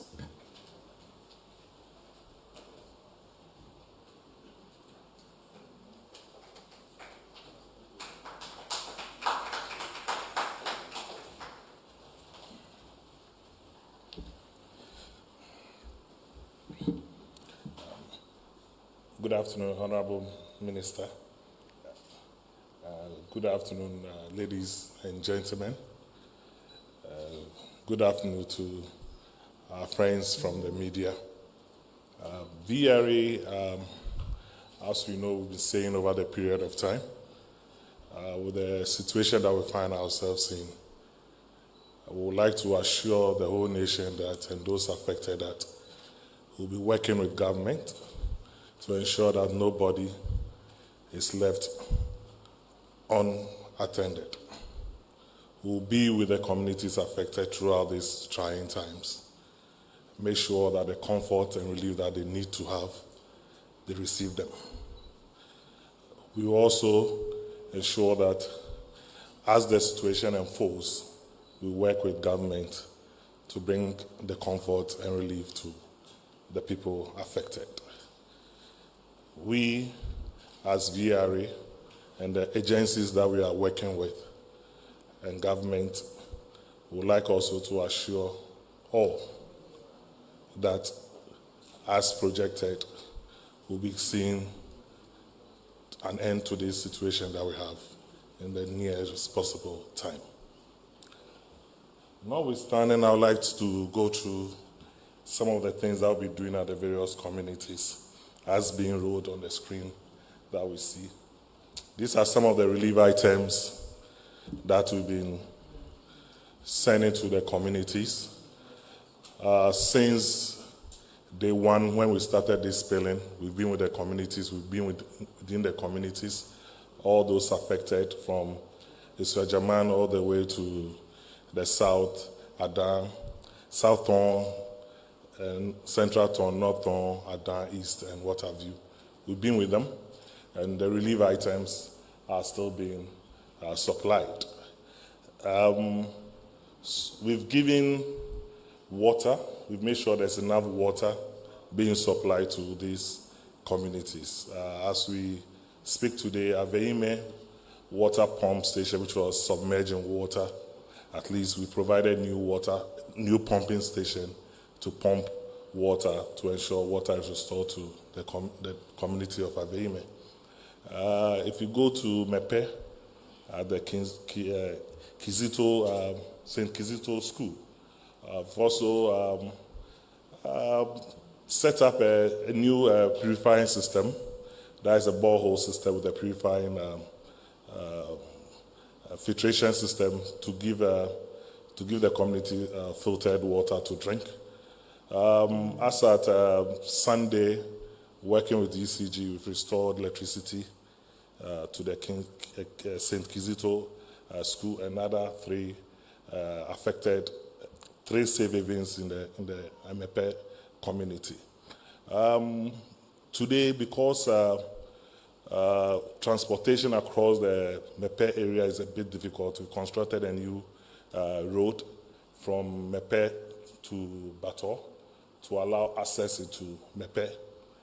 That road is about 5 kilometers. That one is also done. Our hospital department, in conjunction with the Ghana Health Services in the various districts, we supplied almost 1.5 million Ghana cedis worth of drugs to the communities. We have our environmental department who are also in the communities working with the people affected. As said, we'll continue to make sure we bring this relief to the doorsteps of all those affected, those in the safe havens and those staying with the friends and relatives. Our hospital team is also in the community helping with the health concerns and trying to bring relief to those people affected in this situation that we find ourselves. Water tanks has also been supplied to the communities. Big water tanks have been supplied to the communities, which we are allowing, we are bringing water from the neighboring communities to fill these tanks so that they'll get enough water. Sachet waters are also being supplied for people to drink. We've also, with the help of Ministry of Energy, we've brought in about 5,000 solar lamps, which have been given to the communities, and then the safe havens where there are not enough light in the evenings, at least for them to use in the evening as a form of light. We'll continue, as I said, to make sure the relief items goes to these affected people in the various communities. We will stay in there throughout the period and make sure the relief comes. As you know, they've been displaced also where to take care of themselves. That's restrooms. We provided portable toilet. So counting almost 40 pieces that have been supplied, give it to the various communities. We've contracted Zoom Lion to make sure that they take care of these portable loos. That's they manage the evacuation of the waste, make sure it's clean for the people to use. We'll continue in this regard, make sure that the communities receive all that is needed. Food is also being given to the communities. All ingredients needed to cook is given to the communities who they form themselves into groups to make sure they cook and take care of themselves. Last Tuesday, we also went through the community to find out what additional things that they really need, which we're also compelling to send more of mosquito nets and what have you. Those ones also started going as I speak today. Some of our directors who are working on the ground are making sure these items go to the various communities. We'll continue to do this and make sure that the relief that the communities need, they get it, and make sure also they return back to their normal life, restore their livelihood that they've suffered as of today, and work with government and ensure that whatever restoration needs to be done will be done accordingly. I would like to thank you all for being here and appreciate your presence. Thank you.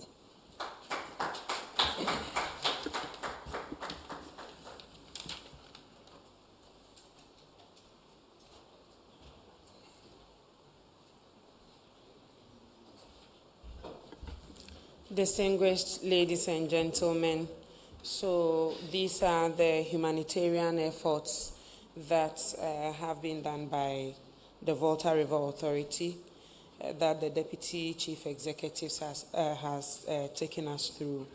Please, if you have any questions relating to these efforts, you have some insight in some other places relating to humanitarian efforts, we will crave your indulgence to ask those questions.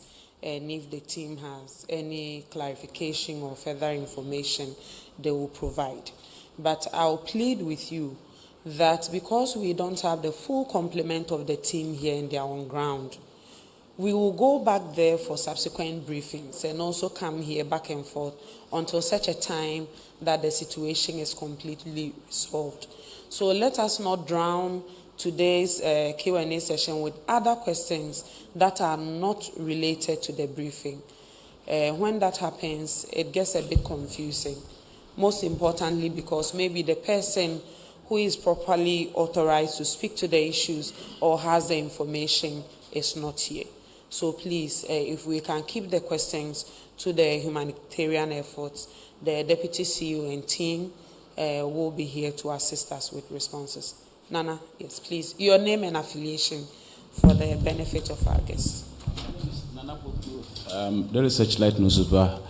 Mr. Deputy CEO, the items, do you have a coordinated unit, body or agency that collects all these items into a particular place and sort of distribute to the affected communities? I'm asking this question because a lot of individuals, NGOs, government agencies, and all other people are donating.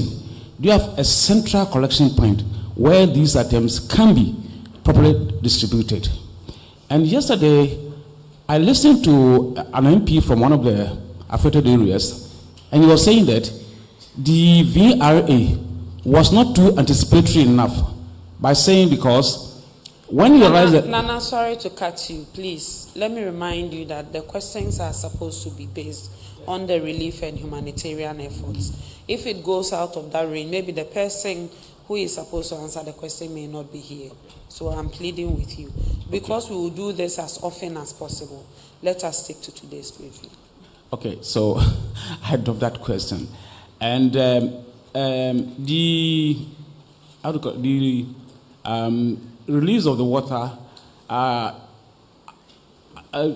is it going to be done on maybe regular basis so that we may not have the difficulty we are having on our hands where at one time release will bring us some kind of disaster, so that we plan it according to a situation where we can maybe by piecemeal basis release the water when we get a signal that something is going to happen in the future. Thank you. Thank you for the questions. Yeah, Anna. Okay, ladies first. Let me take it. Yes. Okay, so I'll take the two of you and then. Thank you. I don't know if this will be in the restricted, but I stand to be corrected. My name is Esther. I'm with Metro TV. Concerning the spillage, related to his second question, is there a way? There are donations coming in and all, but I'm looking at the future. Is there a way? Has VRA thought of a way to go about this in the near future with respect to not causing this disaster again? Because we know even in Accra, Weja Dam has been spilling, and of course some homes. So I'm speaking to VRA directly. Is there a way? Is there an avenue or a better way to do this in the near future? Is there something that they've considered so that we don't experience this again? Yeah. Right, good morning. I'm Judith Brown from TV3. I have quite a number of questions. And so my first question is with regards. It's related so that to this. Your colleagues will also get the opportunity. But if we can do another round, of course, I'll give you the opportunity. Right. Now, we know that a number of people have been displaced, of course, over 12,000 people, if you want to combine most of the communities. What exactly is the plan when it comes to a safe haven for these persons? Is there any plan to move these displaced people to a particular place where they can have at least everything provided for them? Secondly, I'd want to ask, what happens or what is the plan for the communities that are not at the epicenter of this entire spillage? For instance, I was at Germany throughout the weekend. Can you repeat the name? I was at Germany Community. It's in the South Dai Germany. district, Yes. of the Volta region. And though the floods there is not really related exactly to the spillage, we know that it is related to the overflow of the Volta River. And so you could see the same sort of damage that was caused in areas like Mepe in Germany. And so what happens to those people? I'm expecting that NADMO would send relief items today, but this would have been the first time that NADMO is visiting that community. And so that's also one question. And my last thing is, really, what's the post-spillage plan? After spillage, what happens? What's the plan for the people that have been displaced or have been affected after the spillage? That's it for me. Thank you for the question. There were some two hands here, Hanan and Mr. Atta. Okay, my name is Abdul Hanan Adam. I work with GH1 TV. Engineer, I'd like to find out from you. We understand that there's some 20 million Ghana cedis that has been announced by the Volta River Authority as part of your relief support to the affected 7 districts in these areas. I want to find out whether this 1.5 million worth of drugs that you've supplied comes from that particular 20 million. And further to ask whether this money is enough or you intend to budget more for the devastation that we've seen. And my second question has to do with some of my colleagues have also pointed to that, which is post-spillage. Are we to expect any form of spillage anytime soon? And what volume of water are we looking at? Thank you. Thank you for the question. We'll take the last one for this round and then come back to you after the response. As I mentioned from Ghana News Agency. Yes, I have heard different figures regarding the number of people affected.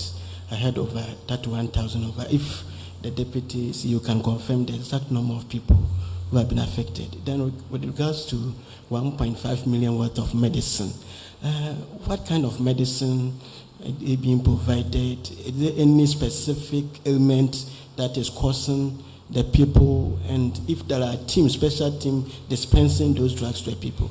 Thank you. Okay, thank you for the questions. We'll come back to you after this round, but let me attempt to answer those ones that are not related to VRE, so that we will leave the questions relating to the budgets and also the post-spillage plan and other questions, items, collection points, and all that for Engineer Kenzo to respond and address the ones that are not related to VRE. So Judith asked a question about those communities that are affected by floods, but the floods are not a result from direct spillage from the Akosombo Dam, and what is being done for those communities. And the response is that in the normal course of NADMO's duties, they respond to some of these national emergencies, be it floods, water, internal displacement of any sort. NADMO handles that. And that is why yesterday you saw pictures of the Director General of NADMO in Yeji and also at Bupe, because they are also affected by floods. But those floods are not related to the downstream activities of VRE. So NADMO is embarking on a separate operation to address all those communities, apart from what collectively they are doing with VRE.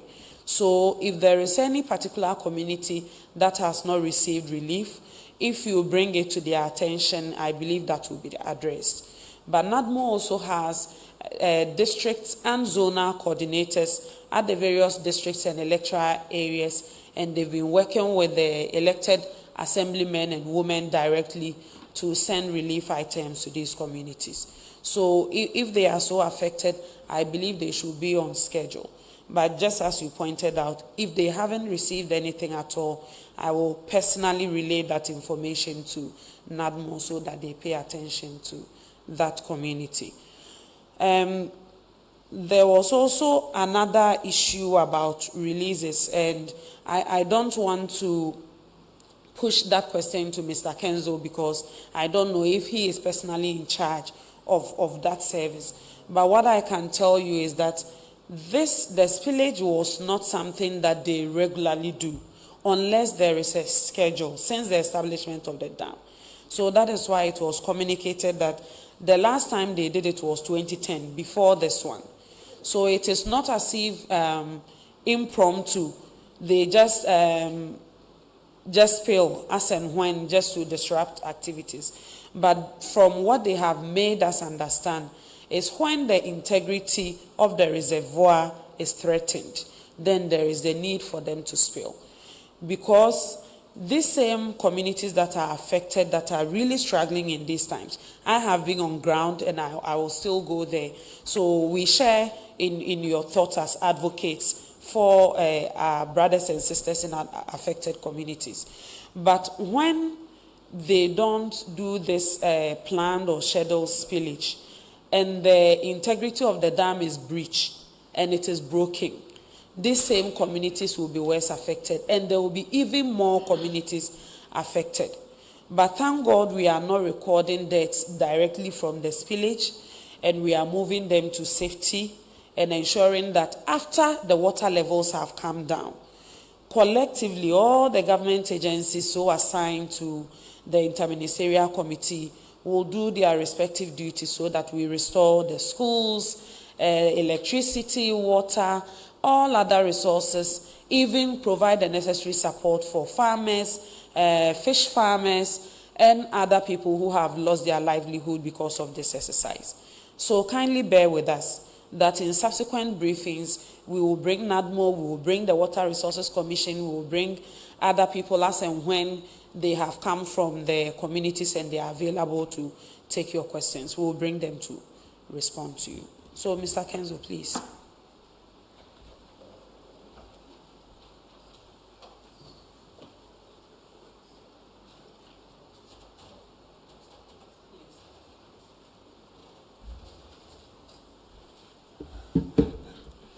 Thank you, Honorable Minister. With respect to the question of the coordination of the relief items, I would like to take this opportunity also to thank all individuals, organizations, entities who are supporting us in government to bring relief to the people affected. We are really appreciative of that effort and commitment because these are our own people. We really appreciate that. We will work with NADMO, and as the Honorable Minister said at the beginning, the emergency center which has been set with the calling number of 311. All is part of this coordination to make sure that this relief to affected communities is coordinated. As said, we'll still be working continuously with NADMO to make sure these activities comes to one central point to make sure the release goes to those who need it most. On the way forward, I would like to say that we'll be working with the government and all the other agencies to see how best we can bring a lasting solution to whatever we find ourselves today. So that will be my answer to that question. When you go to the 20 million is money given initially. As the situation unfolds, VRA will still maybe add up to the money to make sure the relief that we've promised to give these communities, they get those relief. Someone asked of an additional spillage way forward. At least I can stand here to say that there'll be no additional increase of spillage.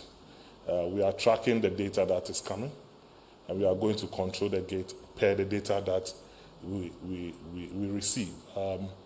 For knowledge, at least yesterday we had some drops in volumes, so at least we've managed the amount of water that we are spilling out now. We've cut off some volumes out of it. The number of people displays and the type of medicine supplied.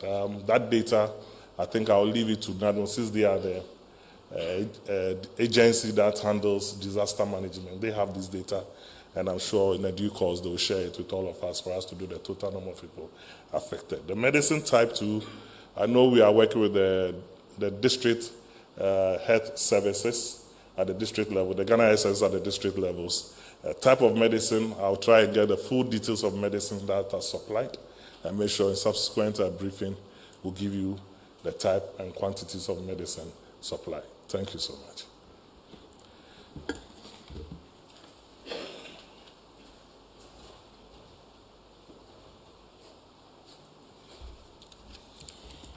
Please, let me add that when it comes to NADMO's efforts, as mentioned earlier, government takes full primary responsibility of rehabilitating persons and communities affected by the spillage. So whatever distribution or resources NADMO will require to make sure in terms of food items, in terms of water, in terms of medicine and all that, all the state agencies are collaborating and doing their part to make sure it's provided. But there are other private individuals and institutions that would like to support the communities on their own, and that is also encouraged.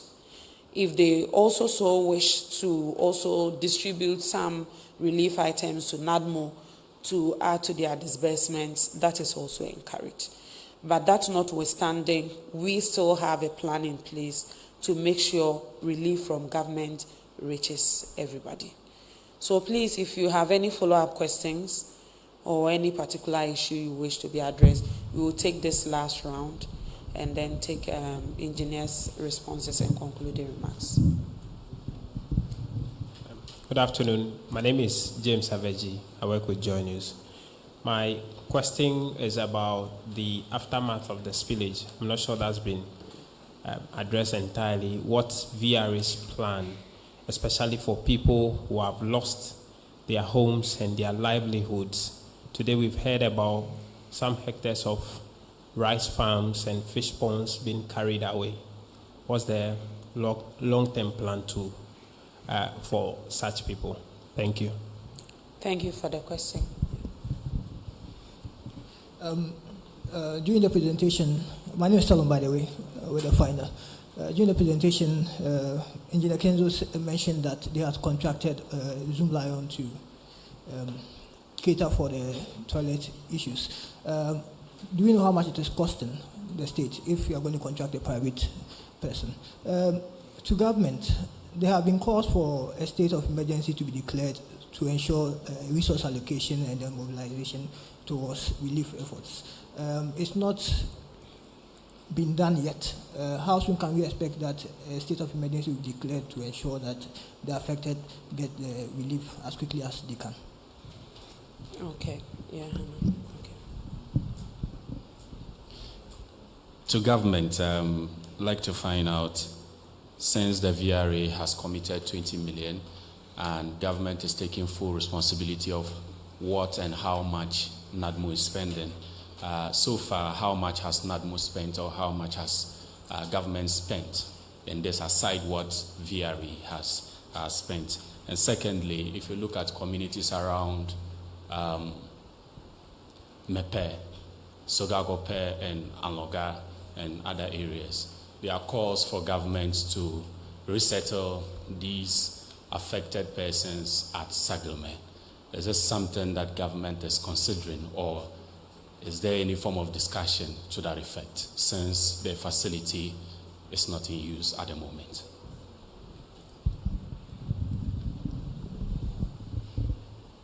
Yes, once again I'm here. Mr. Deputy Director, with VRA and NADMO, what is the estimate cost, or what cost are we going to incur? If you can say something on top of your head, but we need such and such amount to address the current situation. Can you give us a tentative figure? Okay, I take that to be the last question, unless there are some additional questions. Okay, so let me start with Nana Poku's question about the tentative figure that government or VRA intends to spend in trying to rehabilitate the affected communities. If you listen to my earlier submission, I mentioned that all the ministries with their district offices in the affected communities are doing assessments. You know the water levels have not completely dropped. And all the assessments and the required support should be based on the data and science on the ground. Because today, until the water levels go very down and you are able to assess the extent of damage to property and quantify what people have lost, you may just speculate and then put out some figures, and later on when you come back to inform the people that we may require double or triple of what we had mentioned we would need to rehabilitate the communities, they will say, oh, we don't believe you. They haven't used the resources well and some monies have passed somewhere. So we are faithful, we are keeping faith with the data that will be provided after the water levels are completely down and the proper assessments are made.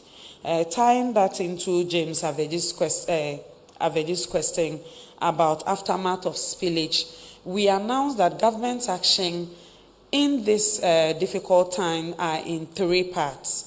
First of all, safety, and the safety has to do with evacuating affected persons from communities to safe havens, and that was done by NADMO, the 48th Engineers Regiment, the Riverine Command of the Ghana Navy, and the Naval Training Command with their vessels and other equipment to make sure we don't lose people.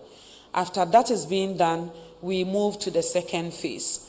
The people who are in temporary shelter or at the various campuses, making sure there is no overcrowding, they don't have any medical emergencies that are not attended to, and they have food.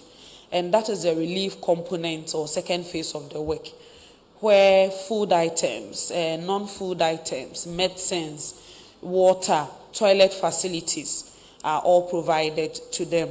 For instance, if you look at a place like St. Kizito, of course, as a school, they have their toilet facilities.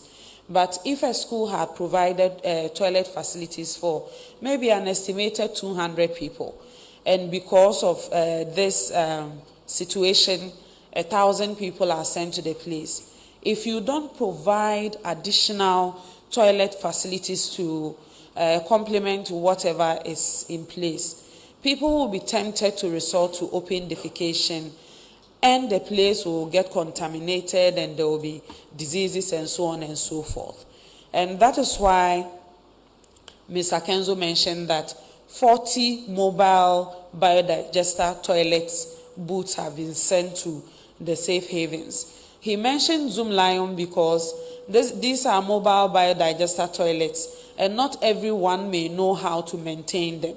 So the service component to ensure that they are maintained every day, they are properly taken care of. That's why he mentioned that Zoom Lion has been engaged to take care of the services bit of managing these resources. There was also a question about a number of people affected, which I think Mr. Kenzo has responded to. So I will yield to him to address other issues related to the aftermath of the spillage, unless there is any question you ask that has not been answered. But when he gets here, he will address that. Okay, yes, go ahead. Addressing my question about the long-term effect plan.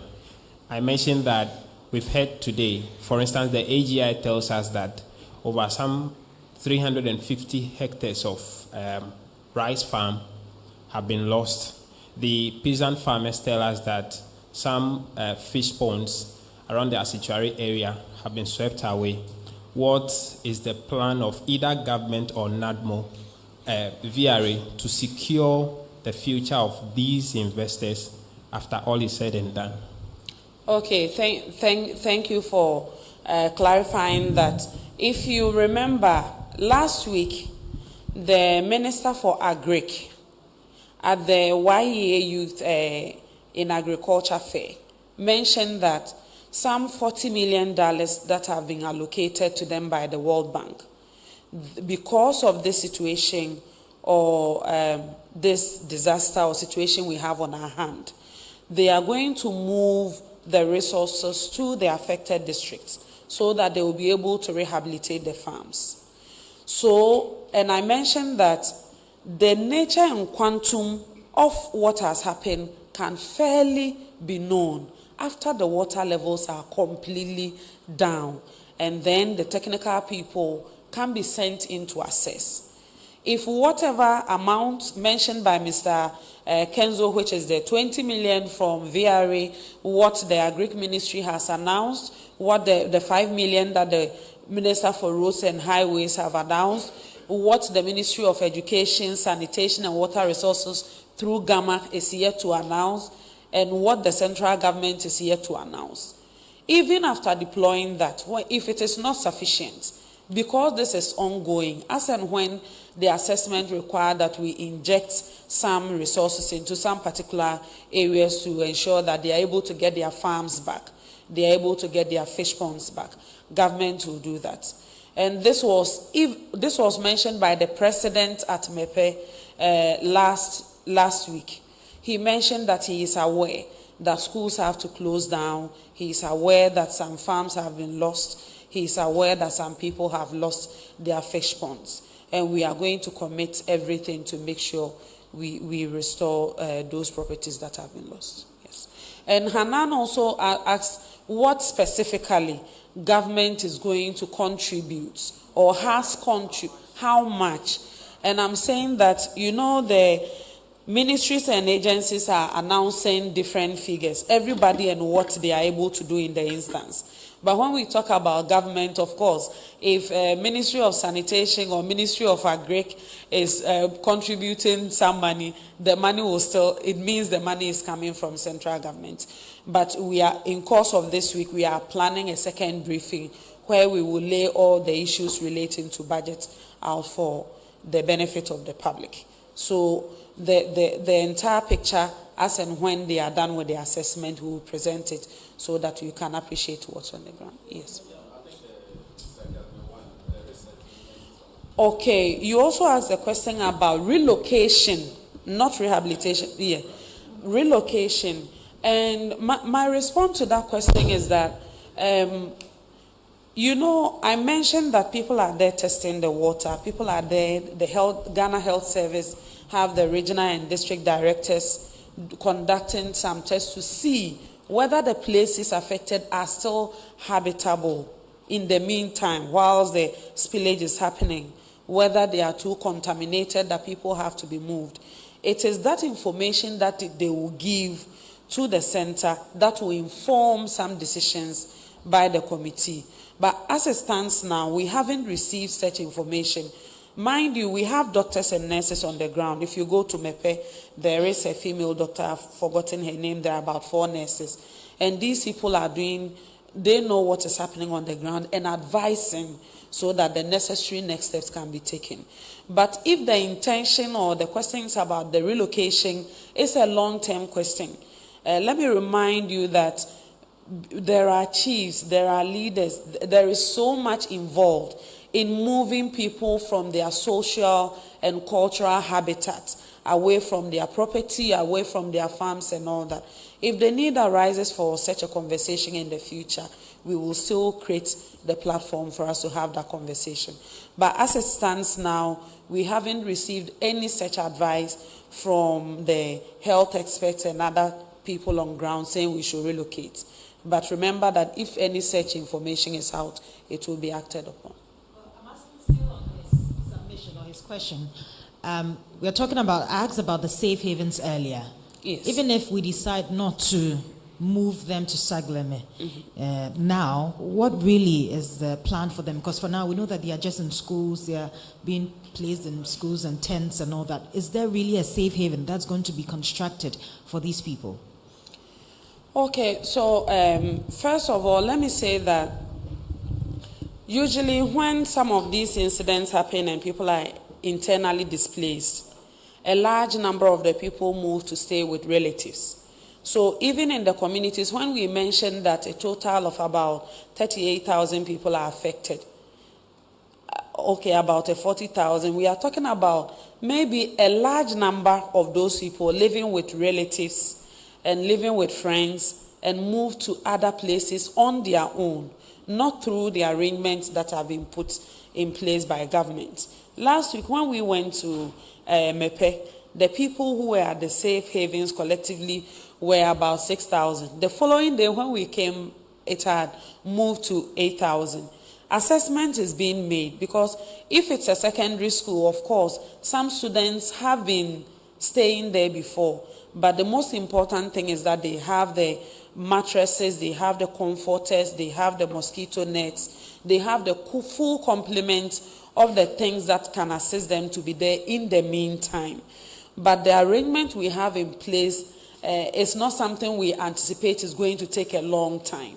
That's why I said if the need arises and there is any advice that such person should be relocated, of course, we will come back to you to make such announcements upon advice. But what we have now from our briefs, from all the information we have received, is that so far for those who have moved to the safe havens, they are giving them all the resources to make sure they are able to stay there temporarily until such a time they are able to go back to the communities.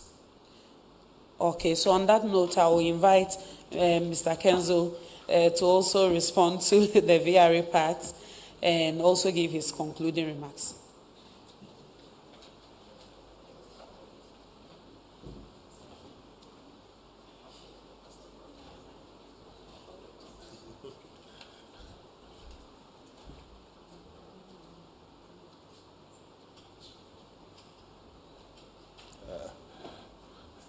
Thank you, Honorable Minister.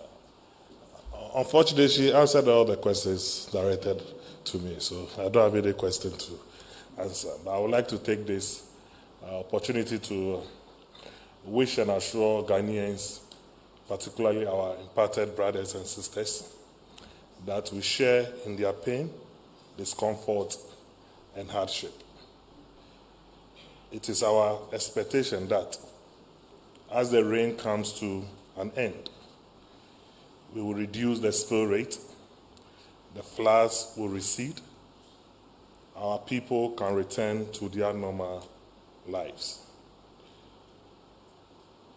We are grateful to all the stakeholders, in particular NADMO, the Ministry of Energy, the Ghana Armed Forces, the Ministry of Health, the press, and all those who have assisted in bringing relief to our compatriots during this period. We are also grateful to the affected people for their forbearance, and we say thank you all.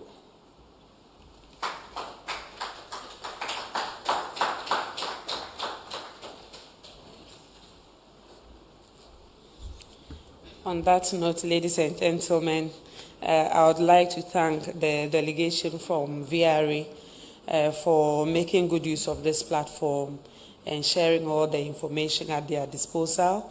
As promised, we intend to do this twice a week if it's possible. So we will reach out to you to discuss other areas, or if after this conversation there is a need for a follow-up still on the humanitarian issues, we will come back and also draw from the other agencies working together with VRA on the impact of this village. We will bring them here to respond to your questions. Let me use this opportunity to also thank all the media houses that are with us here in the auditorium and those who are picking the feed live, from GTV, City TV, Adum TV, Adum FM, Asasi Radio, ABC News GH, Dela Radio, Adidome, Freedom FM Sugakope, Tosh TV Ho, GBC Volta Star Radio Ho, and also Akpene Radio in Pando. Ladies and gentlemen, thank you so much for joining us this afternoon. We still have 2 videos announcing the toll-free number for those who would like to reach out to the call center, so they can play it, and then we call it a day. Yeah. Alo Anton B, Niti Nyomenyo Kedwe no. National Emergency Contact Center, Kemei, Kemaji, Nino Afwa, Efitia Menibi Srotie Ibonsham. No try boy, alo number ne 311. Ye telephone network Srotiano, Nia Yabu no. Kaimo Ake, you boy, alo numbers, new batraji 311. Ye network Srotiano. National Emergency Contact Center. When you won't me, ni ehia amewa. Esa Ghana aban adwe ne manfo eho enkanka omanfo a akosombo sutade ampanfo bieye akofa onyenye kase ede abromo ahoyenye omo ekomunte no National Emergency Contact Center empanfo abi ontabamu atwonom ese baby bia obi atorenche bi account uhye bia efri edabenada October busubeda etoso adwenu enan afi bibienu ene adwenu miensan emu fre 311 network bia uyusu bia na ba bia wo ene ohawa ensutadia no ene ne bie akofade abro no kachire mpanifo ne yemrewo emwa entente kayo set number no aye 311 network bia obetimi ede afre National Emergency Contact Center yei ene de hyegu akwam ebua amanfo ahoye brem ago na to kometo Mr. Gbefande de Veviada cho blada jinu ewolia pre nkeke bla evevo eneliagia National Emergency Contact Center be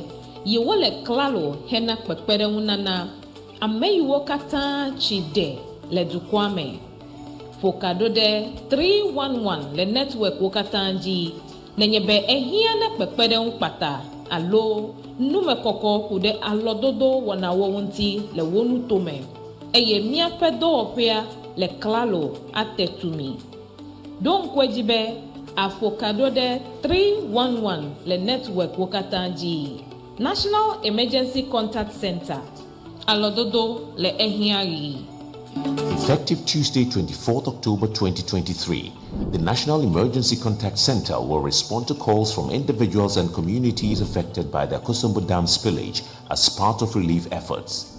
Dial 311 on all networks if you need urgent support or have feedback on relief efforts in your community, and our teams will attend to you with dispatch.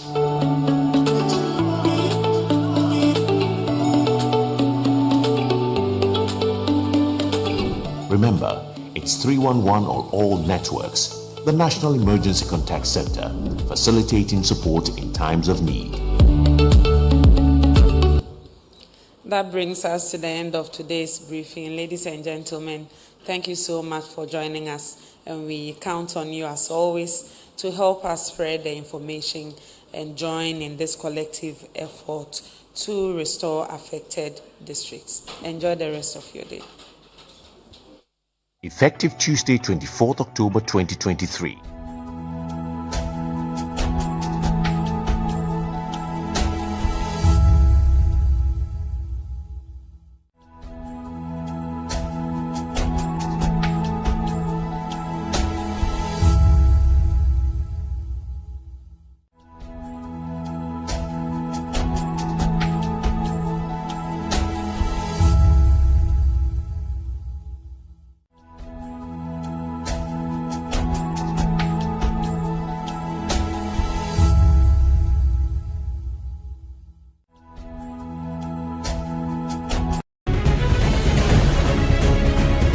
What brings you to Ghana? I think two things really. I think sports and rediscovering my West African roots. You can see you're bearing the fruits of the hard work that's going on in the country. Yeah. And I think just patience. The hardest thing in football because we're so passionate and we want to win. But yeah, probably just taking half a step back and giving time.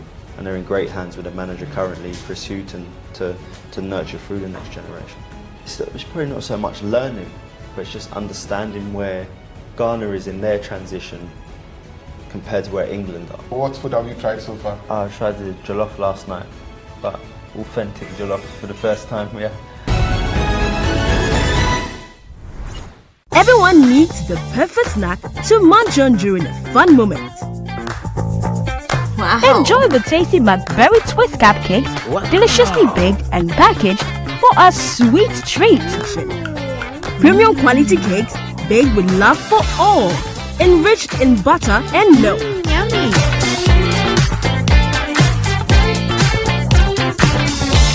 Oh, McBerry Twist cupcakes, simply irresistible. Try one today. This advert is FDA approved. Are you still searching for the right platform to share your voice, thoughts, and feelings?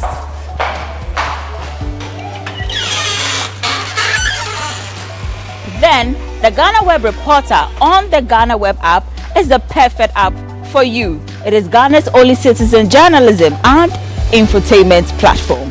Wherever you are, whatever you are doing, GhanaWeb Reporter links you up to the world.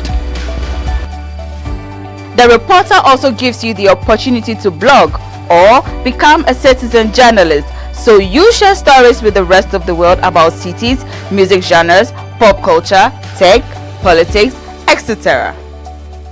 Download the GhanaWeb app from the Google Play Store or App Store on your smartphone and open it. Tap on the member button at the bottom of your screen and follow the easy steps to register with your phone number or email, and you are ready to become a reporter. GhanaWeb Reporter, democratizing journalism and empowering content creators. We have a coalition that is looking at the witchcraft accusations bill. It was through this coalition that we were able to push the bill to be passed. Now, the president hasn't signed the bill into law. We've been fighting for the abolition of the death penalty. It's been something that Amnesty International has been doing for years now, because currently, as we speak, there are about 180 persons on death row, and they are all there because of murder. Yes. So if you amend the Criminal Offences Act, at least that would cover murder. There are statistics, there's data that actually shows that death penalty does not deter crime. It doesn't. Okay. There's statistics for that. And there's also statistics that show that, unfortunately, within our system in Ghana, most of the people on death row are from a particular class. Okay.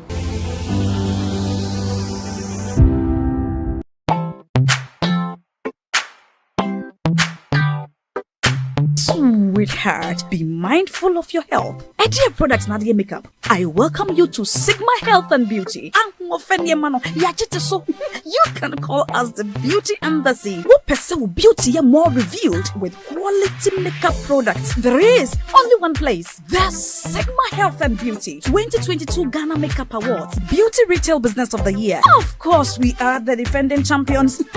World-class makeup brands and Kwanyetong. You name it. Maybelline, Dark and Lovely, House of Tara, and many more. Your professionalism in the beauty industry is unmatchable. Ensure the proper way of applying our products. Sigma Health and Beauty, Yewa Accra, Makola, Georgina Stores, and Rollins Park, Gate 4. Fryer 0248 138 596 and 0201 408 186. Or visit our online shop at www.beautyavenuegh.com. Sigma, your beauty, our joy.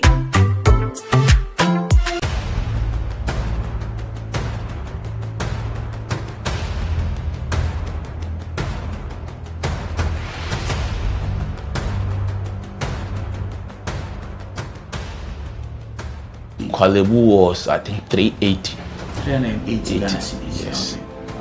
But private, some are 500, 450, some are 800, 860.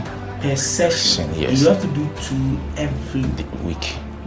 Yeah. Even if someone earns 5,000 Ghana cedis every month, that person cannot keep paying 380 cedis 3 times a week for dialysis. Majority of the people who need dialysis to survive in Ghana don't even earn half of the amount mentioned.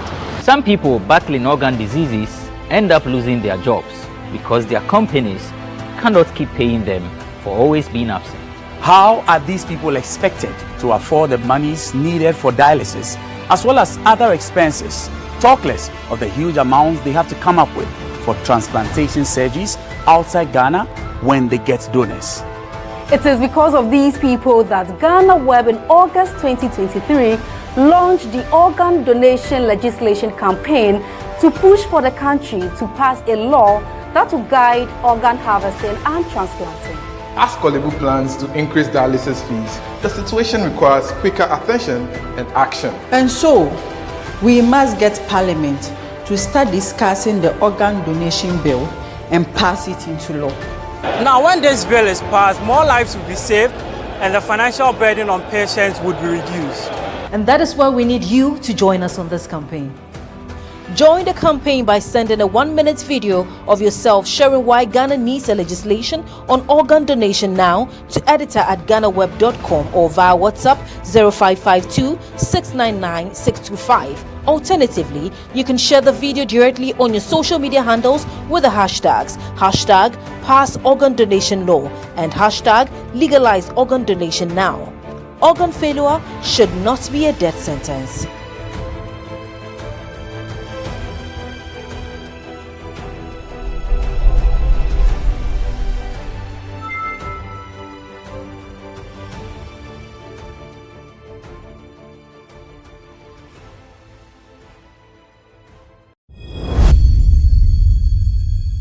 Asante no tumfo se tutu a otoso mienu na ne boafu na ode nsem kakra betudwa efa kwapran hene bafo edujamfu kumani enso ho na otumfo se tuchirema ose edujamfu kumani wa ma no 2 weeks na wotwe mienu se ono a emfa ne ho emra na omepiem kumase manhia ni nya ne se kwan bi afa so atonton sase bi enso ewo ne mpese aso no ade a entwa ye nte otumfu aka kire na se kwapra hene bafo adujamfi kumani se ono amfa ne homra na so wanim no amma in 2 weeks time na ono entu ne ho ade so.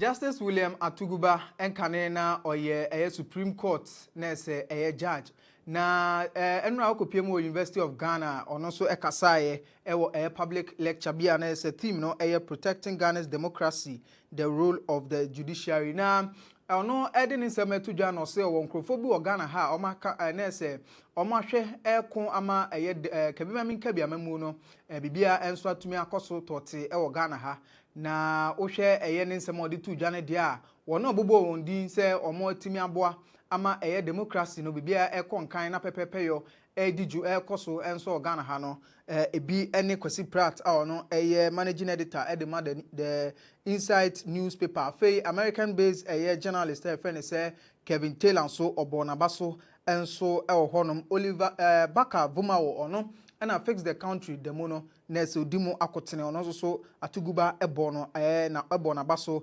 enso saso na NPP omo member friend say Dr. Kwabena Arthur Kennedy ono so obonidin woma na se atuguba chema sankrofoi ade omaboa amakabi mem enkabi amamu no omako ama bibia ekoso enso Ghana.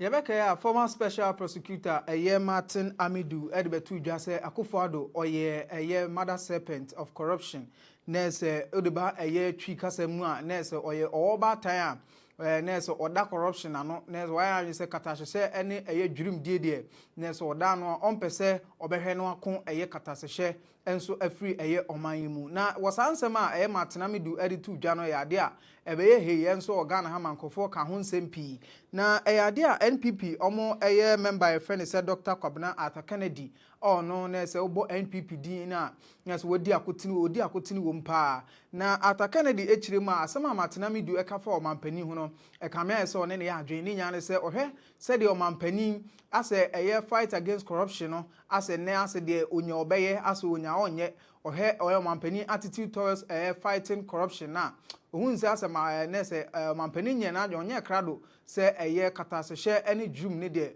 obetu ase enso e de free na mamom nti one Martin Amidu ya adwen se Akufo-Addo mother serpent of corruption.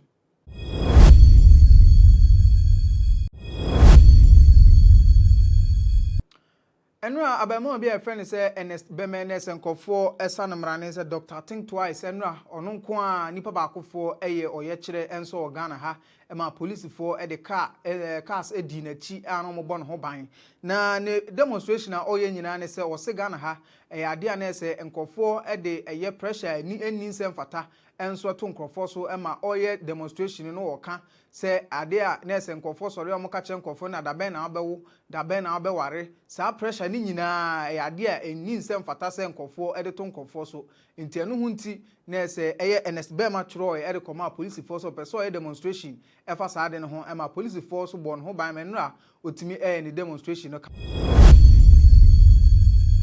NIB problem is more of a governance crisis, corporate governance crisis. They haven't published the account as the law requires. They haven't published it since 2015 up to today. That's very worrying. Very, very technically is worrying. For a state-owned because it is required that it should be published. Yeah. But they also had a view that NIB was already in trouble, no matter how much you brought in. And don't forget, the development partners had money in it. Yeah, they have the money they brought, yes. So they told them that you can't go and put the money in a bank that is sunk already. So that is the reason why. It's one of the reasons why they decided to form a new development bank. But I would have, from where I sat, I would have thought, would have done a proper due diligence and see how we can salvage NIB and possibly salvage ADB to keep focus on the development banking. Because let me make this statement: no commercial bank or demand bank, universal bank will help the economy to grow.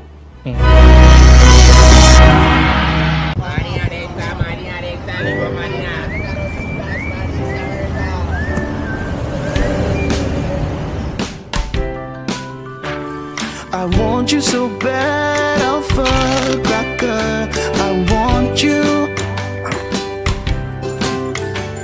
I wanna say yes, I can't resist. I want you.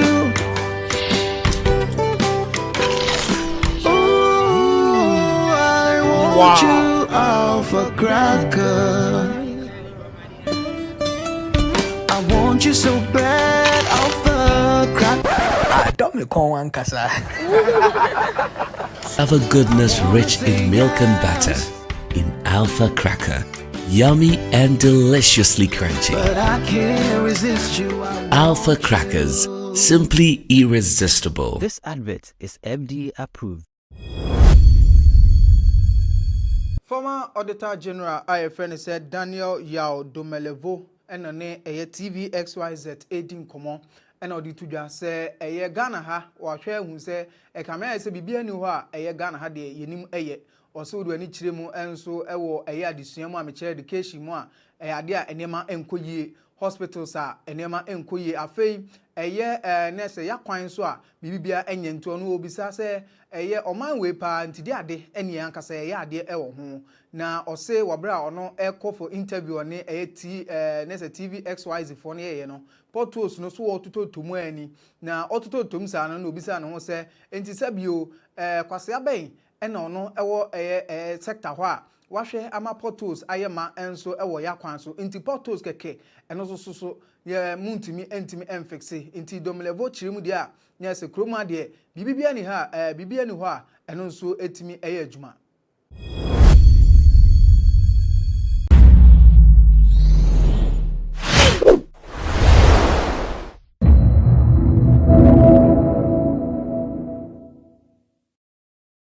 And the intersection of this years ago. So, Mama V, good to see you. I hand over the panel to you, and I need a profile of Dr. Doke, if you can just give it to me so that we can share that, or we'll let Mama V read that when she gets it.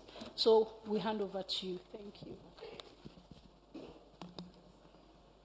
Thank you very much, Jifa. Very good morning to all of you.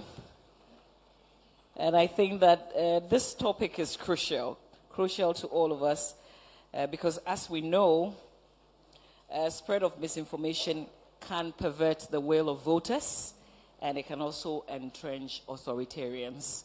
Ghanaians, we love our politics, we love to vote, so this is crucial.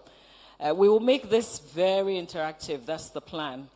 And my guests are seated. Thank you, gentlemen. I would like to start with findings. So let's try and measure what is out there in terms of when it comes to voting and security. And I'll start with you because I know that the Media Foundation for West Africa, you've been doing a lot of work. So what have you found out? All right, thank you very much, Mavi. And a good morning to everybody. Good morning to my co-panelists. I will start off with the context from what we have found, studying this field, observing the space, the context that allows disinformation to thrive, especially during electoral processes and periods, and therefore affecting integrity, peace, and security. And so, number one, and of course, the previous speakers have highlighted some of the key points already, and so we'll move. Increasing internet penetration, we are seeing that over the years, Ghana is making good progress in terms of access to internet. If you compare the data from 2016, we had 28%. 2020, we had about 30% more increment to 58%. Currently, the data being reported is that Ghana has 68.2% internet penetration. What it means is that information spread is at its highest speed. A lot more people have access to the internet and more presence on social media as well. The data puts it about 6.6 million of Ghanaians are on social media, representing about 19% of the population. Now you couple this with the fact that there is extreme politicization and partisanship in our political and media landscape. We see so much of division along the lines of politics in Ghana. We like our politics to the point that even how somebody walks on the street, somebody can begin to make deductions on where you belong and where you don't belong to. Of course, on the part of the media, the last time we studied, we saw about a third of the media owned by the politicians, by politically exposed people, by people who are active politicians. And then there is also the social media platforms that has already been mentioned. Their algorithms are set to favor sensational, disinformation, malinformation content. And there's so much political echo chambers appearing on the social media platform. Of course, our monitoring is also showing what we call cyber trooping. The political parties are recruiting young people who are hired to disseminate propaganda or false information on these platforms. It's so easy to see now. You set up on the social media platforms, there are notable handles who are pushing this agenda against key persons, depending on who comes up on their radar, looking at what is happening in the country. In fact, just recently, the Akosombo Dam spillage, we see a lot of that coming up. The former president, John Mahama, gets to the place before the sitting president, and you see a flyer coming that he's made a statement suggesting that if this were to be in their strongholds, which is in the Ashanti region, and we know this is happening in the Volta region, he probably would have hurried up to get to the place. Now, this is pressuring on the fault lines of politics and ethnic fault lines, which is already an indication when it comes to security and threats. We also follow, you see, the Islam community celebrated the Maulid celebrations. The vice president was not able to be present at the event. We see flyers moving all around that now he's converted to Christianity, and if it were to be in the Christian community, he would have hurriedly rushed to the place, go and sing praises with them and dance and stuff like that. It may sound very ridiculous to the average people, but for the teeming masses who may not be very much aligned at that level, given who is sharing it and who is spreading it, it pushes the fault lines and presses it on. And then, lastly, the communication and media regulatory system that we have in the country is way behind the digital age. What we have as the regulatory system, as we may be aware, was established in the early 90s when we got into the Fourth Republic. Even before the liberalization of the airwaves, our regulatory system, when you look at the modules, was set to monitor the GBCs, the few newspapers around. We liberated the airwaves, and a lot of media houses are springing up. Today we are counting over 500 radio stations, 100 to 200 TV stations, and even the problem of broadcasting, we are struggling dealing with it. Then there is a digital age coming. Now today we say we are in a new phase, which is the generative AI age. And we have very limited answers to these conversations across Africa. And so we have a lot of knee-jerk reactions. Laws popping up. You see computer misuse law, digital codes, and these laws, because they are knee-jerk, we have not really had a very comprehensive approach at discussing what is the communicative and media regulatory system to address the age. These laws have become tools that have been used to silence dissent voices, opposition, critical journalists, and what have you. Maybe I'll leave it here at the context. We can discuss who are the actors, the tactics, and the strategies that are used. Dr. Kweku, you are the center of a lot of these misinformation. So tell us about what you have witnessed. What are the popular things that you hear that sometimes you're surprised yourself? Thank you very much. I will first go back a bit and talk about what do you mean by electoral integrity. So that when you say attack on it means, and then we appreciate it. First, when we talk of election integrity, we are talking of elections, the process, which is so transparent, which is acceptable by the stakeholders, and in such a way that the result can stand the test of time. There are a lot of definitions, but in some way that's how I see it.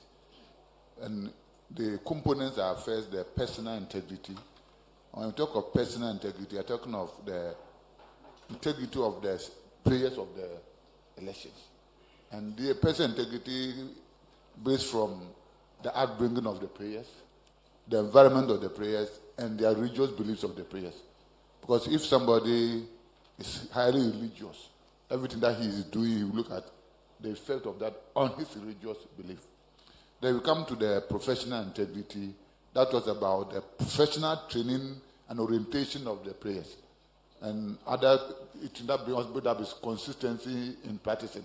Because as you continue to involve yourself in the electoral administration, you build on your experience. So that also increases your professional integrity. Then we have what we call system integrity. The system integrity is like EMB itself how the law protects it. And I always say that I have been to a lot of countries. I've been interacting with people who have been teaching and others. Ghana's constitution is the best that I've come across. So of late, a lot of African countries are coming to pick from us. If you look at our Article 42, it also says that every Ghanaian 14 years and above of someone should be registered to participate in voting.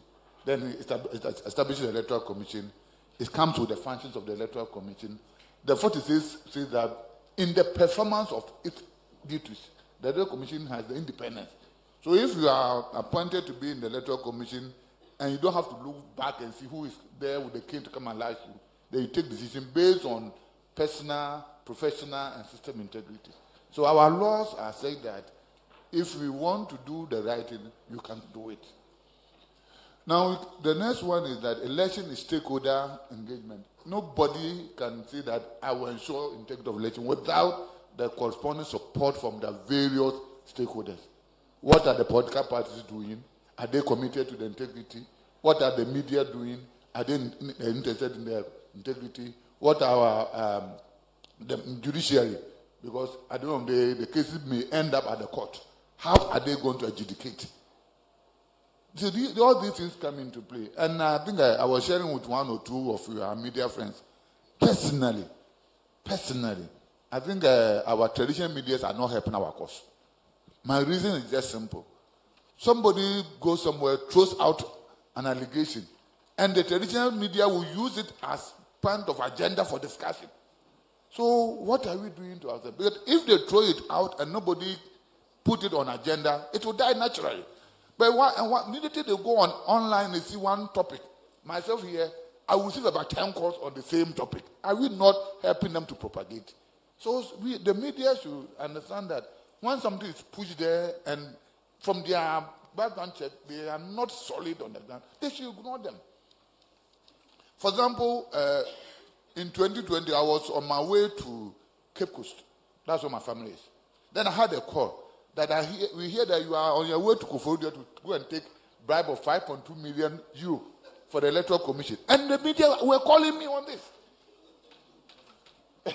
But so you're saying that if you hear a thing like that, just assume that it's not right. What I mean is do your background check before you publish it. But isn't the background check the calling? No, the call that somebody put to you to check? I'm not saying that call me is wrong. But the way question you post at me means that you don't believe or you are checking. And some of them, maybe I say, my prophet said that I didn't give him. You see that point? But he was in a jovial way. But the way some of them will present it, it makes it as if they have already taken side before seeking your advice. So I would think that if they break out news on such disinformation, it will help our cause. Because clearly, by definition, people are putting on those information to deceive people. Is that not the case? And that is an attack on the integrity that we are talking about. So if I get you right, you are saying we should black out information that we believe or information that after we've cross-checked is not true. Yes. We simply should not put it out. Yes, you don't bring it for So you're not writing a story and saying he's denied. Okay. All right. Don't give it. Okay. So let me come to you because I know that you have an approach that I term very radical. We want to try and see how we can deal with this. So let's hear what your plan is. Well, personally, I need to stress one important thing. Democracy is a very expensive enterprise, very delicate. The point is, it's like an egg. You know how sweet, how good eggs are. But if you don't know how to handle it and it breaks from your hand, you can't take it anymore. Every democracy that has hiccuped ends up in insecurity, intractable insecurity. Check the West African sub-region. Mali used to be touted as one of the best up-and-coming democracies, all of a sudden, because they couldn't handle it well.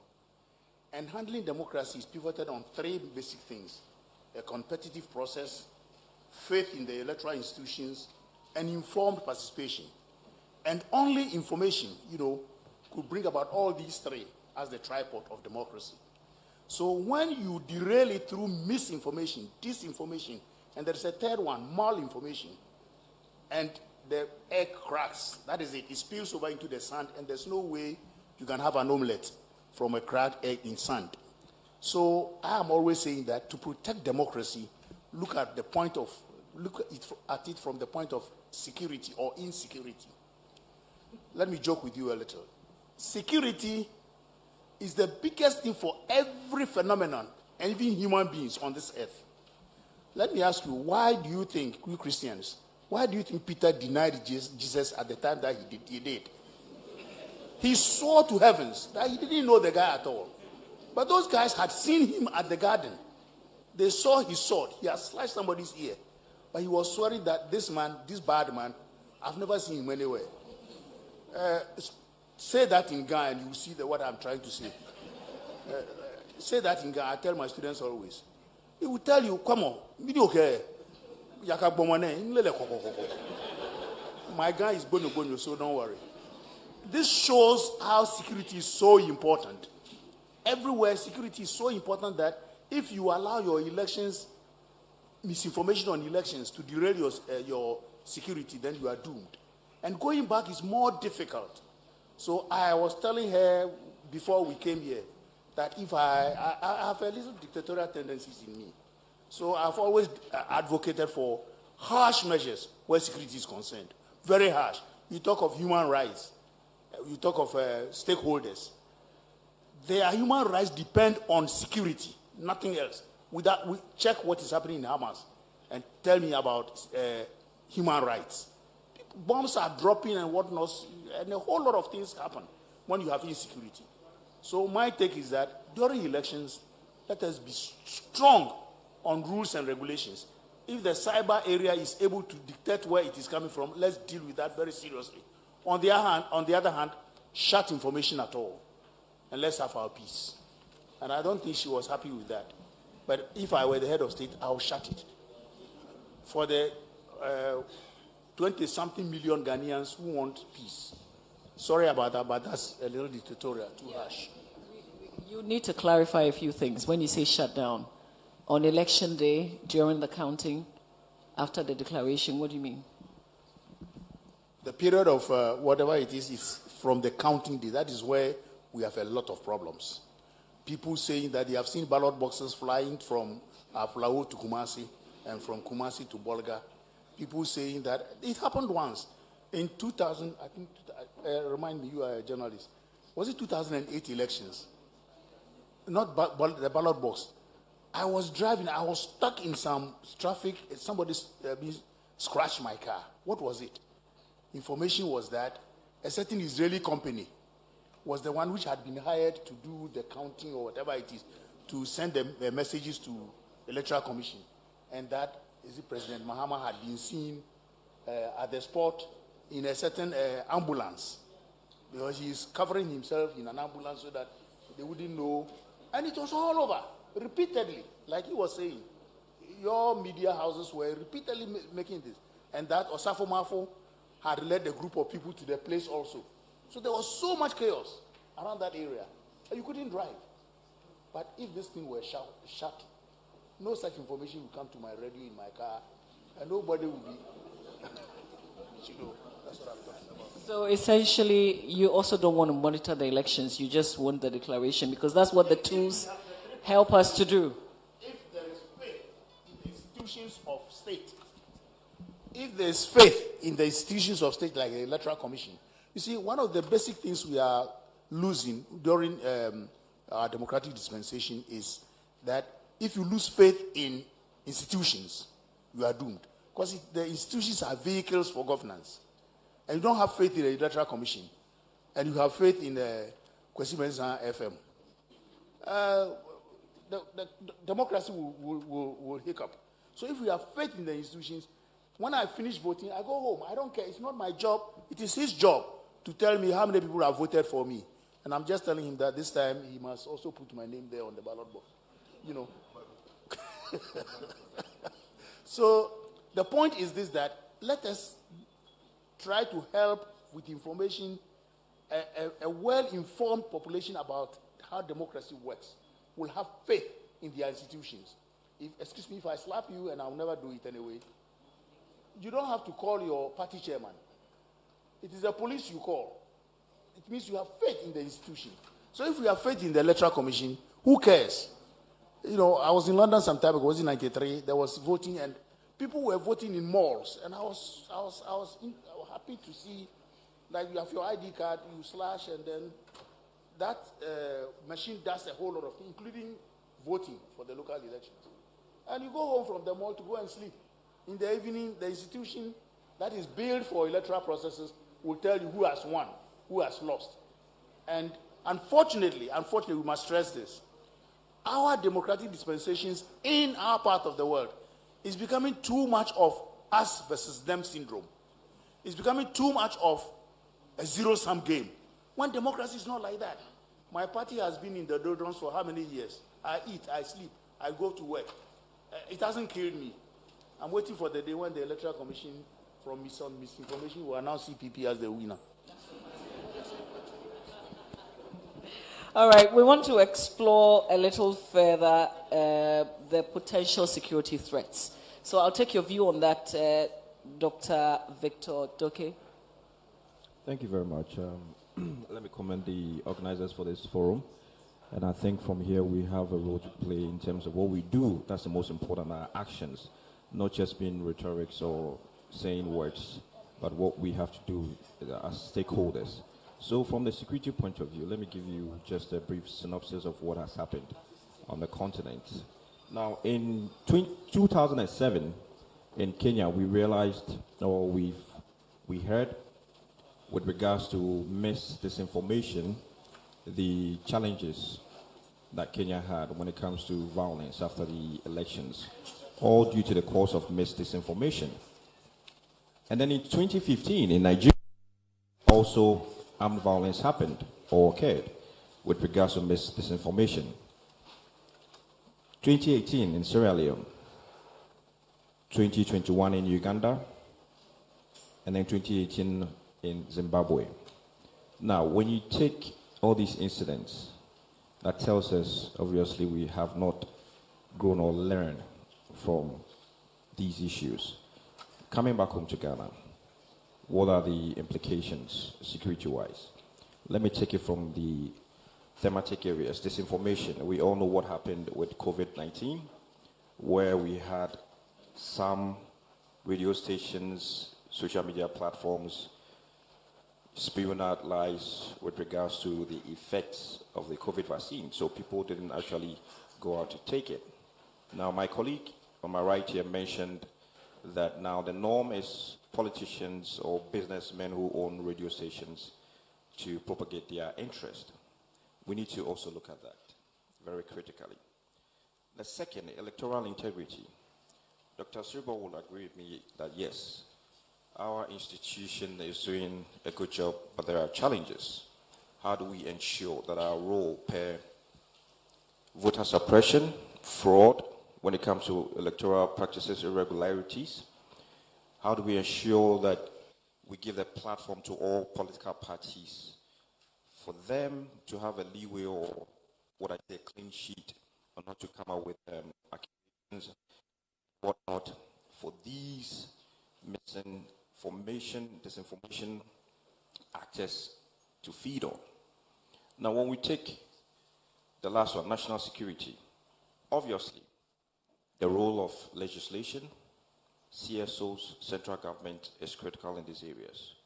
We have regulations. Are we implementing them? Are we enforcing them? Critical questions. The role of the CSOs, we cannot do away with it. In our dispensation, the CSOs have been recognized as very key in development in our democracy. We need them more than ever before going into 2024. There are great implications security-wise. We can only hope that it does not deteriorate as it has in some countries.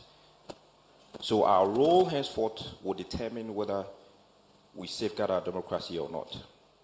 And to do away with disinformation, then let's all play our roles, give a fair, level playing field for all stakeholders to perform what they are supposed to do as per their mandates, and then we'll get somewhere. Other than that, then would have a cause to worry. Well, I can't help it, but I have to run the solution by you. This radical approach of let's shut down internet, for instance. Dr. Doke, yes. The radical approach to shut down the social media. Just black out everything. Well, Prof is for, right? Now, I would, as a peace builder, what would I do? Or what would I propose? Let's look at how, if we have, for example, going into 2024, let's be practical and then we profess the solutions. How do we ensure that we check these networks, right? Those who are propagating false news. We have the regulations. Let's enforce them.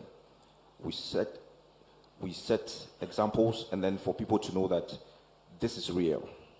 Stakeholders coming on board.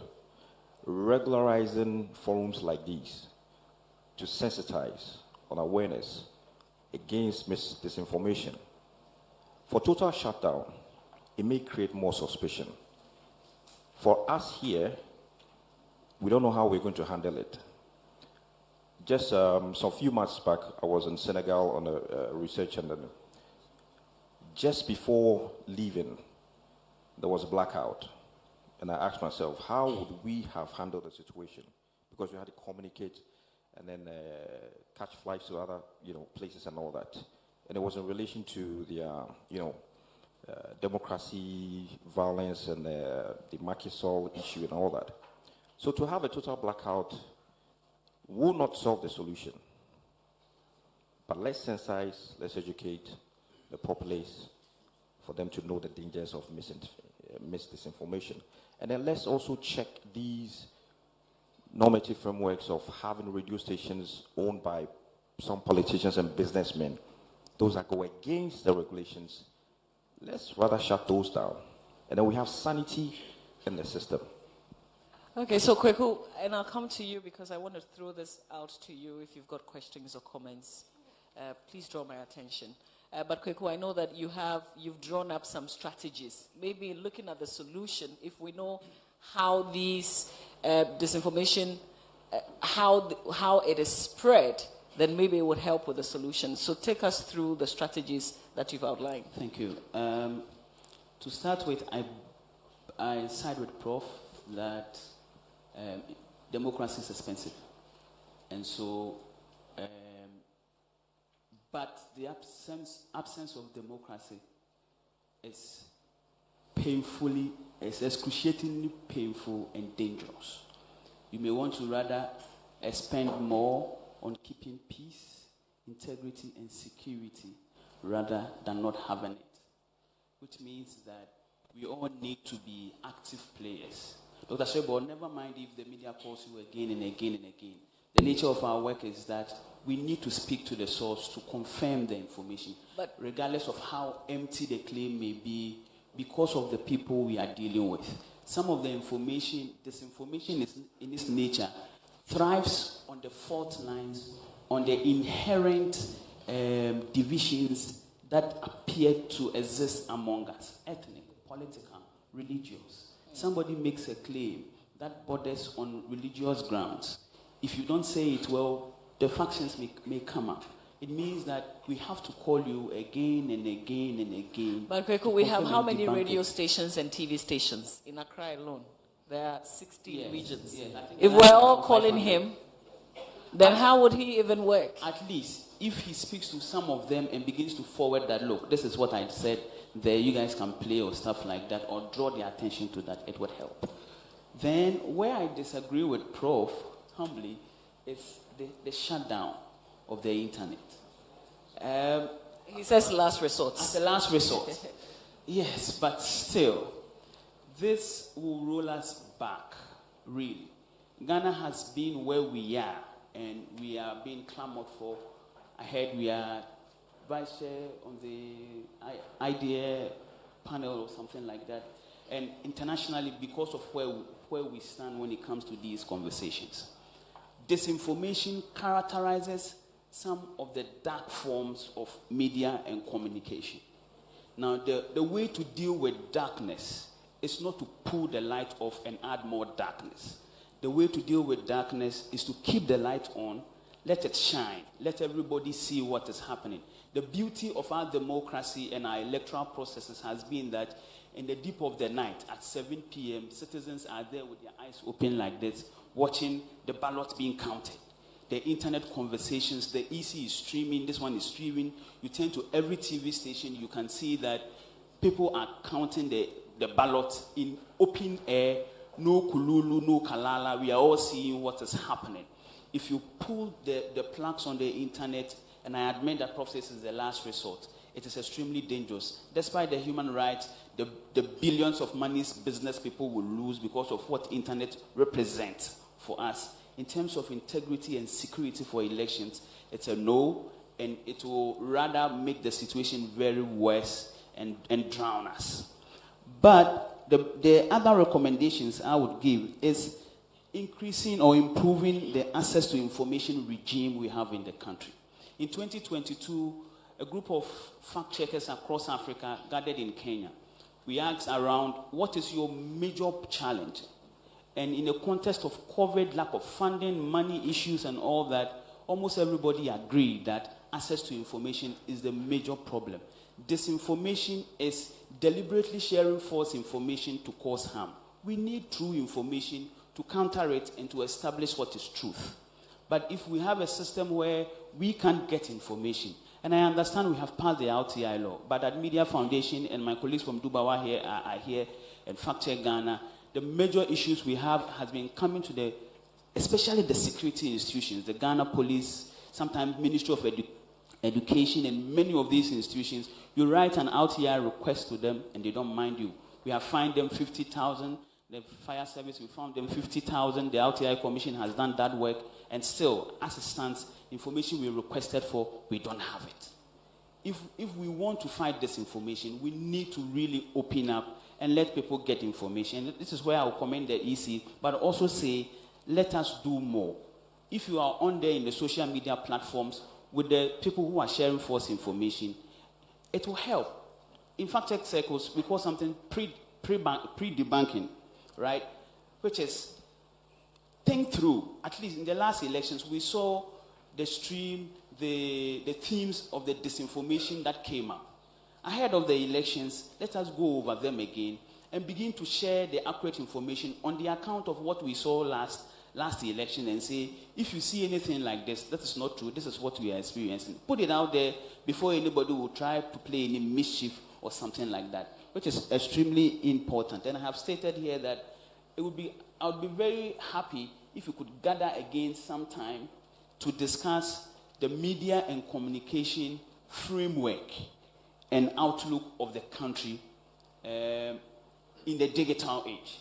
What must we do so that we can have a comprehensive structure in terms of content? I understand we have a lot of infrastructure going on at the NCA, but in terms of content, I must say the NMC, which is charged with doing that work today, is really handicapped to do that work, even when the airwaves were liberated, let alone in the digital age and in the new phase where we find ourselves. It is extremely important. We call for partnership.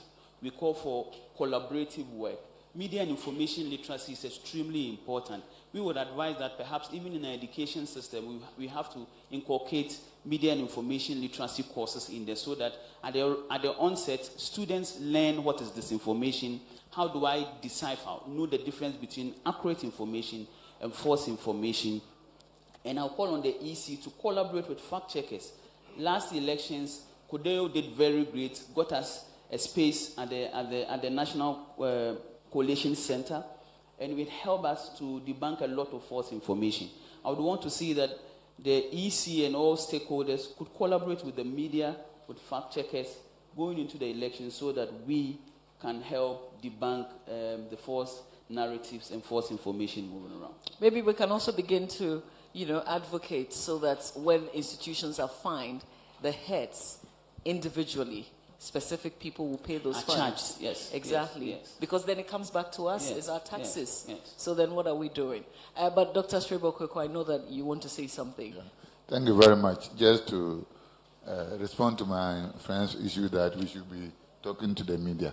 I'm not saying we will not be talking to them, but where the person who is calling you has made up their mind.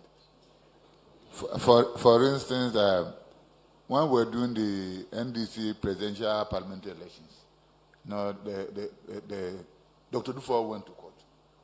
So they were going to give judgment on Friday, and the election will be on Saturday. So TV3 interviewed me, and I said, if the judgment goes late, it will be difficult for us to convey the materials to all over the constituencies and the rest. So that was what the next time headline, Sebo said they will not do the election if the court give judgment. And the same part of the they will call me and ask me, is that what you said? I said, but the interview was granted in your studio. You have to respond, not me. That is the issue. Recently, I did another one on Asempa Kusisei.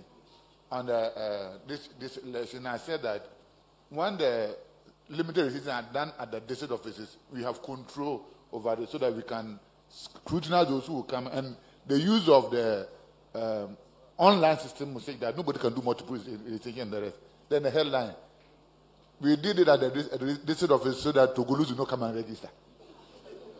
When I have, so when we do, so somebody calls you, then you have to think, after saying this, are they not going to spin it and the rest? That's what I'm talking about. So it's not that we are not, anybody who's in the media circuits know that I respond to the media a lot. But when I'm responding, I am extra careful. Because you say A, then because the person has already made a mind, he will go the way you want to go. At times, there have been some of them, I will ask them, then why did you come in for interview? Because the way you are asking me questions, you have made up your mind. You are not listening to what I'm saying. So, and to be frank with you, some media houses now, they call me, I don't respond. It's a fact. Because I would rather that you would rather be fighting on air. Because they are not ready to listen to whatever you are going to say. So that's what I'm talking about. But is the focus when you're speaking to the media, are you thinking about the audience? Because they are ultimately the consumers of what you're saying. Yes, I agree. And these are the people, when you say G, they'll make it T. And that's why I don't want the traditional media to be picking those things. Because some of these, you do the interview within their own setup. Right? Then on their online, they twist it. So why would I come to you when I know that after whatever I've said, what you have already prejudiced yourself to say is what you are going to say? That's my challenge. Dr. Vlad, and I would let you, okay, there's a hand up there. So maybe let's hear you. Let's hear you. Please introduce yourself. Use the microphone in front of you. It's not working. Okay, can we get a microphone to him, please? And whilst we do that, you've been listening. Yes.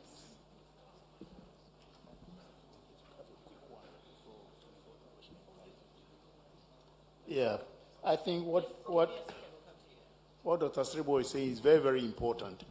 When a media personnel just picks something from you and twists it, it's more dangerous because it's more believed than what you have said. It happened to me and I nearly sued somebody. I mean, there was this problem with the court cases in 2012. So someone comes to me as a security analyst, what do you think? The country is on tenterhooks, so nothing will happen. Are you sure? Because this thing, the way it's going, I said nothing would happen. But if anything happens at all, Ghana has a way of always bringing the simmering water down to cool. Said, don't you think the military would step in? I said, the military would not step in because we haven't gotten the grounds for military stepping in. In any case, the military is constitutionally obliged to ensure that insecurity does not go beyond what the country can take. So if they step in, that will be fine. The following day headline, military to take over if entry down soon. I was mad, so I went to the editor. I said, look, at least you must go to school. There's a difference between take over and step in. Those two words. Take over and step in. Those simple things shows that he's not a good journalist. You know, so what he's saying is very, very, very important. But when I was suggesting that we can stop this thing, you see, when Trump was making all the noise, in some democracies, they have what it takes to douse the fire, like the U.S. We saw all that happen. It's the same media processes that were used in picking people one by one and trying them. We are not there. Twitter permanently suspends Trump's account to prevent further incitement of violence. A headline. Well, they couldn't stop him. He was tweeting and he was on other media also. There are several other things to use. But then at least the government has taken a measure, or the institution which he was using has taken up a measure to at least let the public know that they don't support what he's doing, because he was inciting violence and violence. And it didn't end there. Twitter again came up. I have another one, which showed his conversation with the Attorney General of Texas, asking her to make sure they get 2,611 votes. And that's all we need. And they were able to bring this in out. So discerning voters will be able to know who Trump was. And that's what we don't have here. That's why I'm saying at that crucial moment, why don't you cut people off and let the institution in whom I have big trust to come out? Because the gadgets over there and everything. The last one we had, you remember, there was a message that stated that the chairman of the Electoral Commission came to call somebody out so that they could put whatever they want over there. And the media was carrying it all over. And the person was on air against saying how they were talking, but we had a very good media man over there who said they were sitting down together. The Electoral Commissioner did not come there at all to come and call anybody out. They were rather called to go and eat. All these things. And you know, where you have a situation, or in a situation where the majority of the people are that gullible, ignorant, and mostly illiterate, it's dangerous for security. That's all I'm saying.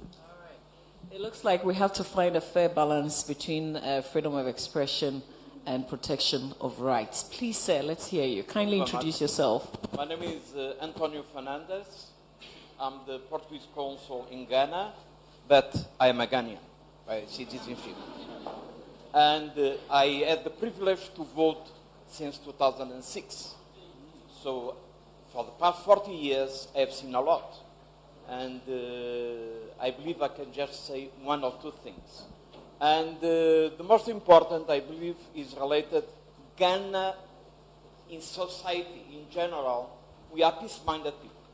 Okay, because of that, it will enable the Ghana Police Service before the elections to identify what? Hotspots, isn't it? You have hotspots in Ghana. They know where the trouble can come. So I don't believe that Ghana is going to be any other country due to misinformation of the media. Do you remember what's happening in 2000? The famous list. I mean, there are some people, they know what I'm talking about. The famous list in 2000, it was there. But luckily, the social media was not existent. So you can imagine if the thing had happened by then at that time. As for the interlock issue, all of us, you already know, already the social media was in town. What is important to say is this. For us, for me as a voter, it's my vote which counts. And they have noticed, give them the example, Joy FM. You introduced that novelty in 2000, where agents of Joy FM will take pictures of the ballots, of the polling stations. And then Joy FM was able to what? To announce the winner even before the Electoral Commission. Conclusion, they got maligned, of course, but also they got maligned in 2008, if you can remember, when they announced somebody else won. So this is the good service of the media that you have been doing. Let me praise you, not because you are here from a Joy FM.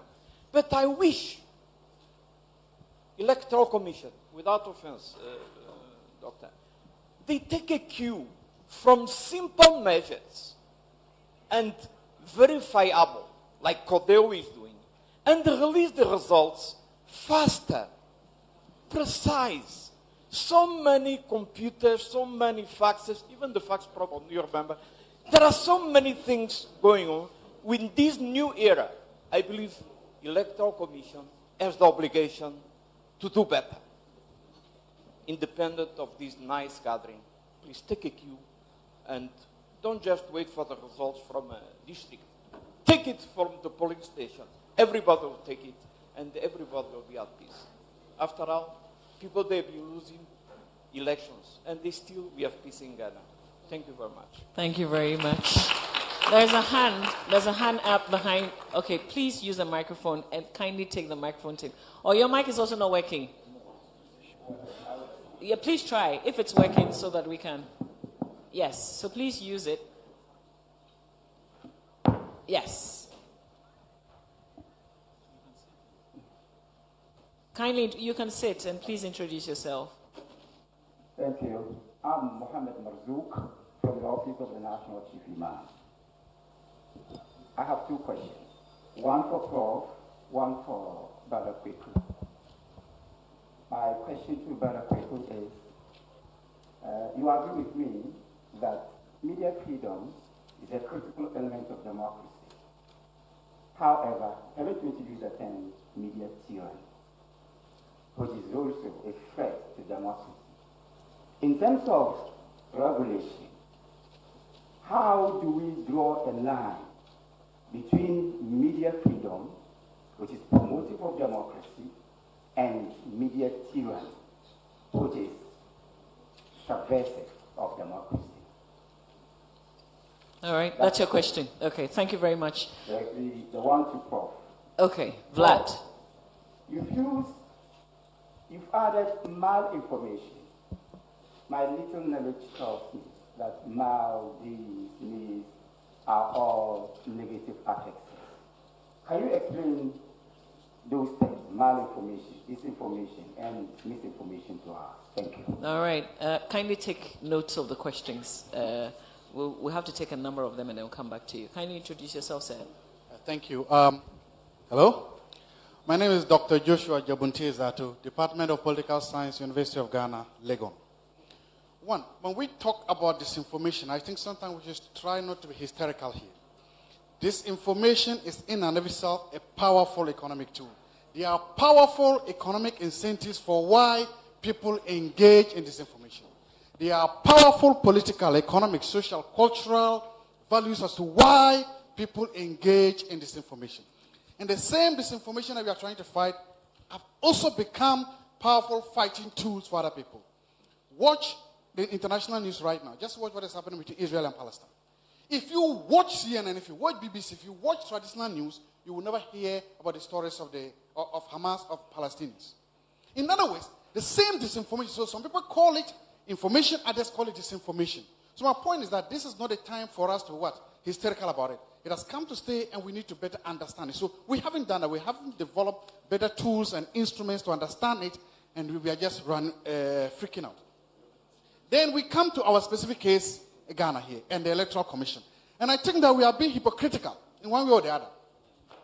In Ghana, it is fashionable for the opposition party to spend 4 years running down the Electoral Commission under the bus. It is the easiest way to get power in Ghana by the opposition party. Just run down the Electoral Commission. Don't believe whatever they say. Let your people don't believe. So literally half of the country, don't let them believe whatever the Electoral Commission says. And then on the election night, we expect everybody to believe the Electoral Commission. It doesn't happen like that. Nobody lifts a finger to defend the Electoral Commission. Of course, then the party that was in opposition, all of a sudden you are in government, you are defending the political party all of a sudden. And then you also do that for another 8 years. So for 8 years, one part is bastardizing the Electoral Commission, another one is. Somebody said the best way to deal with this information is accurate, full, and better information. How would you run down an organization for 8 years and then expect that we will accept the information coming from them? Please. All right. And I'll appreciate it if after you make a comment like that, you also give us a bit of solution because we want to look forward. So just 30 seconds. Yes, so we do that. First of all, the idea that I don't know what, for instance, right now we don't have very good political party representation here. I was hearing those who are here. I think the others are not there. The Electoral Commission. We shouldn't wait. I've seen Chairman Peter McMahon okay, here. Good. So there are some first of all, why should we wait? Here. The engagement with the Electoral Commission and with the political parties should not just start or end during elections. It shouldn't. We should see the Electoral Commission moving around the whole country, holding meetings at the municipal level, at the regional level, all over. We should have that, enough of those contacts. If we do that, and there's frequently now, I may know where to go and get accurate information from the Electoral Commission. docile because I do research and others. Where did others go for information? We need to know that. We need to have that idea and that engagement. I think that engagement is happening. There's right to information, so you can. But also we just mentioned the inefficiencies and inaccuracies of that. Remember we did? Well, but we also do get information, to be fair. Yes, we do. So the question is that how much good information do we get to balance out the bad information? Okay. I think that's the question. All right. Okay, sure. Thank you very much. There's a hand here. I'll come to this side in a bit, but let's explore this area as well. I'll come to you, sir. Yes, Nathan.